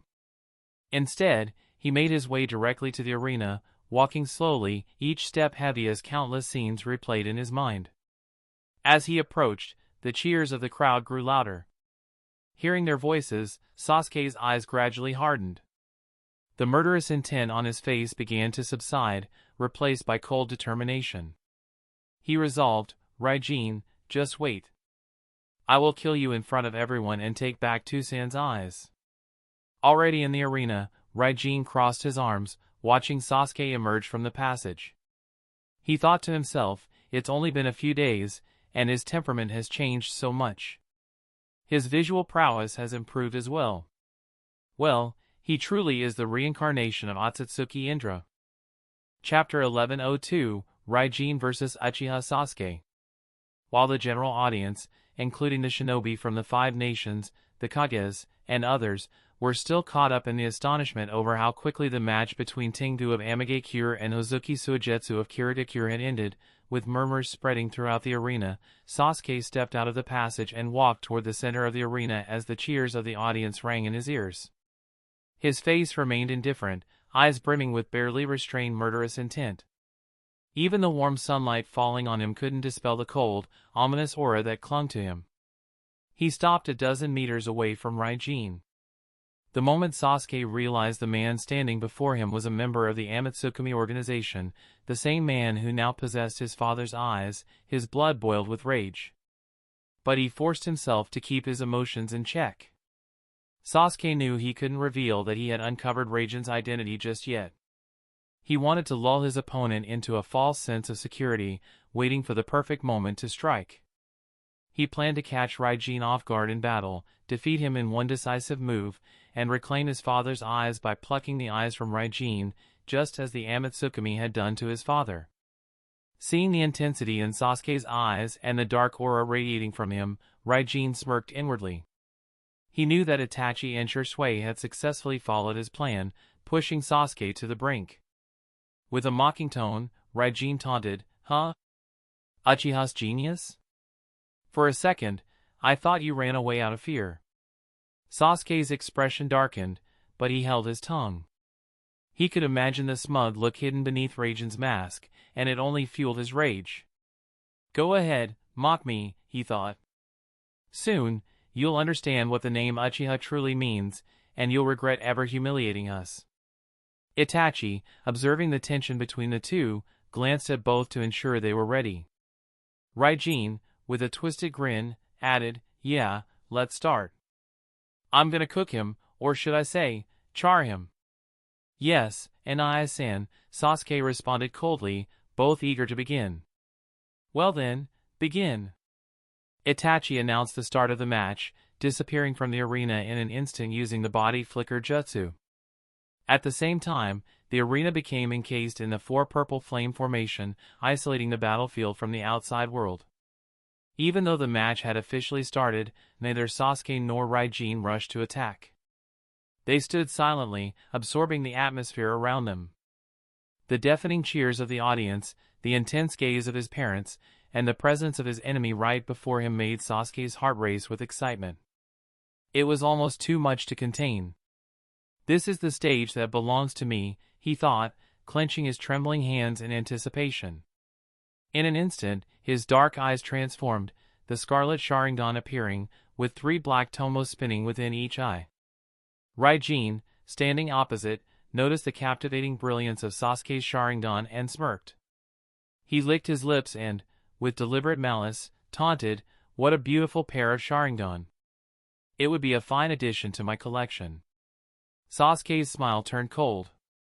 His hands, now steady, moved slowly toward the shinobi pouch at his waist. "I'll shatter your mask, grind your face into the dirt, and then I'll show you just how magnificent my Sharingan truly is." Raijin chuckled. "Oh, really? I'll be waiting for you to break my mask." Sasuke leaned forward slightly, his eyes locked on Raijin. "You won't have to wait long." Mid-sentence, Sasuke's hand darted into his shinobi pouch, pulling out a fistful of shuriken and launching over a dozen of them toward Raijin with fierce precision. Swish! Swish! Swish! With a sharp whoosh, more than a dozen shurikens flew toward Raijin at high speed, each aimed precisely at his vital points. However, Sasuke didn't pause after launching his initial attack. In a swift motion, he darted to Raijin's side, calculating the distance carefully. From his pouch, he pulled out a scroll, unfurled it, and in an instant summoned 2 giant Fuma shurikens from its seal. The Fuma shurikens were massive, nearly as long as Sasuke's entire arm, but the weight and size didn't seem to faze the young Uchiha. With a well-practiced motion, he angled his body and skillfully hurled the giant shurikens at Raijin with deadly precision. Ha! Raijin, who had easily dodged the first volley of shurikens, smirked when he saw the 2 massive shurikens flying toward him. Confident in his abilities, he casually drew a kunai, deciding to block rather than dodge this time. But just as the two shurikens were about to collide with him, Sasuke, standing at a distance, sneered. With a sharp tug, he revealed his hidden trump card, thin, almost imperceptible steel wires attached to the shurikens. The crowd gasped in realization as Sasuke manipulated the wires, triggering the mechanisms embedded within the giant shurikens. Click! Click! In an instant, the two giant shurikens disintegrated midair, transforming into a flurry of razor-sharp blades that shot toward Raijin at close range, overwhelming him with speed and force. Raijin's expression remained calm, his kunai twirling in his hand. With a rapid series of metallic clashes, ding, ding, ding, tang, tang, tang, he skillfully deflected every single shard of the shattered shurikens with precise and effortless movements. Once the last blade clattered to the ground, Raijin smirked. "Is that all you've got?" he taunted condescendingly. Sasuke's eyes gleamed with determination. He surveyed the battlefield for a moment, then grinned. That was just the beginning. Konohagakure's waiting room. Asuma looked surprised. This kid, Sasuke. Kurenai and Shizen both slightly parted their lips, unable to hide the astonishment on their faces. From their vantage point in the rest area, it was clear that Sasuke's recent actions were not just about attacking or testing his opponent, they were about setting up the battlefield. The shurikens and broken blades that Raijin had deflected or dodged might have seemed randomly scattered, but in reality, each one was connected by thin, almost invisible steel wires. These wires created a large web, dividing the battlefield into countless smaller sections, severely limiting both combatants' movement. Kakashi smiled knowingly. Don't be so surprised, just wait and see. For Kakashi, this was nothing new. Sasuke had already used a similar strategy during his Ninja Academy graduation exam. Meanwhile, Shikamaru, resting his chin on one hand, explained to the nearby shinobi, Raijin from Amigakure has the storm-release Kekkei Jinkai and is a master of a secret technique called lightning chakra stimulation. It makes him incredibly fast. Sasuke's setup here is meant to limit Raijin's speed advantage. Ino's eyes sparkled with admiration. As expected of Sasuke-kun. Niji nodded in agreement. It's a clever strategy. By feinting attacks and setting up the battlefield, Sasuke isn't just showing his precision with ninja tools, he's also demonstrating sharp tactical thinking. Choji, however, scratched his head in confusion. But wouldn't Sasuke's own movements be restricted by the wires too? Naruto laughed. Come on, Choji, don't you remember? Sasuke's got the Sharingan. Kiyomi added, with his Sharingan, Sasuke and Ai-san can easily see and avoid the wires. As everyone praised Sasuke's strategy, convinced that he was on the path to victory, Cheyenne, standing a little farther back with Yakumo and Hinata, quietly remarked only for the two of them to hear, "It won't work, though." Hinata and Yakumo exchanged confused glances. Cheyenne's cryptic statements were often strange, but they had grown accustomed to them. Time and time again, she would say something absurd, and her words would turn out to be right, so they didn't question it further and returned their focus to the arena. At the arena, restricting your movement is not the main goal, Sasuke thought, pausing before speaking with pride. In front of a true Uchiha with the Sharingan, fakes are nothing. Don't blame me for being harsh. Blame your unlucky stars for crossing paths with a real Uchiha and offending them needlessly. Raijin, however, seemed amused as he casually glanced at the steel wire formation spread across the arena. His expression was a mix of bemusement and disbelief. At high speeds, these steel wires, specially treated and nearly invisible, are nearly impossible to see for most people with normal eyes, and they act like hidden blades, slicing through limbs instantly if touched, but for those who have Sharingan, every wire can be seen clearly. Doesn't he realize I have Fugaku's eyes? Raijin thought, unable to understand Sasuke's reasoning. Why use such a tactic? It won't work. Or does he think that, since I'm not an Uchiha by blood, I can't use these eyes as effectively and would tire out early? Is he trying to force me to use them to exhaust myself? Heh, if that's your plan, kid, you're in for a world of trouble. Initially, Sasuke devised this tactic to limit the movement and speed of both Raijin and Darui, who are known for their extreme swiftness. At the time, Sasuke only suspected Raijin of possessing the Sharingan, so his strategy had a different purpose. But now, with the certainty that Raijin does have the Sharingan, Sasuke's objective has shifted. This should tire him out quickly, Sasuke thought, his eyes narrowing as he surveyed the battlefield. Come on now, use the Sharingan. Chapter 1103, Raijin vs Uchiha Sasuke 2. Because of the mask Raijin wore, Sasuke couldn't see his expression or sense his emotions. But when the Amatsukami member didn't interfere with the setup of his wire formation, Sasuke sneered inwardly. The so-called members of the God organization aren't all that. This battle might be easier than I thought. Raijin, with his Sharingan activated, casually glanced at the wire formation around him before locking eyes with Sasuke. Sa! In an instant, both vanished in a flash of speed. Clang! Clang! Clang! The rapid sound of metal clashing echoed across the field, accompanied by a spray of sparks from each violent collision. This is too much. I can't even see them clearly. It reminds me of the battle between Hokage-sama and Uchiha Shisui-sama. What are you talking about? That was Hokage-sama and Shisui-sama. These are Raijin and Uchiha Sasuke, they're just Genins. Yeah, but they're fast, aren't they? Well, when you put it that way. What's happening? How are they moving so fast?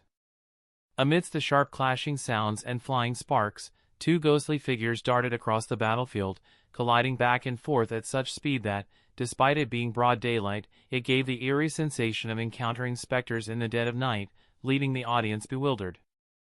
Unlike the general spectators, the shinobi in the stands and the candidates in the resting areas frowned in concentration.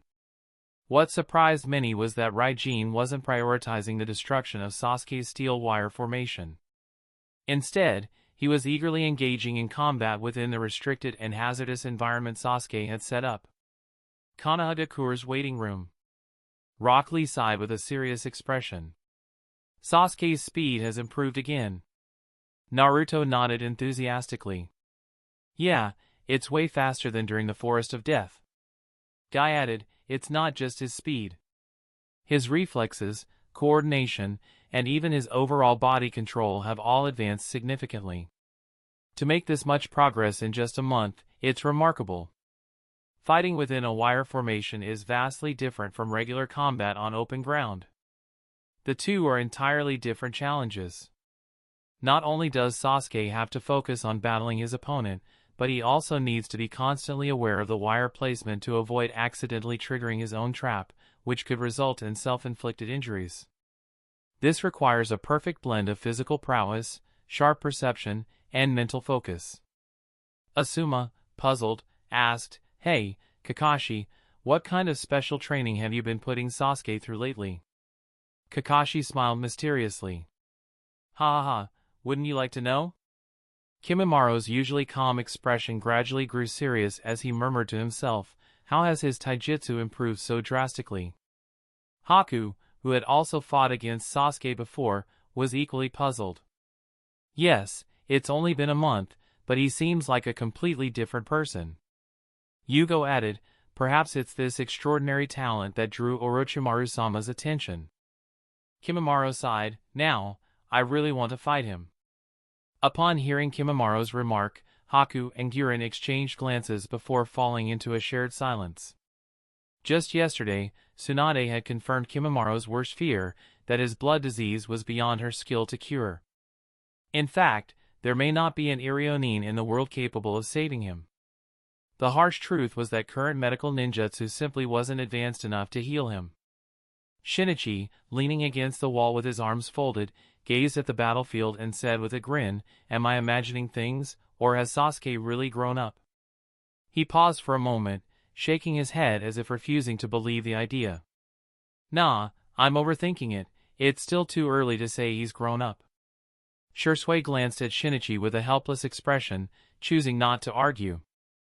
Instead, he simply remarked, as expected, Kakashi-san really is the best mentor for Sasuke. Shinichi laughed, shifting his focus to Raijin. I wonder if Raijin can hold his ground. If Sasuke kills him, the boss will probably be furious. He folded his arms tighter and added, I think boss should have sent Samsara to fight Sasuke. If it had been her, Sasuke would have definitely lost. Though he didn't know the full extent of Tengu's or Raijin's power, Shinichi was convinced that Samsara was the strongest of the three due to her Rinnegan. Shursui shook his head. Kuroto-san probably doesn't want anyone to know Samsara has the Rinnegan.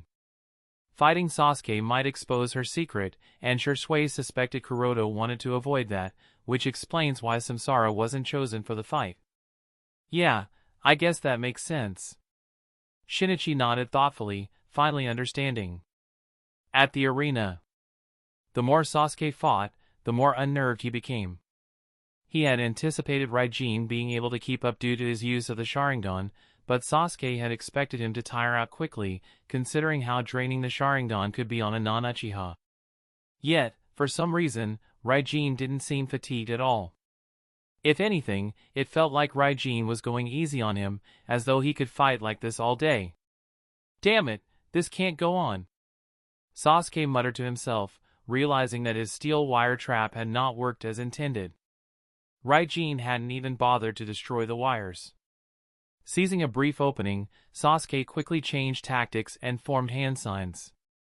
Chirp! The high-pitched chirping of 1,000 birds filled the air as a blinding flash of electricity ignited in Sasuke's right hand, Chidori. At the same time, Sasuke's left hand flung 4 kunai, striking the shurikens and broken blades embedded in the 4 corners of the wire array with perfect precision. Clang! Clang! Clang! The kunai impact triggered a chain reaction, causing the steel wires to tighten and snap the shurikens and blades out of the ground. The entire array lifted into the air like a giant net, quickly entangling Raijin. Sasuke's Sharingan spun rapidly, and he maintained a calm expression as if everything was going according to plan. Chidori flow. With a sudden motion, Sasuke channeled the Chidori from his right hand into the steel wire mesh, turning it into a dazzling electric grid that enveloped Raijin. However, Raijin remained unfazed. Holding a kunai in one hand, he instantly activated White Lightning and swung the kunai, now coated in white lightning, toward the electrified grid. His kunai, enhanced by the White Lightning, was far sharper and more powerful than the steel mesh charged with ordinary lightning chakra. Just as the power grid was about to collide with Raijin's kunai, Sasuke smirked and shouted, Purple Lightning. In an instant, the electric grid's blue lightning transformed into a fierce purple current, surging with even greater intensity. VIP stands. This. The Yondaime Reikage shot up from his seat, an incredulous look on his face. You are kidding, right? He muttered in disbelief. And it wasn't just him. Several other Kages, with the exception of the Godaime Hokage, Kuroto, were equally astonished. None of them had anticipated that the young Sasuke would be capable of mastering a single chakra nature transformation at such a young age. Chapter 1104, Raijin vs. Uchiha Sasuke 3. How can this be? I muttered in shock. The single chakra nature transformation of the lightning chakra nature was something even he, the Reikage, had never managed to complete. Such a thing is something very few ninjas have been able to do, and almost always, these ninjas have been from Kumogakures such as Sandaime Reikage and Darui, but now all of a sudden, both Amagekyure's Raijin and Konoha's Jinin, Uchiha Sasuke, had mastered such a technique. It was unacceptable for the Yondaime Reikage to witness this. The significance of completing the single chakra nature transformation was immense, far more difficult than it seemed. If it were easy, I, who was proficient in lightning style and had the guidance of his father, Sandaime Reikage, would have long since mastered Black Lightning. Yet, to this day, even he hadn't. Watching ninjas who are still green behind their ears and accomplishing things that even he, the Reikage, couldn't, I felt frustrated. The third Tsuchikage, Inoki, wore a similarly troubled expression. He couldn't help but feel uneasy. Was it sheer natural talent that allowed Raijin to master White Lightning and Sasuke to master Purple Lightning? Or is there something else, like a special technique or something that can be proliferated? If it was the latter, it would spell big trouble for Iwagakure. Lightning style already had a natural advantage over earth style, and if the methods of mastering advanced lightning techniques like black lightning, white lightning, or purple lightning became widespread, Iwagakure, whose ninjas relied heavily on earth style, would face tremendous pressure. Unlike the frustrated Raikage and the concerned Tsuchikage, the Kazekage and Mizukage, though initially surprised by the display of purple lightning, quickly regained their composure. They didn't seem overly concerned and continued to observe the battle with thoughtful expressions. Kumogakure's waiting room. She rubbed his eyes in disbelief and asked Darui, did Uchiha Sasuke really use purple lightning? Could it be a Jinjutsu? Darui's face was serious as he replied, no, it's not a Jinjutsu. Uchiha Sasuke has actually completed the single chakra nature transformation of the lightning chakra and mastered a unique form of lightning style, which appears to be purple lightning. Atsui, still confused, asked, is it really that easy to perform single chakra nature transformation with lightning chakra? Darui shook his head, pursing his lips. No, it's far from easy. If it were, wouldn't more Kumogakure shinobi have already mastered it? Kanagakure's waiting room. Asuma, visibly shocked, exclaimed, isn't this the purple lightning you recently mastered, Kakashi? How did Uchiha Sasuke manage to master it too? Kurenai, Shizune, and Guy all turned to Kakashi, their faces filled with surprise. They knew that Kakashi had mastered purple lightning after observing Darui and Raijin's battle during the second phase of the joint Chunin promotion exam. It made sense for Kakashi, the renowned copy ninja, to master it, given his long-standing study of the single chakra nature transformation of lightning. But for Sasuke to have mastered it in just a month was astonishing. Kakashi scratched his head and responded, well, I tried to teach it to Sasuke, and, well, he kind of just picked it up. He's really talented, isn't he? The Jonin instructors were left speechless. Meanwhile, the Genin from Sasuke's class erupted in surprise upon seeing him use the purple lightning. Naruto, with his hands behind his head, grinned proudly and said, haha, I knew about this secret a few days ago. Naruto and Mika had visited Sasuke in the hospital earlier, where Sasuke had mentioned mastering purple lightning. However, Mika had told Naruto to keep it a secret, so he hadn't talked about it much until now. At the arena. Rumble. Two streaks of lightning, one purple, one white, intertwined, emitting a thunderous roar. The clash of lightning was so intense that it outshone the sunlight overhead, illuminating the faces of everyone in the audience even through the curtain of four purple flame formation. The brilliance was overwhelming, and even Sasuke, who was standing at the center of the arena, had to avert his eyes for a moment. As the light faded, Sasuke immediately glanced at Raijin, wondering, is it over? His latest attack had been a refined version of his Chidori, using the extended Chidori stream combined with a strike of purple lightning. Coupled with the carefully arranged steel wire mesh to guide the current and bind his opponent, it was a deadly strategy, one that should be nearly impossible to escape without space-time ninjutsu. As the smoke cleared, Raijin's figure came into view. Sasuke grinned, success. Raijin stood there, wrapped tightly in Sasuke's steel mesh, his body emitting green smoke from the electric shocks. His robe was singed in several places with visible scorch marks. "Tsunade, I did it!" Sasuke thought, a surge of elation filling his chest. He could already picture the moment when he would torment Raijin and reclaim his father's eyes. But just as Sasuke prepared to step forward to remove Raijin's mask and pluck out his father's eyes, he heard a series of sharp sounds. Boom! Boom! Boom! The specially reinforced steel wires binding Raijin snapped one by one. With little effort, Raijin broke free, brushing off the remnants of the mesh. Impressive setup, but it's just flashy and lacks enough power, Raijin scoffed and added with a grin, not to mention. Lightning style is kind of useless against me. You. Sasuke was stunned. He had never imagined that Raijin would emerge unscathed from such a well-executed attack. Raijin dusted off his clothes casually and slowly walked toward Sasuke, smirking. Come on, Uchiha genius, I'm not done having fun yet. Feeling Raiden's overwhelming presence approaching him, Sasuke's anger flared. Damn it! How dare he underestimate me? With a sense of urgency, Sasuke quickly formed hand signs and shouted, "Fire style, Fire Dragon Jutsu!" A massive fire dragon roared to life, lighting up the battlefield as it charged toward Raiden. Boom! The fire dragon jutsu collided with the four purple flame formation that separated the battlefield from the stands, causing a thunderous noise. Smoke filled the area, and Sasuke's Sharingan spun wildly, his three tomos scanning the surroundings.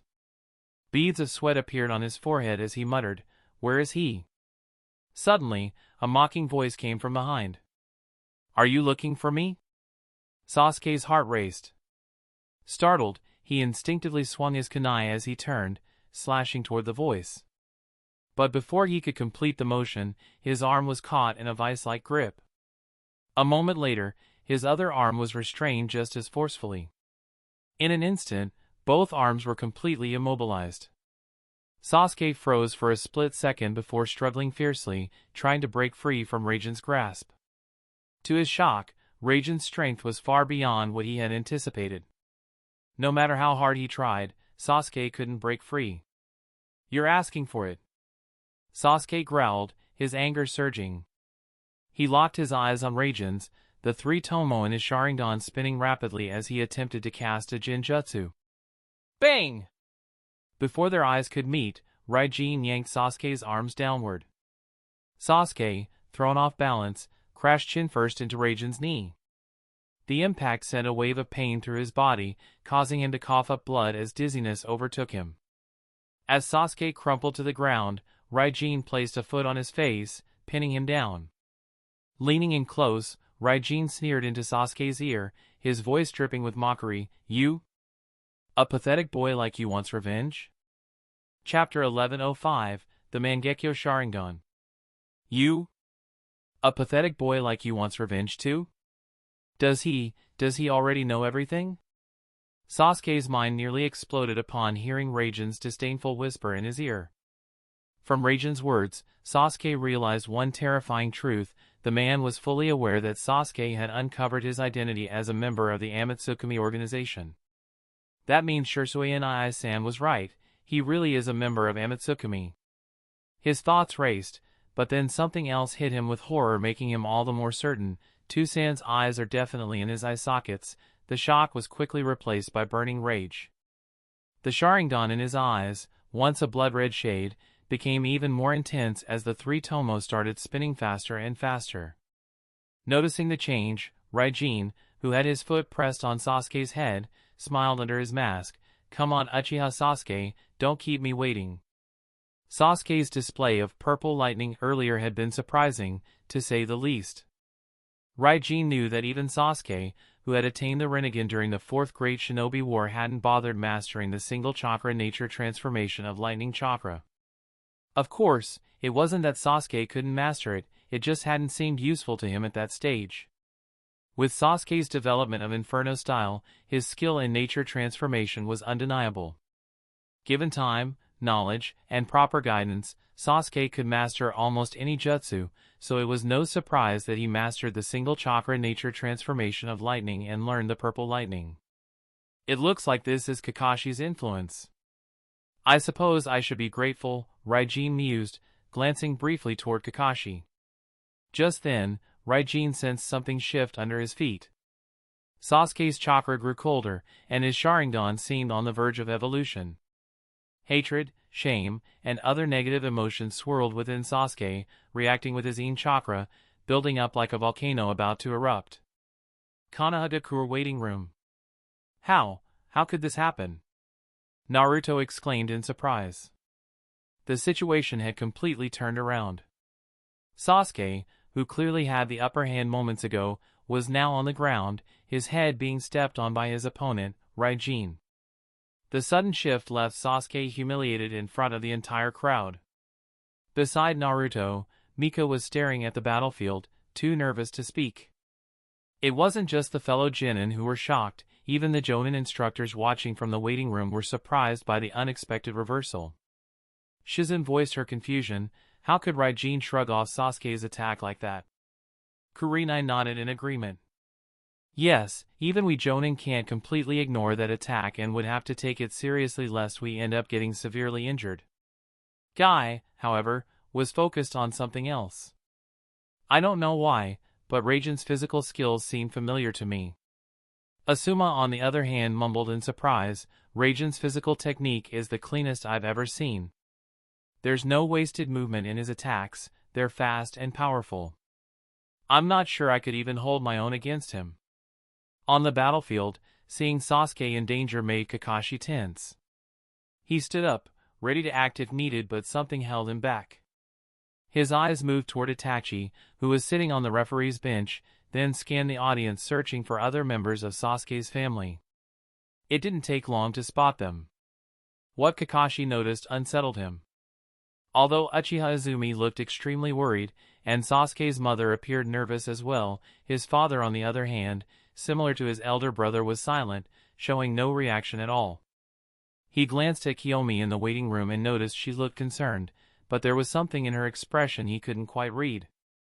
And there is one thing in particular that he noticed in all the members of Sasuke's family. From the end of the second phase of the joint Chunin promotion exam, Kakashi had sensed that Sasuke's family's attitude toward him had grown colder, as if they were deeply disappointed in him. Now, Sasuke was clearly in danger, his life was on the line, but neither his brother Itachi nor his father showed any sign of concern. Instead, there was a chilling coldness on their faces. Wait, it's not just coldness, they seem to be waiting for something, but what? What are they expecting? The question gnawed at Kakashi's mind.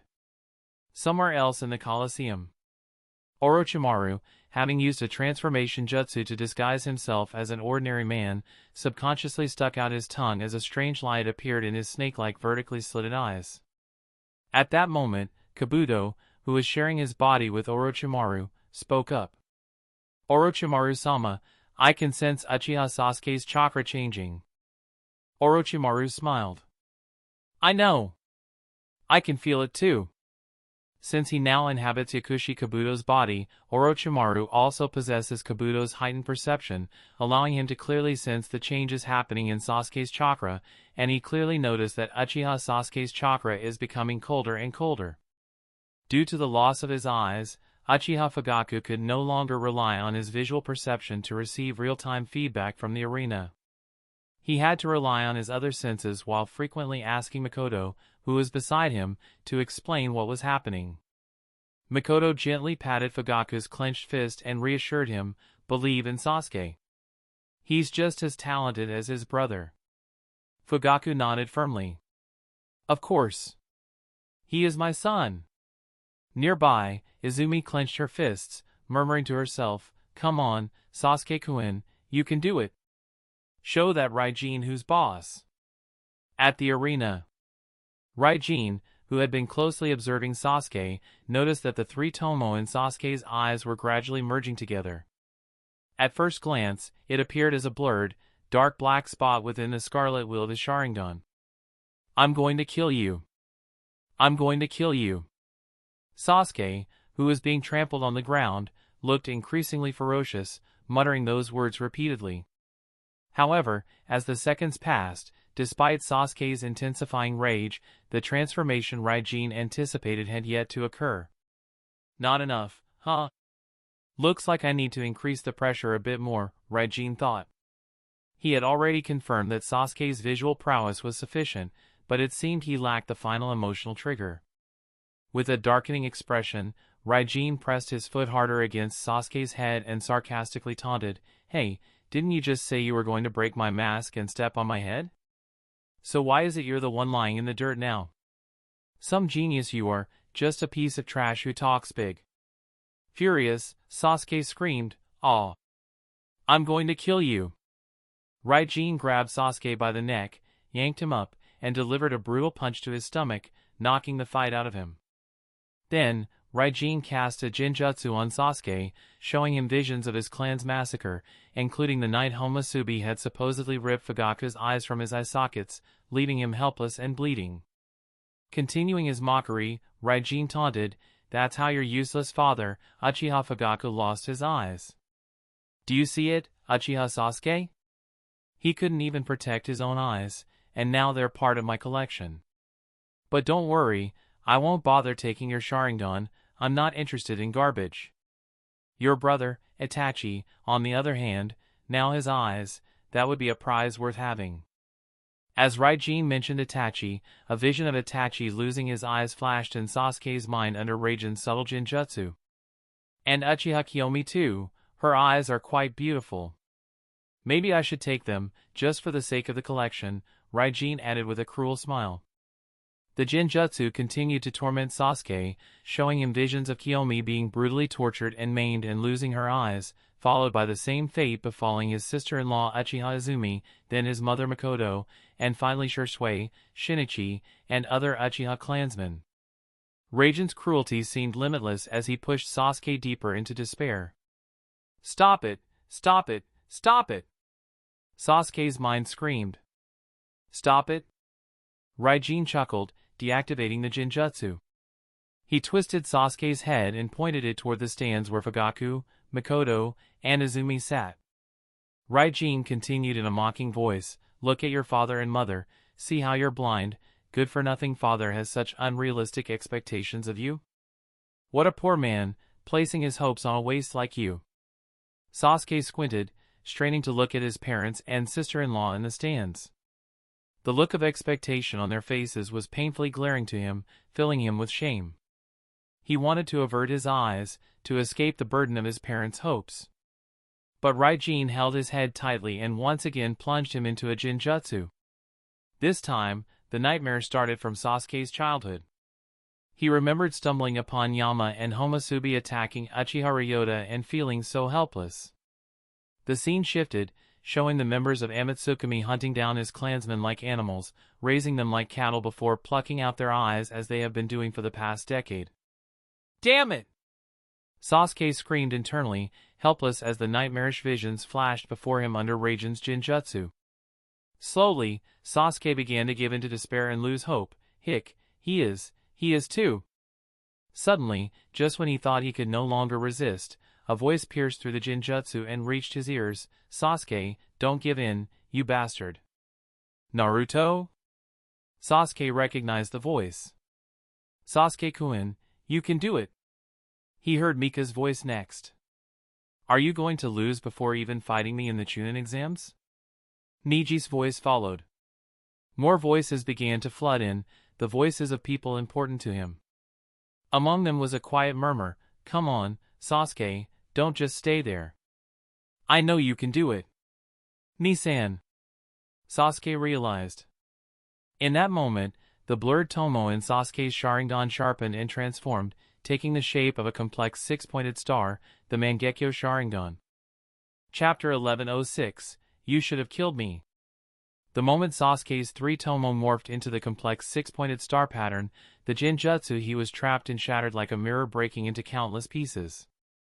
Simultaneously, a purple chakra surged from his body, forming a rib cage around him, with an arm extending from the structure that lashed out at Raijin. Susanoo? Raijin murmured in surprise. He quickly released his choking grip on Sasuke and stepped back cautiously. Boom! Almost the instant Raijin retreated, Sasuke's purple Susanoo arm slammed into the ground where Raijin had just stood, causing a loud crash. The impact left a deep crater, with rubble and smoke flying into the air. Raijin, having narrowly dodged the blow, smirked under his mask and thought to himself, Sasuke, this is as far as I can push you, mastering the power of the Mangekyo is now up to you. And under the cover of the dust cloud, he quickly weaved hand signs, summoning a clone with the Shadow Clone Jutsu. The Shadow Clone and the real Raijin exchanged a brief nod before one of them vanished from sight. Of course, the Shadow Clone was not dispersed into smoke, rather it just wasn't visible anymore. In the midst of the smoke, Sasuke stood protected by his ribcage Susanoo, covering his eyes with his hands. He muttered, it's embarrassing to have made everyone so worried, especially that idiot Naruto. He let out a small laugh at his own expense and lowered his hands from his face. So, this is what the Mangekyo Sharingan feels like. He turned toward the stands, looking at his parents with his newly awakened Mangekyo Sharingan, its brilliance glowing intensely. "To-san, Ka-san, I," he faltered, his words catching in his throat, and shook his head. His gaze shifted to Itachi, standing outside the four purple flame formation, and with a surge of determination, he thought, "Ni-san, I have finally surpassed you." As Sasuke gazed at the world through his newly awakened Mangekyo Sharingan, Raijin, now standing alone, quietly admired the transformation. Another pair of Mangekyo Sharingan had been awakened. This makes 3 now, doesn't it? He thought to himself with pride and satisfaction in his eyes. As if sensing Raijin's gaze, Sasuke shifted his attention from Itachi. His eyes, now colder and filled with murderous intent, locked onto Raijin. Looks like I may have pushed him a bit too far, Raijin thought, feeling the intensity of Sasuke's killing intent. Being targeted by the Mangekyo Sharingan wasn't a pleasant sensation. But then again, if I hadn't, Sasuke might not have awakened these eyes so soon, oh well. He shrugged off the thought. Sasuke, his voice ice cold, declared, "Raijin, you should have killed me when you had the chance. But your arrogance cost you that one opportunity." Raijin chuckled in response. "Haha, is that what you think, boy?" VIP seating area. When Sasuke's striking purple ribcage of the Susanoo suddenly appeared in the arena, the daimyo of the 5 nations gasped in surprise. While this wasn't the first time they had witnessed Susanoo, having previously seen it during Uchiha Fugaku's battle with Itachi Kakashi, it was still a shocking sight to behold. The 5 Kage weren't much calmer. The Sandaime Tsuchikage floated into the air, his face filled with astonishment. The Yondaime Reikage's mouth hung open, disbelief clear in his expression. Even the Godaime Hokage, Kuroto, who had maintained a composed demeanor, suddenly stood up from his seat, his excitement evident. The joy on his face was unmistakable, and in his heightened state, even his aura became somewhat chaotic. If everyone's attention hadn't been fixed on Sasuke in the arena, the fact that he isn't Kuroto, but Itachi using a transformation jutsu to pretend to be Kuroto might have been revealed. The Godaime Kazekage murmured in awe, "I never imagined we'd witness the awakening of a Mangekyo Sharingan today." At the elders' table in the VIP area, Elder Hiruzen watched the awakening of yet another pair of Mangekyo Sharingan within the village, his expression filled with complex emotions. Beside him, Elder Koharu let out a heavy sigh. The constant emergence of geniuses within the Uchiha clan left her, as a senior member of the Hokage faction, feeling increasingly powerless. Konohagakure waiting room. Haruno Sakura pointed at the purple ribcage surrounding Sasuke, her expression blank with confusion. "What is that?" Her teammate, Shino, responded calmly, "It's Susanoo." Sakura, still surprised, asked, "How do you know?" "It's common knowledge," Sakura-chan, Sai interjected. "Eh? Really?" Sakura seemed taken aback, turning her attention back to the arena, clearly unfamiliar with Susanoo. Both Shino and Sai exchanged puzzled looks, wondering to themselves, didn't she watch the battle between Sasuke's father and Kakashi-sensei? Meanwhile, Naruto, Mika, and the others were equally shocked by the sudden change in the arena. Sasuke awakened the Mangekyo Sharingan? They were well aware of the Mangekyo Sharingan's fearsome power. Kiyomi was excited, Itachi and Ai-san was right. Sasuke and Ai really awakened it. Niji's expression darkened. The Mangekyo Sharingan? He clenched his fist, uncertainty swirling in his heart. He had been confident of facing Sasuke before, armed with his newly mastered destruction jutsu technique. But now, with Sasuke's awakening of the Mangekyo Sharingan, Niji wasn't so sure anymore. Not far away, Jiraiya and Tsunade exchanged glances, surprise evident in both their eyes. They had always known Sasuke's talent was extraordinary, that he was destined for greatness. But neither had expected his potential to be so immense that he would awaken the Mangekyo Sharingan during the Chunin exam, catapulting him into the realm of Kage-level combat power. Of course, they understood that Sasuke had only just awakened the Mangekyo Sharingan. It didn't mean he was already as strong as a Kage. However, they both knew that now, with this newfound power, it wouldn't be long before Sasuke mastered it and reached that level. Kage class at 13, thought Jiraiya. What kind of prodigy is this? Is he another Uchiha Shisui? The Jonin instructors shared similar thoughts. Asuma couldn't help but exclaim, how is this possible? Sasuke is only 13 years old. Another Uchiha Shisui? Shizune sighed, as expected of the Uchiha clan's genius. As Sasuke's mentor, Kakashi had a sudden realization when he saw Sasuke awaken his Mangekyo Sharingan. His gaze immediately shifted toward Sasuke's parents in the stands. Uchiha Fugaku sat with a stoic expression, though his eyes betrayed his suppressed pride. Meanwhile, Mikoto's joy was so overwhelming that tears streamed down her face. There's more joy on their faces than shock or surprise, Kakashi noted, instantly picking up on the key detail. They knew this would happen, they expected this. Kimimaro sighed softly, I didn't expect Uchiha Sasuke to have such potential. Orochimaru-sama was right to favor him. Girin, staring at Sasuke's Susanoo in a daze, remarked, so this is the Susanoo of the Uchiha clan? It really carries a heavy sense of oppression. Haku nodded in agreement. If Sasuke had these eyes during the second exam, it would have been hard for us to make it out unscathed. Kimimaro shook his head, his gaze fixed on Haku. Haku, you could have killed him even now, couldn't you? Haku quickly waved his hands. How could that be? Uchiha Sasuke seems too strong. No need to downplay your strength, Haku, Kimimaro said calmly. You surpassed me long ago. If you'd been decisive during the second phase, Sasuke would be dead by now. Haku opened his mouth to deny it, but Girin cut in, it's alright, Haku, we understand. You don't need to say anything more. With Girin's words, Haku sighed and fell silent. On the other side, Orochimaru, who had been calm and expectant, now wore a frozen expression of shock. How could this happen? Even when Naruto had used the pseudo-Jinchuriki mode and unleashed 5 tails, Orochimaru remained composed. But now, witnessing Sasuke awaken the Mangekyo Sharingan left him visibly rattled.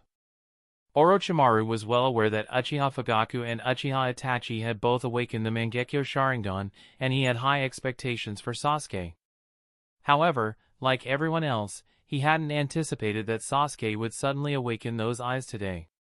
Regret washed over him as he realized he should have acted decisively to abduct Sasuke during the second phase of the exam. At the arena, the appearance of Susanoo instantly ignited the enthusiasm of all the spectators in the stands, and their cheers surged like an overwhelming wave throughout the venue. Amidst the deafening applause, Sasuke spoke coldly, as a reward for helping me awaken the Mangekyo Sharingan, Raijin, I will do my best to leave you with a complete corpse. Ha ha ha, you talk funny. Chapter 1107, Raijin vs Uchiha Sasuke Kant. Boom! Boom! Boom! Sasuke's purple Susanoo unleashed its fury throughout the arena. Its massive arms swung wildly, smashing down and leaving chaos in their wake, with potholes appearing everywhere. Despite the relentless assault, Raijin continued to evade Susanoo's fierce attacks, skillfully dodging blow after blow. Raijin, where has your arrogance gone? Why have you turned into a bug that can only run away now? Beneath the towering Susanoo, Sasuke looked ferocious, reveling in the pleasure of revenge. Boom! Raijin swayed again, narrowly avoiding another hammer blow from Sasuke's Susanoo. He retreated to a corner of the arena, surrounded by flying gravel and swirling air. In truth, having provoked Sasuke into awakening the Mangekyo Sharingan, Raijin could have easily admitted defeat and withdrawn from the fight. After all, there was no pressing need for him to continue participating in the joint Chunin promotion exam now that Sasuke had awakened those powerful eyes. However, Niji was waiting for him in the next round, and Naruto in the round after that. Additionally, he had placed a bet on himself with several million ryos at stake, and most importantly, this was an opportunity to further train the Raijin clone and complete its development. So, he didn't want to admit withdraw halfway. Since that's the case, making up his mind, Raijin increased his speed, continuing to dodge Sasuke's relentless attacks. Run away! Keep running away! I haven't seen enough of your ugliness. Sasuke slowly approached the Hyuga mirror, urging his Susanoo to maintain its fierce assault. The incredibly powerful Susanoo slammed into the ground like a giant hammer, creating deep craters and sending gravel flying everywhere. The impact caused the entire arena to shake. Is this still a fight between ninjas? This is already the power of the gods. Many spectators who had come from outside the village to watch the final phase of the joint Chunin promotion exam were left speechless by the immense power displayed by the ninjas. They had witnessed Uzumaki Naruto using the pseudo Jinchuriki mode with 5 tails earlier, and now Uchiha Sasuke was unleashing the ribcage Susanoo. Have you never seen Susanoo before? Haha. This is the power of our Konoha Uchiha clan's Mangekyo Sharingan. What's so surprising about it? Exactly. It's not that big of a deal. In fact, Uchiha Sasuke's Susanoo doesn't seem very impressive. Compared to Uchiha Shisui and Uchiha Shinichi's Susanoo, it's far too immature. Yes, even Uchiha Fugaku's Susanoo was much better. Listening to the sighs of the foreign visitors around them, the villagers of Konoha couldn't help but show off their superiority. They had seen Susanoo used by Fugaku, Shinichi, Shisui, and others on different occasions, so they weren't all that surprised by Sasuke's version. In fact, they were rather disappointed, clearly recognizing that it wasn't that impressive. It merely formed a ribcage around Sasuke's body, rather than towering dozens or even hundreds of meters like in the legendary God War state with full body armor and a pair of wings. In the Konoha rest area. I didn't expect Sasuke's Susanoo to be purple. I remember his father's Susanoo was red, right? It's so beautiful. The students from Sasuke's class chimed in, especially Sakura and Ino. Several girls who admired him were practically buzzing with excitement, unable to contain themselves. However, not all the girls were caught up in the aesthetics of Sasuke's Susanoo. Cheyenne, leaning on the railing alongside Hinata and Yakumo, was more focused on the ominous chakra emanating from it. She couldn't shake the feeling of danger.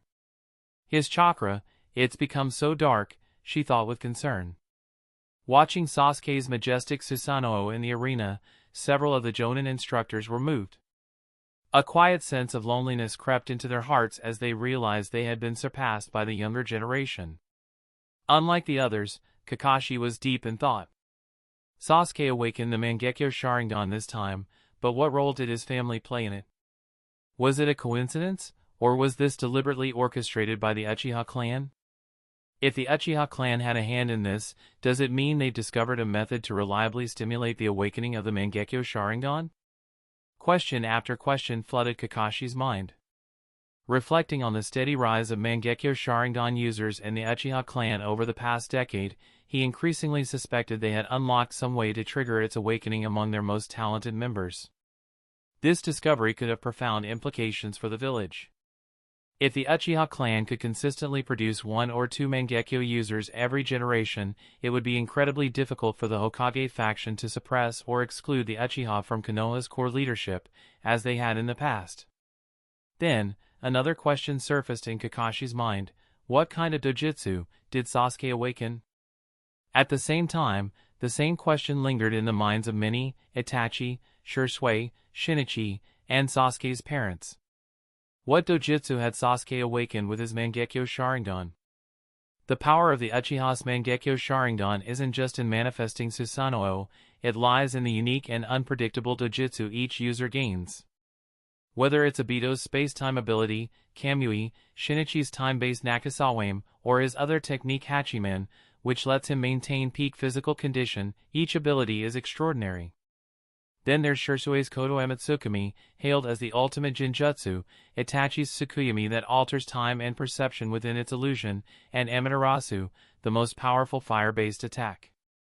Fugaku's Taikyakuzu could trap souls in conflict, Hideki's Daikokuden blocked spiritual attacks, Ryota's Yayorozu enhanced physical strength, while Amatsuhikon increased energy levels. All of these dojutsu are formidable, each one adding incredible combat prowess to their wielders. If Sasuke had awakened a similarly powerful ability, it would significantly boost his combat strength to a whole new level. Awakening the Mangekyo Sharingan is, in many ways, like winning a lottery with a guaranteed prize. Some win extraordinary powers, while others receive abilities of a different nature, but everyone gains something powerful. No one loses. In the audience, those who knew the truth about Sasuke's Mangekyo Sharingan, those who cared about him, felt a surge of anticipation, eager to discover what kind of dojutsu fate had granted him. At the arena, Raijin, who had once again dodged Sasuke's Susanoo attack, pondered a pressing question: is this the same as the original story, or is there some kind of change? In the canon, Sasuke's Mangekyo Sharingan dojutsu, Amaterasu and Kagutsuchi, weren't particularly impressive. Compared to abilities like Kamui, Hachiman, Nakasawame, Koto Amatsukami, Tsukuyami, Taikyakuzu, Deikokuten, Yayorozu, and Amatsuhikon, they seemed fairly average. Sure, Amaterasu was good, but it didn't hold up in the later stages of battles, barely inflicting any real damage. And as for Kagutsuchi? It just allowed Sasuke to control Amaterasu. Seriously? Raijin thought. What a waste. Couldn't Sasuke have figured out a way to control Amaterasu on his own without Kagutsuchi? All he'd need to do is master shape transformation on the Black Flames. It would take a lot of skill, but it's not impossible. It could definitely be learned. Itachi managed to control Amaterasu, so shouldn't Sasuke have been able to as well? Raijin mused. Of course, Itachi didn't manage to control the Black Flames in canon, but in this world, he had. So Raijin saw no reason why Sasuke needed a dojutsu like Kagutsuchi just to control Amaterasu. Now, if Kagutsuchi had allowed Sasuke to shape transform not just Amaterasu, but anything else as well, that would have been impressive. But limiting it to just one technique? It was a letdown. Thinking about how underwhelming Sasuke's dojutsu were in canon, Raijin couldn't help but wonder with a hint of concern: he won't awaken such pitiful dojutsu here, will he? Chapter 1108, Raijin vs. Uchiha Sasuke Kant. 2. VIP seating area. Watching Sasuke's Susanoo unleash its unchecked fury, the Sandaime Tsuchikage frowned and asked, is there any point in continuing this fight? At this stage, it's not even a battle anymore. The boy from the Uchiha clan seems to have lost his mind. He's just venting his anger or something, but it's hard to understand why. Kuroto remained silent, uncertain of Raijin's intentions moving forward. This silence surprised not only the Tsuchikage but also the Reikage. Still, neither of them was overly concerned. Whether it was Raijin or Uchiha Sasuke, both were clearly exhausting themselves, which would work to Daidara and Darui's advantage should they face either in the upcoming rounds. Iwagakure waiting room. Kuratsuchi smirked and teased Daidara. Haha, Daidara-kun, you're always saying you'll teach the Uchiha clan a lesson. Looks like you might get your chance, but judging by Uchiha Sasuke, I feel like you'll end up regretting it if you fight him. Normally carefree, Daidara's expression had turned unusually serious as he watched the battle unfold, a rare sign of nervousness creeping onto his face. Although Sasuke's mastery of purple lightning, a single chakra nature transformation of lightning chakra, posed a bit of a threat due to lightning style's advantage over earth style, Daidara hadn't been too concerned before. He still believed he could handle the young Uchiha. But now, with Sasuke having awakened the Mangekyo Sharingan, the situation had changed completely. The Genjutsu prowess of the Mangekyo, combined with the nearly invincible offense and defense of Susanoo, presented a far greater challenge. Even so, Daidara wasn't intimidated. He snorted coldly, "HM, all the better. I'll make this brat pay for the trouble Homusubi of the Amatsukami caused me. They're all from the same clan, after all. Let them share the consequences of their own mess." His fighting spirit ignited, burning like a fire ready to explode at any moment. As proud as he was, Daidara wasn't afraid of a pair of Mangekyo Sharingan. In fact, he had been training specifically to deal with the Uchiha's infamous eyes. Kumogakure's waiting room. She frowned, wondering aloud, why isn't Raijin putting up any resistance?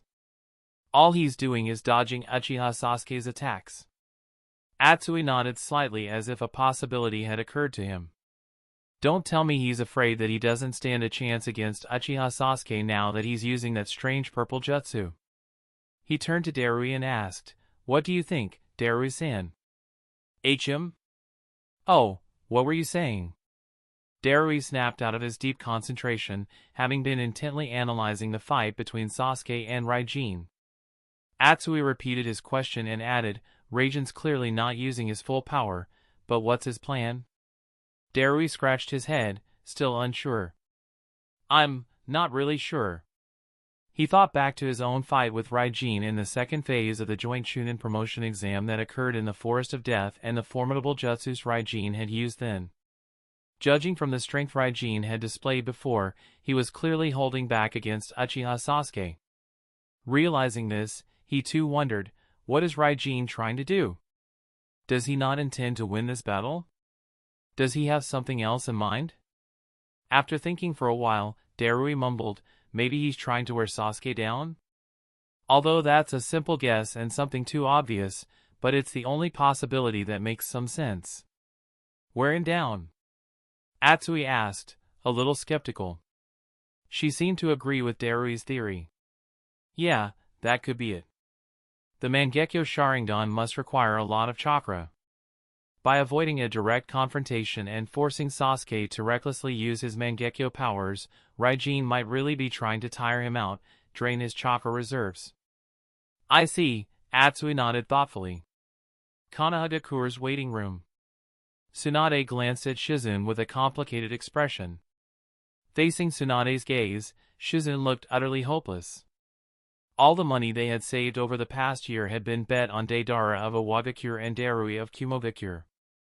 Considering they were the strongest genin participating in the promotion exam, it seemed certain one of them would emerge victorious.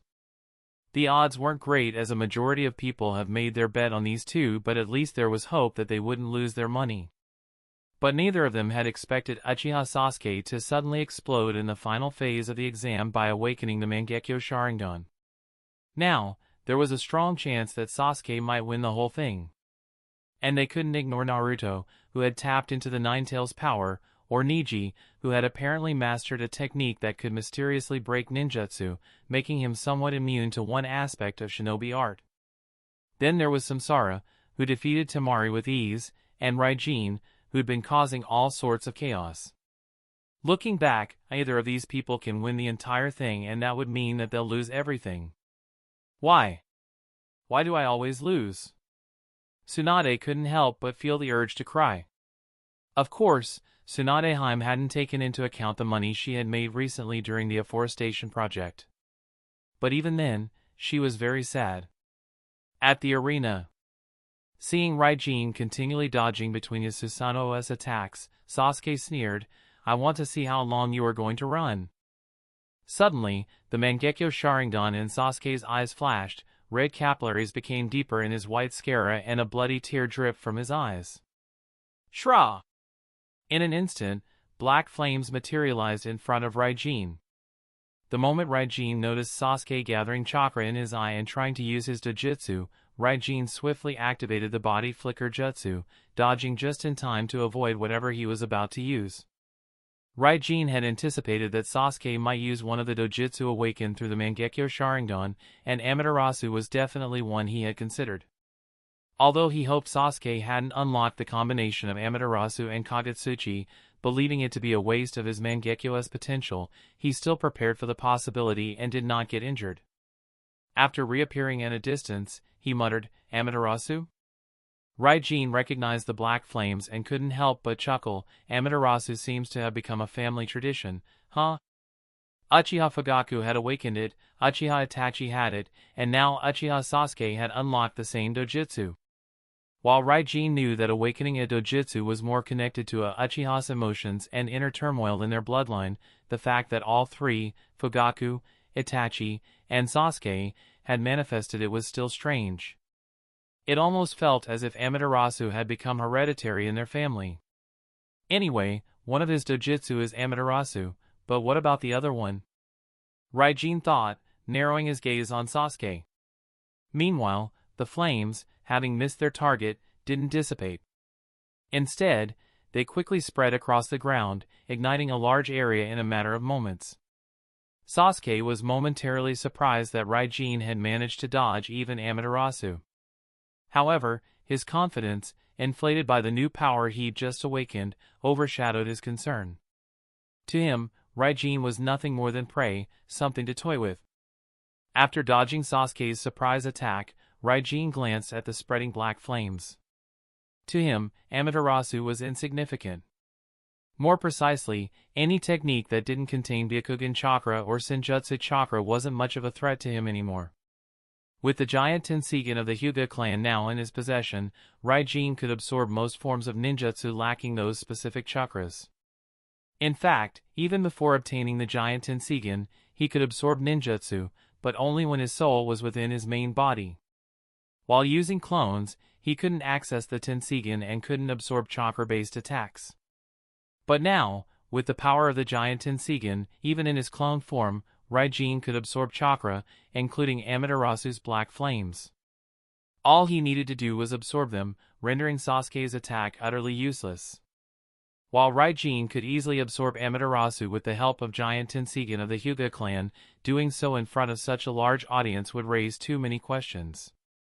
People would notice the chakra being absorbed, which closely resembles Nagato's ability to absorb chakra through one of the 6 paths of pain. Kakashi already suspected Raijin of being connected to the Akatsuki. If he openly used a technique resembling Nagato's ability, it would only confirm Kakashi's suspicions.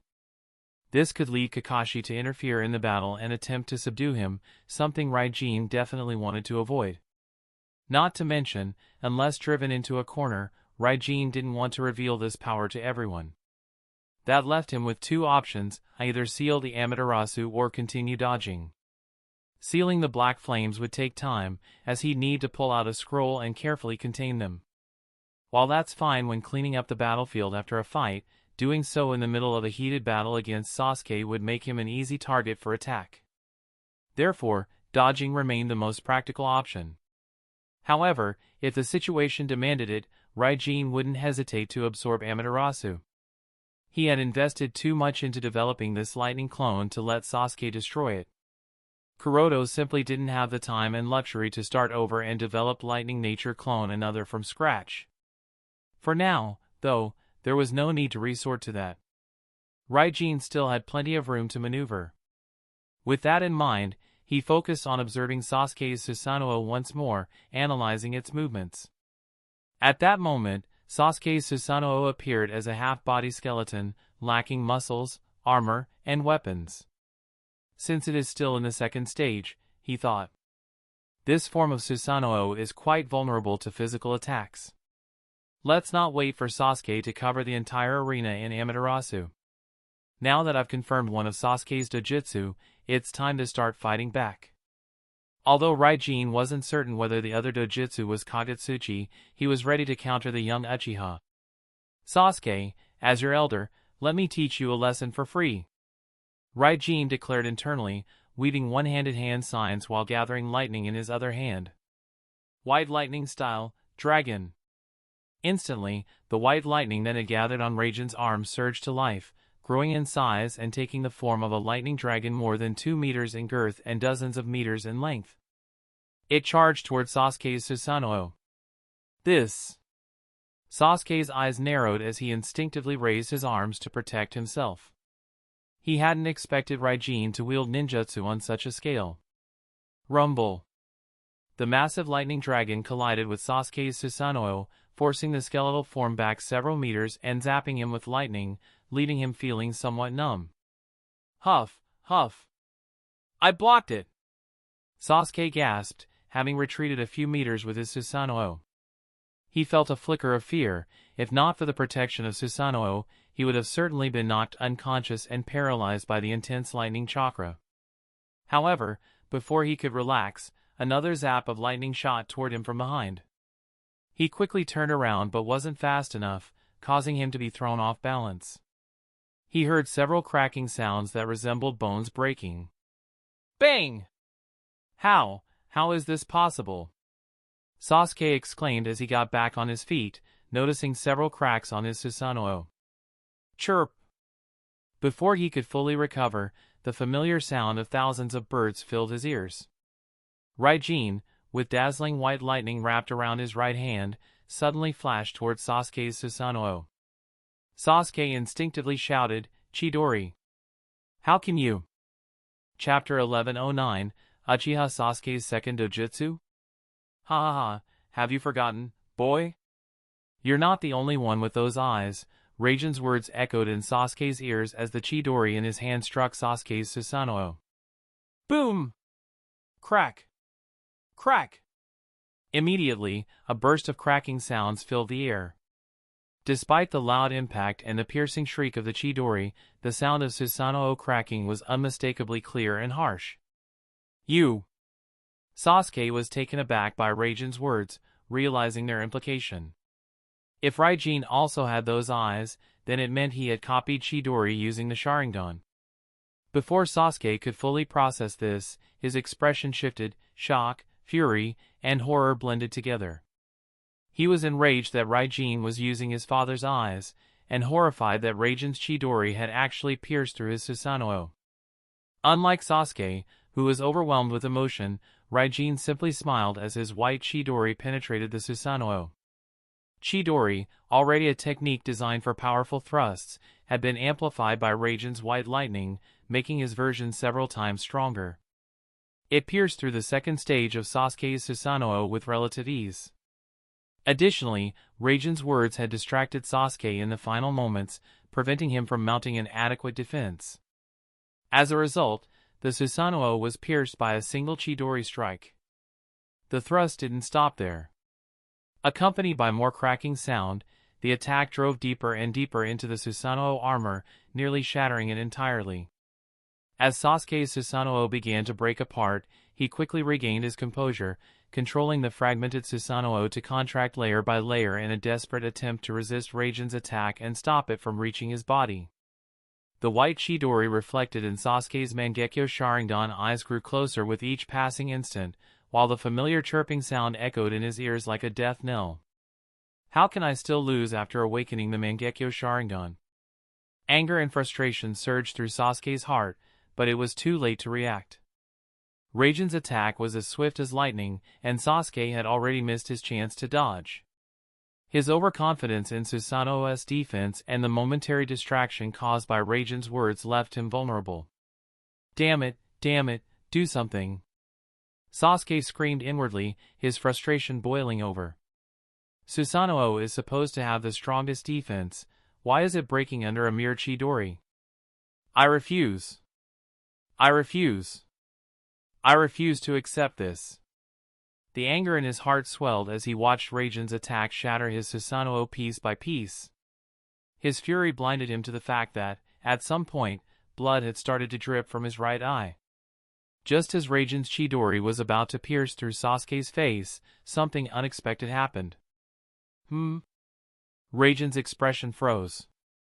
It wasn't because he had intentionally held back, but rather because Sasuke's instinctive defense, shrinking Susanoo layer by layer, actually took effect.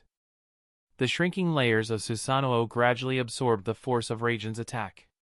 Just when it seemed Raijin would succeed, his attack was stopped, held back by Sasuke's desperate defense. Now, Raijin's right hand, still crackling with intense white lightning, hovered mere centimeters away from the tip of Sasuke's nose. TCH. Clicking his tongue, Raijin immediately zapped back decisively and stared at Sasuke with a frown. To Raijin's visible surprise, Sasuke's Susanoo began to regenerate, shrinking and becoming denser at the point where Raijin had attacked. This unexpected detail left him confused. What's going on? Raijin had a deep understanding of Susanoo, having used it multiple times through the Tsukihei clone. He was certain that this wasn't how Susanoo typically worked. The damage done to it wasn't something that could be repaired. Susanoo didn't regenerate. The only way to deal with such damage was to either advance to the next developmental stage or completely disperse and reform it.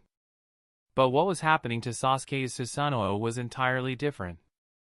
The young Uchiha Susanoo hadn't evolved to the next stage, nor had it been dispersed and reformed, yet it had somehow changed, an alteration that deviated from the usual development of Susanoo. Could this be the result of Sasuke's other dojutsu? Raijin pondered. Mangekyo Sharingan users typically possess abilities in both eyes. These abilities can be identical, similar, or completely distinct, but one thing is certain, each eye gains a unique jutsu, so Sasuke ought to have an ability in each eye too. Since he had already used Amaterasu earlier, one of his dojutsu was clearly the Black Flames. However, Sasuke hadn't shown any sign of controlling those flames yet. Instead, he had been recklessly launching them everywhere, so it was a little difficult to tell whether the dojutsu of his other eye was simply Kagetsuchi that he had yet to use or something else. This strange regeneration of his Susanoo, something Raijin had only ever encountered once before, might be tied to Sasuke's second dojutsu. The only other person capable of restoring their Susanoo is Shinichi. However, Shinichi's Susanoo restoration works by rewinding time to a fixed point. In contrast, Sasuke's restoration seemed more natural, as if it was genuinely being regenerated rather than reverting to a previous state. Moreover, Sasuke's Susanoo hadn't just regenerated, it had also added several layers of defense around the area Raijin's Chidori had struck, making it difficult for Raijin to proceed further. It's definitely different from Shinichi's dojutsu, Raijin mused, nodding to himself. Yes, this ability must be tied to Sasuke's dojutsu.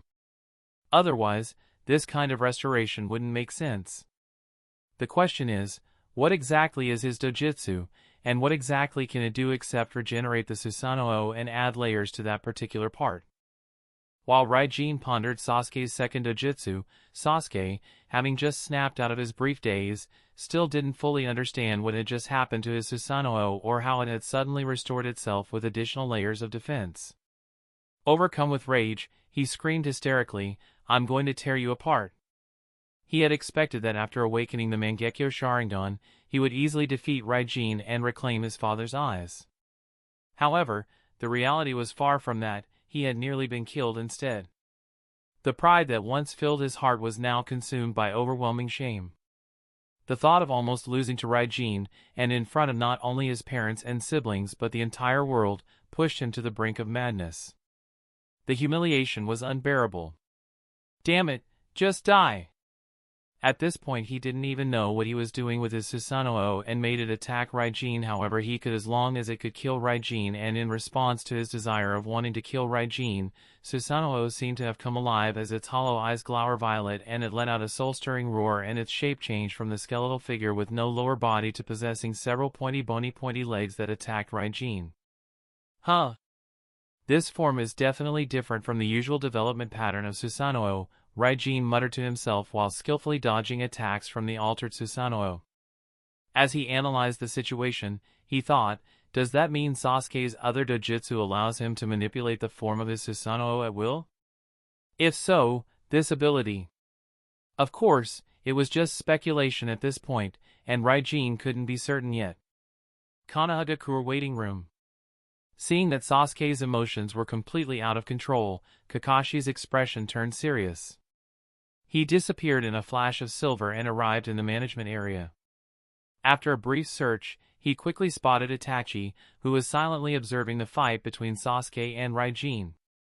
Hurrying to his side, Kakashi called out, "Itachi." "HM? Kakashi-san?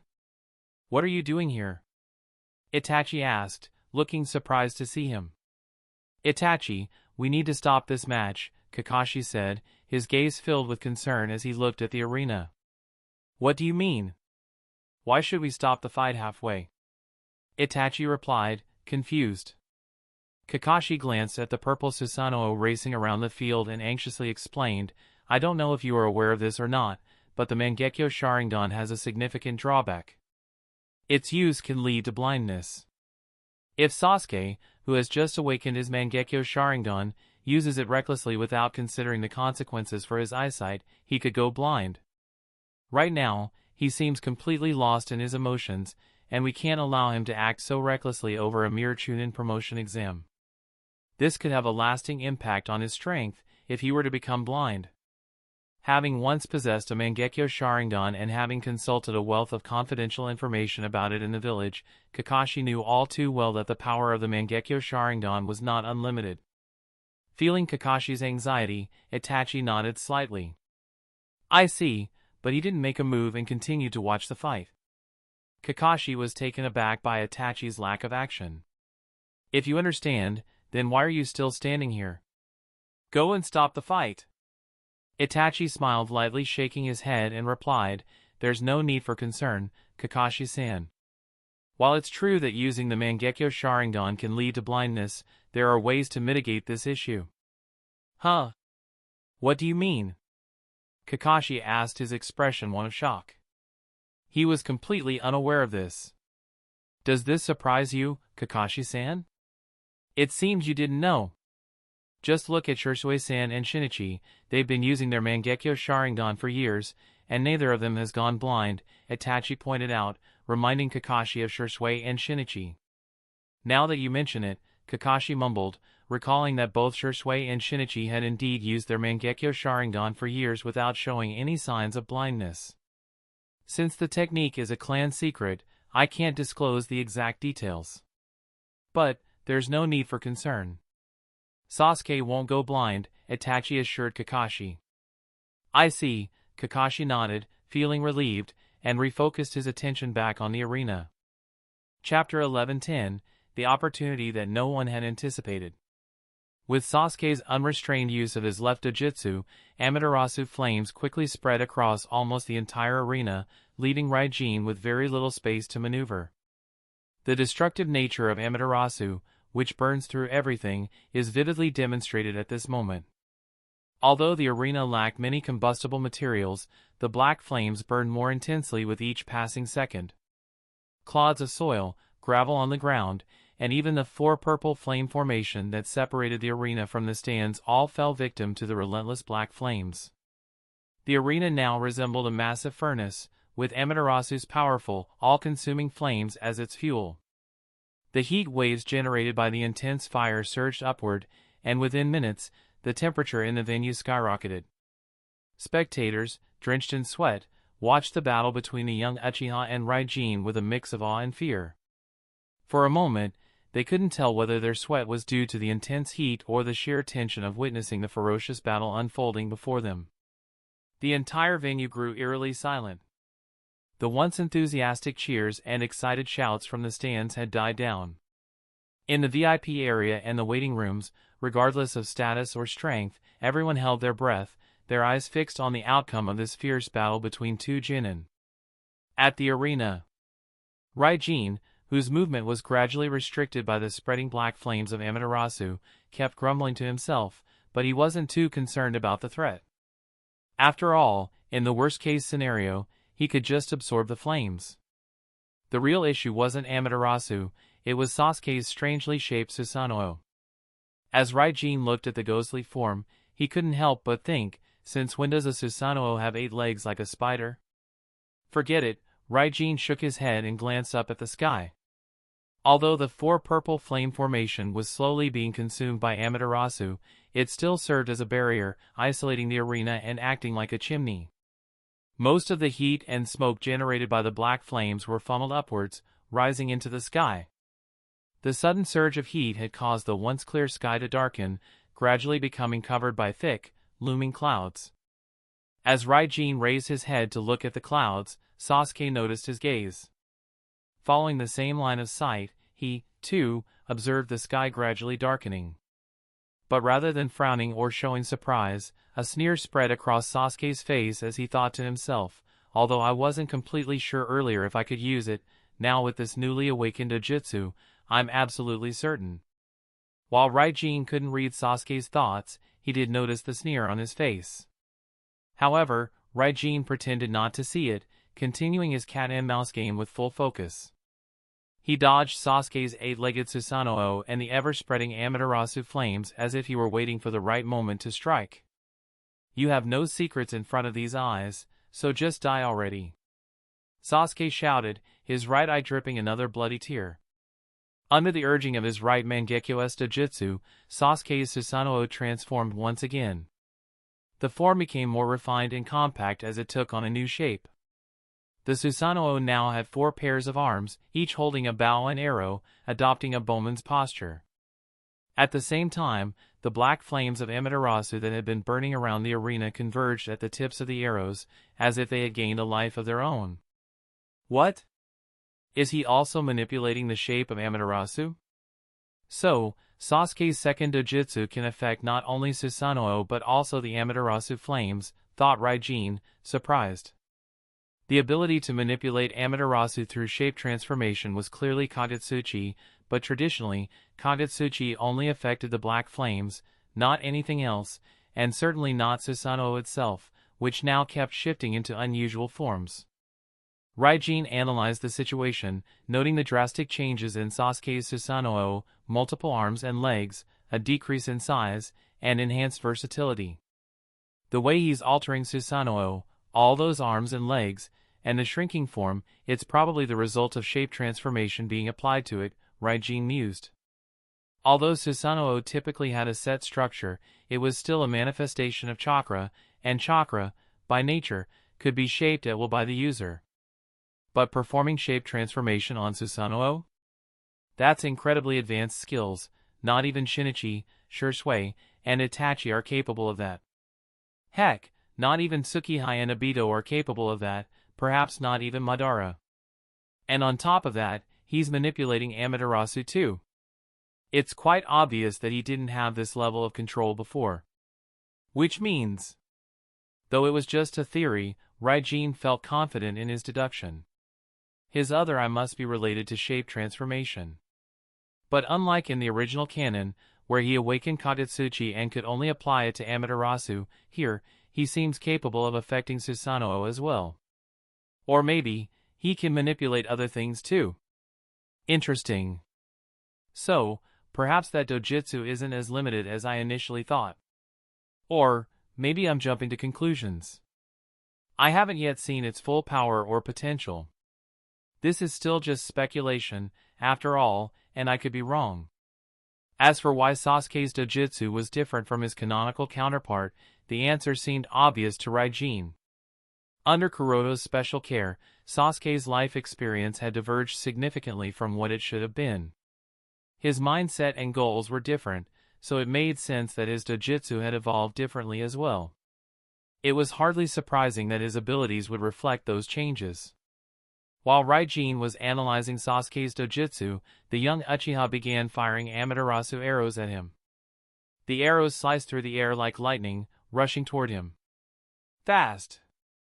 Raijin thought, taken aback. He momentarily halted his analysis and activated the lightning chakra stimulation technique, zipping away from the arrow's trajectory. However, despite his speed, the sleeve of his shirt was still grazed by one of the Amaterasu-coated arrows, and it immediately caught fire. The black flames rapidly consumed his sleeve, threatening to spread to his entire arm. Feeling the searing heat, Raijin couldn't help but let out a pained cry, "Aya!" To Sasuke, Raijin's scream was music to his ears. Seeing Raijin's arm engulfed in flames, he laughed maniacally, "This is it, it's over for you. Ha ha ha. Die now!" He envisioned Raijin desperately writhing in pain, begging for mercy. But contrary to Sasuke's expectations, Raijin did not succumb to despair. After his initial cry, he calmed himself, took a few deep breaths, and said to Sasuke, "Foolish boy, have you forgotten that if I turn to ash, these eyes will turn to ash with me too?" What? Sasuke's sudden realization sent him into a panic. He had completely overlooked that detail and suddenly felt an urgent need to extinguish the flames in Raijin. This panic broke his concentration on the flames, giving Raijin an opening. Seizing the opportunity, Raijin concentrated his chakra on his left arm. Capable of emitting chakra from all his tenketsu, he quickly formed a visible layer of chakra over his left hand, creating a barrier between his skin and the encroaching black flames.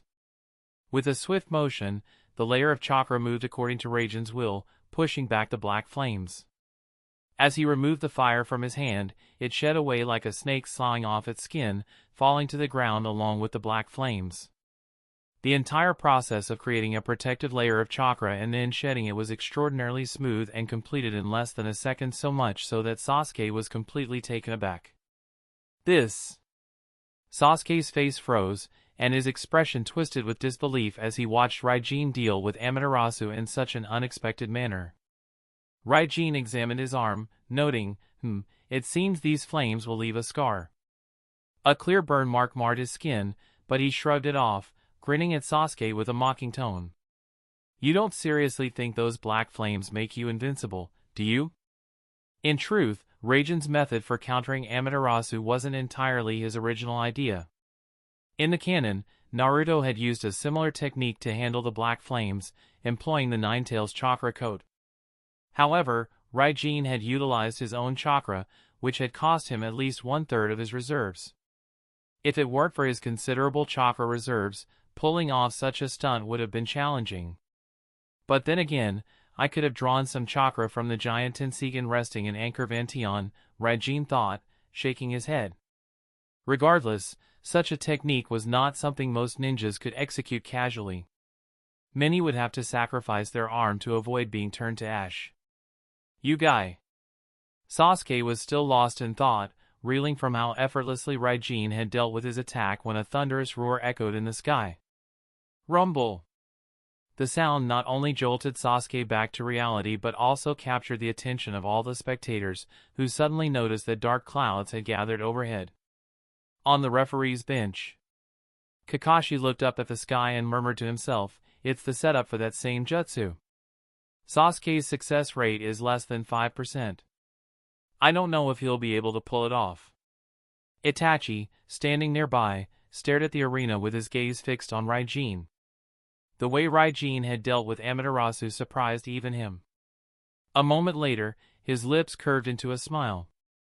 He is indeed a member of the organization. At the arena, Sasuke looked up at the dark clouds in the sky, a cold expression on his face. You really want to use this jutsu against me? Raijin, you're going to miscalculate. When thunder strikes, you'll be buried.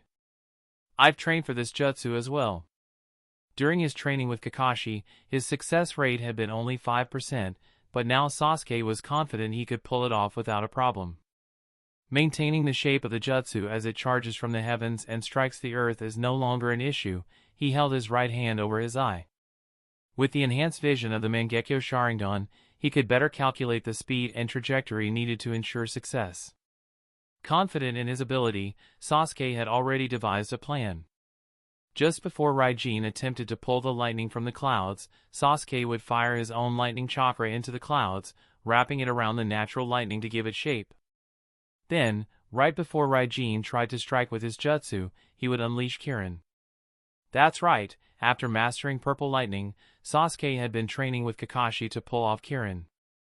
Kakashi had seen Darui and Raijin use their chakra to shape the lightning in the clouds offensively during the second phase of the joint Chunin promotion exam. When Kakashi relayed that idea to Sasuke, the young Uchiha was intrigued and worked hard to replicate it as a surprise trump card. Although he hadn't achieved the 100% success rate he had hoped for, now that he had awakened the Mangekyo, Sasuke felt confident. The thought of giving Raijin a taste of his own jutsu made him grin. But just when many, including Sasuke, believed Raijin would take advantage of the dark clouds overhead, Raijin grinned, thinking to himself, it's finally here. The opportunity he had been waiting for arrived as Sasuke suddenly covered his eyes, groaning in pain. Aha! Sasuke couldn't comprehend what was happening. His eyes began to hurt as if countless sharp needles were poking into them, and he found it impossible to resist. As he howled in agony, the bizarre-shaped Susanoo enveloping him began to degenerate and fade. It transformed from a skull form with several arms and legs holding bows and arrows to a ribcage. Moments later, even the ribcage began to dissipate, making it difficult for Sasuke to maintain it. Just as the ribcage vanished, the ground behind Sasuke exploded. A figure with a hand crackling with white lightning emerged, piercing through Sasuke's chest. ZZZ. Chapter 11:11, Uchiha Sasuke vs. Raijin Conclusion.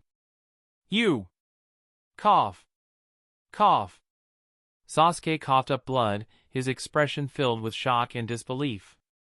Boy, you still have much to learn, Raijin said calmly as he yanked his arm out of Sasuke's chest, dispersing the lightning wrapped around it. Plop! The moment Raijin pulled his arm out, Sasuke grunted in pain. His strength drained away, his legs gave out, and he collapsed to his knees. Drip! Drip! Blood dripped onto the ground, and Sasuke still couldn't believe what had just happened. Poof! Suddenly, Sasuke heard a faint sound and realized that the Raijin behind him had disappeared. Meanwhile, the one standing in front of him was steadily approaching. As Raijin walked towards Sasuke, he spoke, "You may have awakened the Mangekyo Sharingan, but that doesn't mean you're strong enough to defeat me. Right now, you can't even use those eyes to their full potential." Sasuke, still in shock, weakly asked, "When did you? Why not think about it in the hospital?" Raijin chuckled before vanishing and zapping in front of Sasuke and smashing his fist into Sasuke's chest. Bang! The punch, combined with the wound from Raijin's shadow clone, was too much for Sasuke, and he lost consciousness, collapsing to the ground. "Only a fool would fight a Mangekyo Sharingan user head-on," Raijin muttered, raising his hand in victory. Raijin had turned the tide of the battle in an instant, defeating Sasuke, who had just awakened the Mangekyo Sharingan. It wasn't by chance, he won because of his deep understanding of the Mangekyo Sharingan and the strategy he had planned from the very start. As soon as Sasuke had activated his Mangekyo Sharingan and stirred up a lot of dust in the arena, Raijin used the cover to sneak a shadow clone underground. Thanks to Kakashi's proficiency in both lightning style and earth style, Raijin had used an earth style jutsu to hide the clone beneath the arena, anticipating a scenario like this. Though Raijin wouldn't claim to be the most knowledgeable person about the Mangekyo Sharingan, he was confident in his grasp of its strengths and weaknesses. He knew that the visual prowess of a newly awakened Mangekyo Sharingan was unstable, and its use placed a tremendous burden on the user. Anyone just awakening the Mangekyo Sharingan can't fully comprehend that, while it grants immense power, it also comes with a heavy toll. New users struggle with the strain it puts on their bodies, enduring significant pain until they grow accustomed to it. As seen in Canon, the more Sasuke uses his Mangekyo, the more discomfort he experiences, with the strain becoming increasingly painful and difficult to bear. Only when the Mangekyo evolves into the Eternal Mangekyo, or the user receives Hashirama cells, does the visual prowess stabilize, making it somewhat easier for them to use the Mangekyo Sharingan. Raijin knew this well, so he never felt truly threatened during the fight. He was confident that Sasuke, recklessly using the Mangekyo so soon after awakening it, would push his body to its limits and collapse under the strain. Although Sasuke lasted a little longer than Raijin anticipated, likely due to his second dojutsu, the outcome was exactly as Raijin had planned. What truly led to Sasuke's defeat, despite awakening the Mangekyo Sharingan, was his belief that he had already deciphered Raijin's winning tactic and would secure victory as per his plan. This overconfidence caused him to subconsciously relax and lower his guard.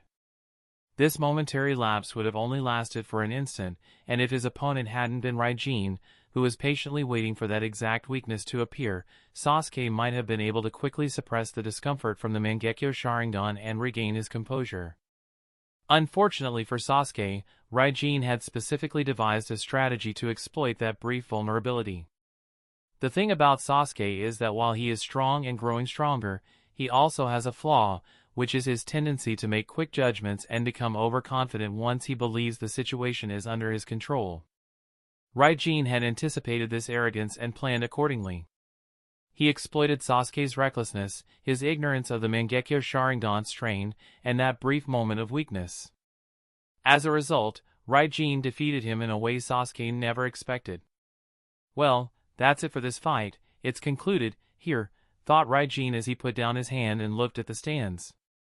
At that moment, an eerie silence filled the Colosseum. Apart from the crackling of the burning black flames, no other sound could be heard.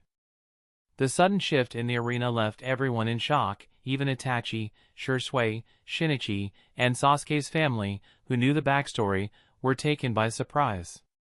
In the stands, Uchiha Mikoto stood up as Sasuke lost consciousness, her eyes filled with worry as she stared at her unconscious child.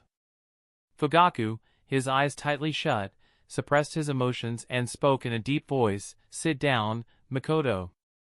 "But—" Mikoto began, but Fugaku shook his head, his tone laced with frustration.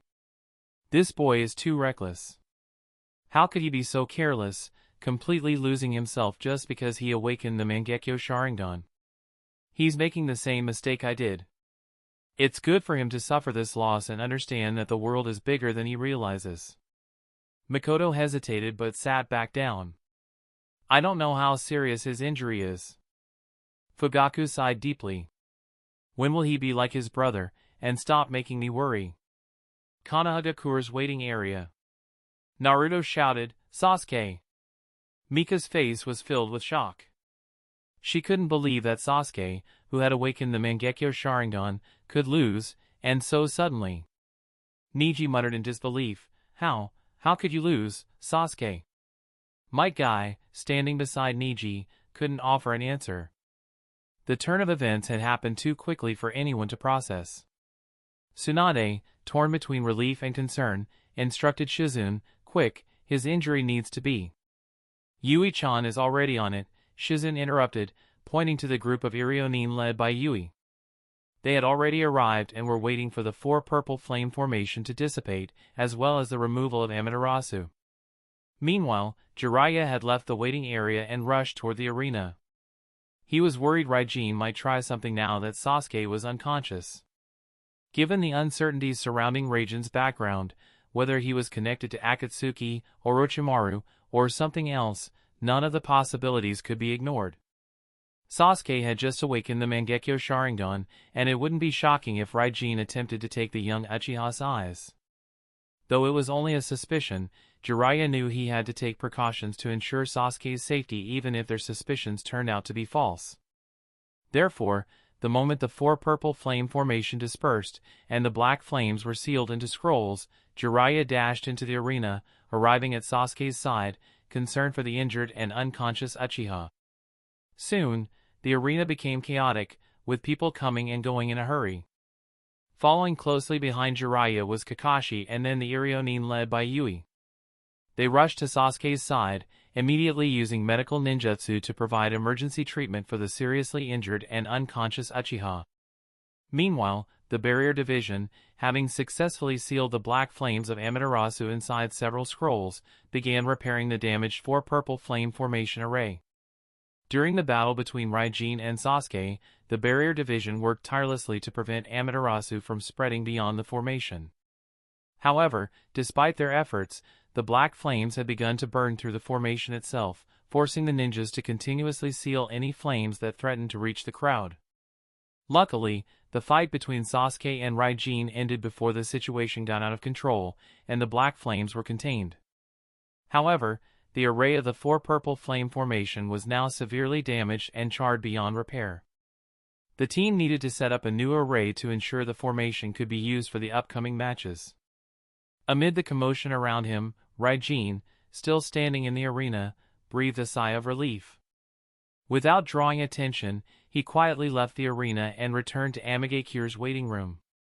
And watching Raijin walk back towards Amagekyure's waiting room, both Jiraiya and Kakashi had a solemn expression on their faces. Iwabakure's waiting room. Kuratsuchi murmured to herself, Raijin actually won. Daidara squinted, watching Raijin's back as he walked away, and muttered with a playful expression, this Raijin must have fought a Uchiha before, and that Uchiha must have had the Mangekyo Sharingan. Hearing Daidara's comment, Kuratsuchi was puzzled. What do you mean? How can you be so sure? Daidara replied, because I've fought the Amatsukumi's female Homusubi. I recognize this feeling. Unless you faced someone with the Mangekyo Sharingan and survived, you wouldn't be able to handle things like that. Raijin's performance throughout the fight, he acted as if he had everything under control. Even when Uchiha Sasuke awakened his Mangekyo Sharingan and used his dojutsu, Raijin didn't flinch. He seemed prepared for it all. That kind of calm isn't something you'd expect from someone inexperienced. He must have fought against Uchiha before. Really? Is that so? Kuratsuchi was surprised by Daidara's reasoning. Kumogakure waiting room. She was stunned. How could this happen? An Uchiha who awakened the Mangekyo Sharingan lost in a one-on-one fight like that? It was widely believed that the Uchiha almost never lost in one-on-one battles, and if you're facing one, you need an ally. But in Sasuke vs Raijin's case, Raijin had no backup, yet he still won against Uchiha Sasuke. Granted, she, who had seen Raijin's true abilities during the second phase, knew Raijin was unlikely to be easily defeated. Even so, he expected a much tougher fight. But Raijin seemed to have everything completely under control, which was quite shocking for she. Darui pondered the battle for a moment, replaying the events in his mind. He tried to imagine himself in Raijin's place and how the fight might have gone. After a while, he shook his head. Raijin is no, not probably, he's definitely better than me. That's the end of this tale for now. Thank you for watching and I'll see you in part 29. Peace.